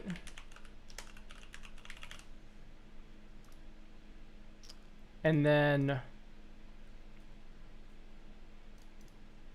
is Page in? Page sucks. Doesn't Page like reek? It is in. Incident Sorcerer Guard, sure. It's fine. Okay, so I'm not really tracking what Marvin's doing here. I guess just another looter. Okay. Tola's Clever Conductor. That would be detrimental. Very detrimental. We want to keep the cards in our graveyard.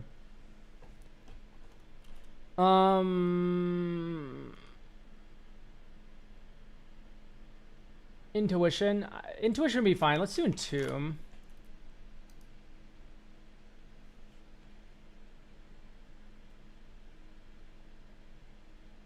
Search for Glory is already in. Not Arcane Laboratory. Let's do Teferi, Master of Time. No, Teferi's a Mage of Zalfir. So my thought is that if we restrict opponents to sorcery speed stuff only, you could then lock people extra hard with Aurum. And that sounds like a really good game plan. In fact, let's do 3 mana Teferi. Teferi Time Raveler. Because Teferi plus token copy of Oris plus Phyrexian Reclamation is a hard lock. What bracket? I don't fucking know. I'm just going to make the deck work. Draw. Godless Shrine. Oris.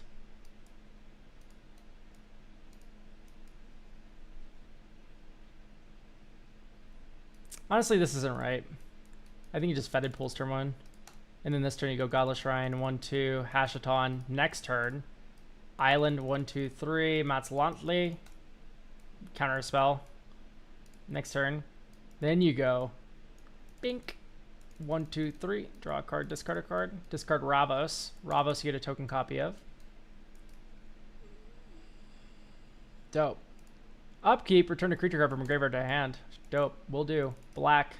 Entomb now. Oris. Counter a spell. Draw a card, discard a card. Next turn. Ding, ding, ding. Hashaton trigger. Oris to hand.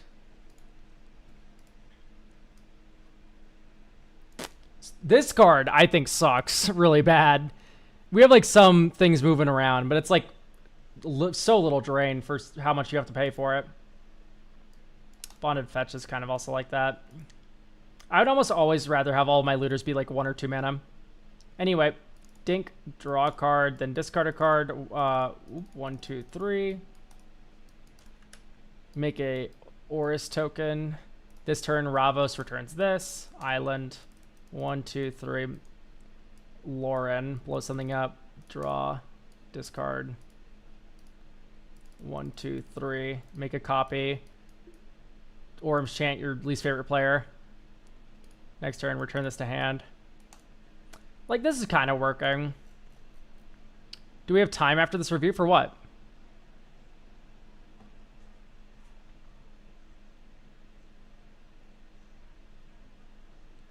How about Solitary Confinement and our Ancient Excavation?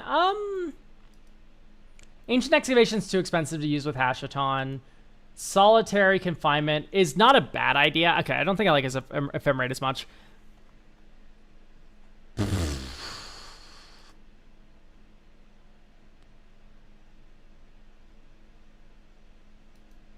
That feels weird.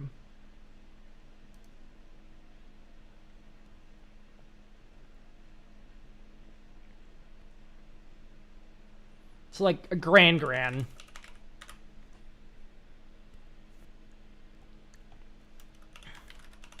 Grand feels good.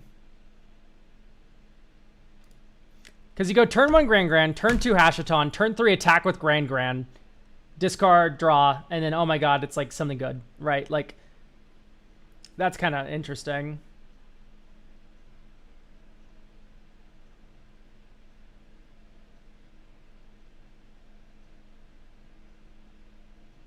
Soul Innervation's too slow. Word Last Alliance is fine.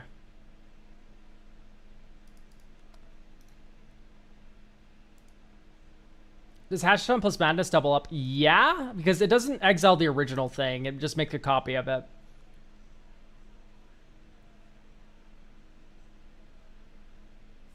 Bonded Fetch is a little too slow. Okay, so we have all the stupid grandeur morons. How do we turn them more regularly to our hand? The fact that Wizards cater to these lame people is what make Magic such a trash game. Whoa, that's an awesome first message.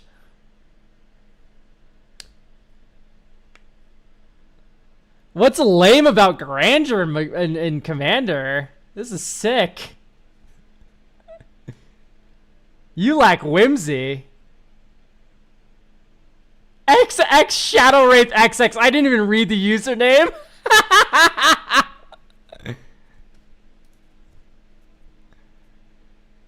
Wow, that's so cool, dude. No Elishnorn? I mean, yeah. Elishnorn would be really good. You can't take the sound out of the girl. Eternal Dragon's crazy. Especially since Timeless Dragon's like there. This is so grindy.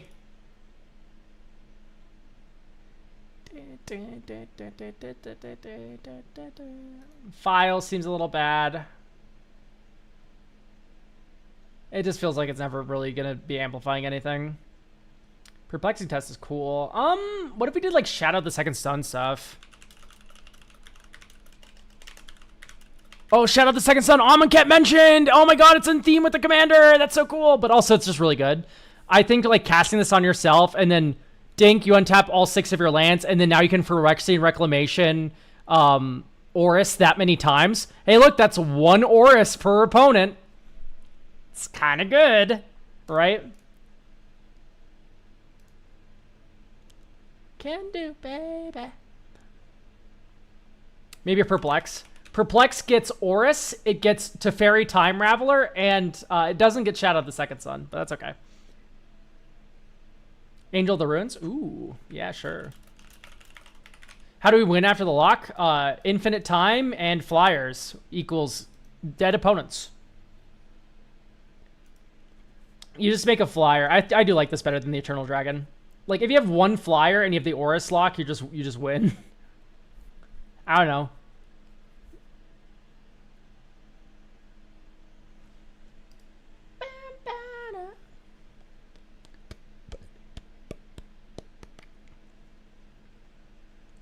Search the library for up to 2 swamp cards. Oh, cards. Damn, you can get duels with that. That's sick. The sound, but you can't take the sound out of the girl. Okay, so we have a bunch of 3 mana value objects.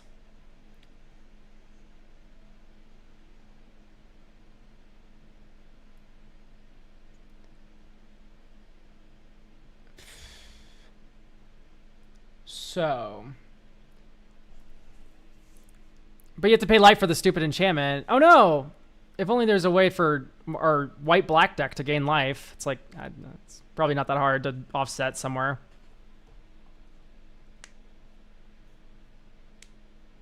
I guess that's where Solar Innovation would be kind of good. Modok. Modok's okay. Do you prefer Wall Socket, Fishmonger, or you? I like Wall Socket the best out of those albums. Might as well throw it in Training Grounds. That doesn't work. This is not an activated ability.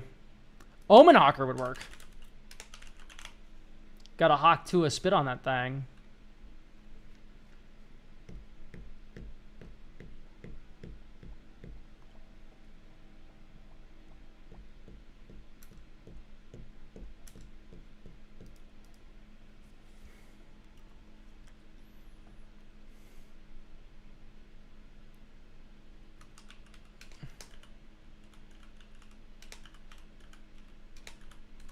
I mean, Modoc's a consideration for sure. I just think he's a little expensive. I mean, I guess we're cheating him into play.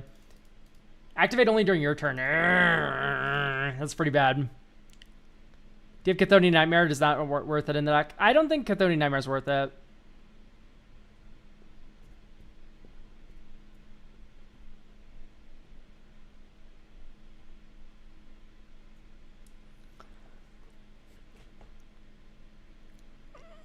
I played against this commander. They made several copies of Archon. Well, this is a very different deck. This one, Aurum Chant locks you. So,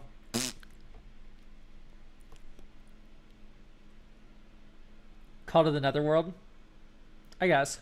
Oh, also, if you have Monument, your opponents lose life faster than you do. Oh no, I guess because you need to activate this. Well, they lose 3 every time you do it. You lose 2 every time you do it, so it's fine. Call to the Netherworld. That's fine. I don't know.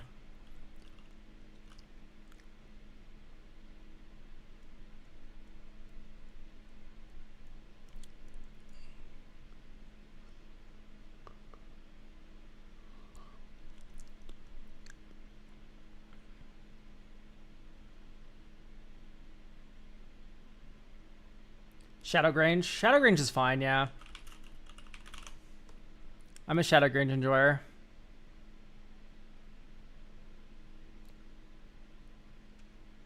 I can appreciate a good Shadowgrange Archfiend. Discard, gain life. Isn't there like a little idiot in white that gains life whenever you discard a card? Whenever a player discards a card, you may gain 1 life. So now this only costs 1 life to activate, which is kind of funny. Shoutouts Confessor for being a dog shit piece of magic. Piece of cardboard, rather. Hour of Reckoning. No. Triple white in my Esper deck? No way.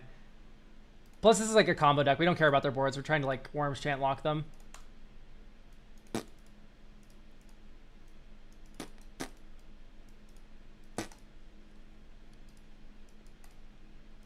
Coffers.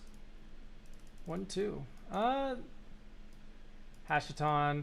This is like what I'm kind of concerned about is like, do we have, like the looters are too slow sometimes. I think a couple looters are fine, but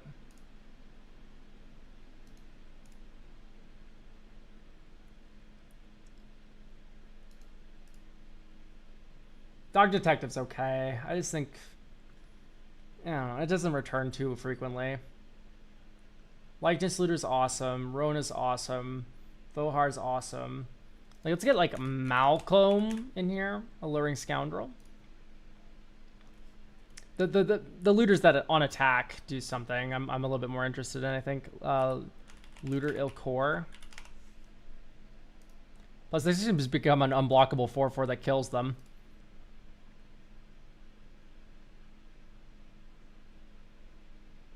Could Ledger Shredder not be here? You could Ledger Shredder. It's just like you can't really control it all too well. Bloodthorn Flail. Ooh, yeah. Bloodthorn Flail. Equip, discard a card for 1 black. That's kind of cool. And you can get that off Grim Servant. Unkeepable. Okay, this is better. Honestly, I might fucking Demonic Tutor for a Plains, depending on how this goes.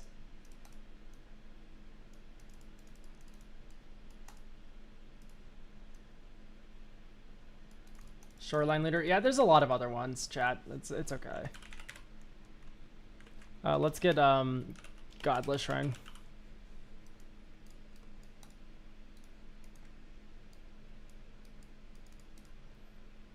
White, blue, or black, blue, and then you white off this. Swamp, swamp, swamp, swamp. Your mana base is very well constructed, man. I gotta give you credit. It's just that we don't have that much black mana to spend, you know? Black, white, dink, pass, draw a card, then discard a card. Goodbye, Grand. Hello, Grand. Here's our Grand. So we draw a card, then discard a card. And then we attack with Grand, draw a card, discard a card. 1, 2, 3. Yep, Wax and Shape Thief copy.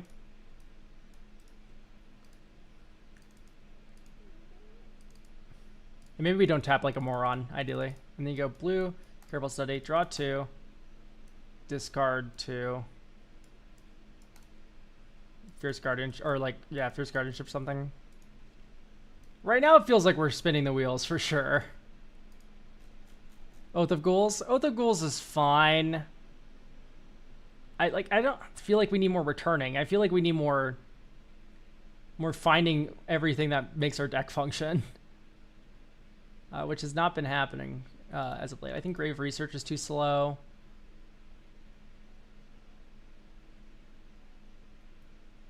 Tormod's just kind of not high impact enough. Bone Miser's okay. So, Oris is a 1/3. It's 3 mana. We already have Perplex. By the way, Flex Offender, thank you for the 100 bits. Maybe do Troll of Khazad-dûm.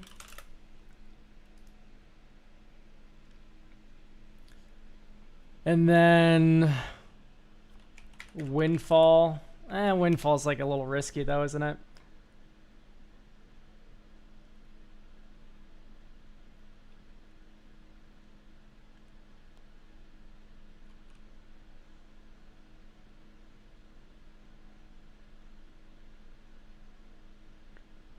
Come around. Okay, maybe Ephemerate's right. Moonblast Cleric. Yeah, sure. I could buy that Moonblast Cleric's good. Playtest, discard, draw, sure. Okay.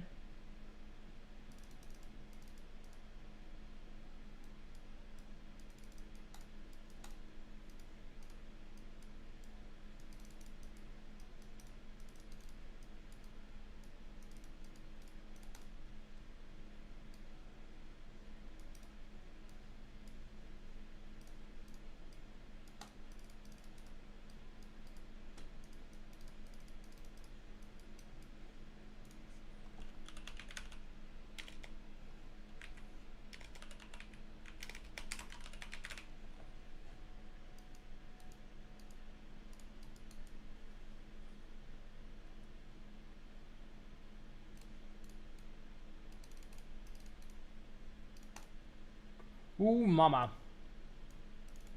I think you do this first. And then you do this.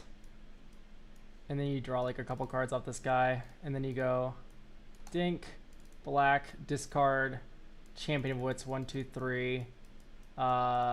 You make a token copy of it. You draw 4, discard 2, 1, 2, 3, 4. Discard 1, 2. And then you go, you tap it on like an idiot. Black, black. Discard, discard, and you get back Oris, Lanessa. Draw a card off Polywog Prodigy next turn. Sunken Hollow. And okay, so now here we're turn 7. Black, discard Oris, pick up Wax and Shape Thief. 1, 2, 3. Make an Oris token. So this is our Oris token. And then you go black, discard Wax and Shape Thief, get back Oris.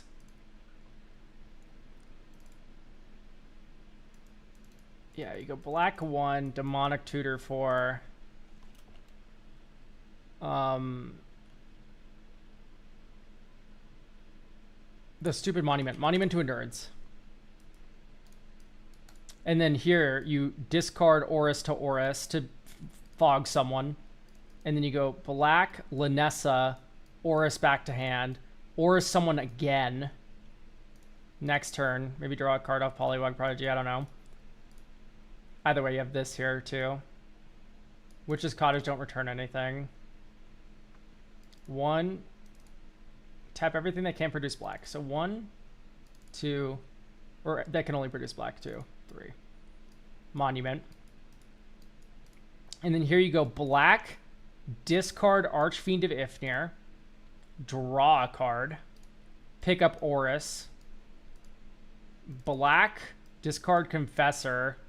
I guess you just wait for an opponent's turn. So opponent's turn, you discard the Oris to Oris to fog them. You draw a card. You then black, discard Confessor. Each opponent loses 3 life. You get back Oris. On the next player's turn, you discard Oris. You draw a card. And then you go black, discard Omen Hawker. Get back Oris. Each opponent loses 3 life. This next turn, you go discard Oris to Oris. Draw a card. Then you go black, discard Ravos. And each opponent loses 3 life. You get Oris back to hand. Next turn, there's Page. So now we have kind of the lock going a little bit.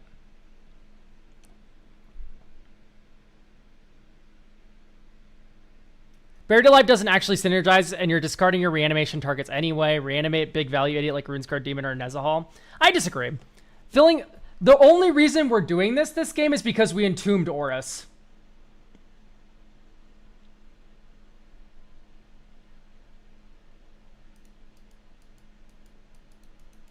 Plus, you could always run that one Bloomburrow idiot.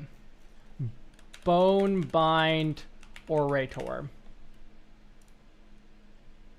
3 black, exile Bonebind Orator from your graveyard. Return another target creature card from your graveyard to your hand. Mwah! And just like that, we have a creature in our hand. So, Vanewitch Coven plus life gain. Because you pay a black each time, and then... You need to get... Wait, okay, but you have Confessor. Yeah, Vanewitch works. So, you have Vanewitch Coven. Whenever you gain life, you may pay a black if you do return target creature card from your graveyard to your hand. Confessor, which gains life whenever any player discards a card. And then you have 3 black mana plus Oris. Plus, like, a Teferi's a hard lock. So, yeah, that's actually perfect, the Vanewitch Coven.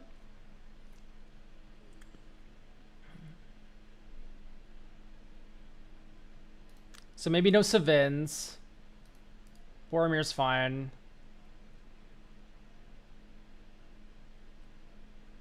Do you want Unwinding Clock, Drumbell, or Victory Chimes? The only one of those I would want is Bender's Waterskin. Right, because this can be 1 black mana each turn for the Tortured Existence. Or the, you can also do the Vanewitch. At this point, you might want to consider Guardian Sunmare. It's a weird card, but if you can saddle it for 4 because you have 4 4s up the ass. And this tutors Vanewitch Coven, it tutors Monument, it tutors Teferi, it tutors Oris.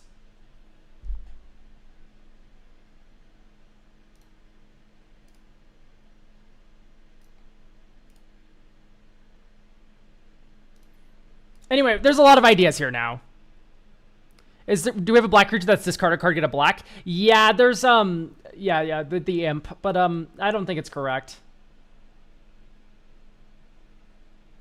Yeah, Bender's Waterskin's cute. I'd try it out. Anyway, I think it's about good to go, though. We have a lot going on here, which I appreciate. There's a lot of motion. And that one game we had there was kind of promising, and the Vanewitch Coven plus Confessor looks cute as hell. Dizzy Spell, it's okay. Dizzy Spell's fine. I want you to try out Guardian Sunmare. It might be too clunky, but it seems like something to try out. Okay. There we go, guys. That does it for this stream. YouTube, thank you for joining us. Twitch.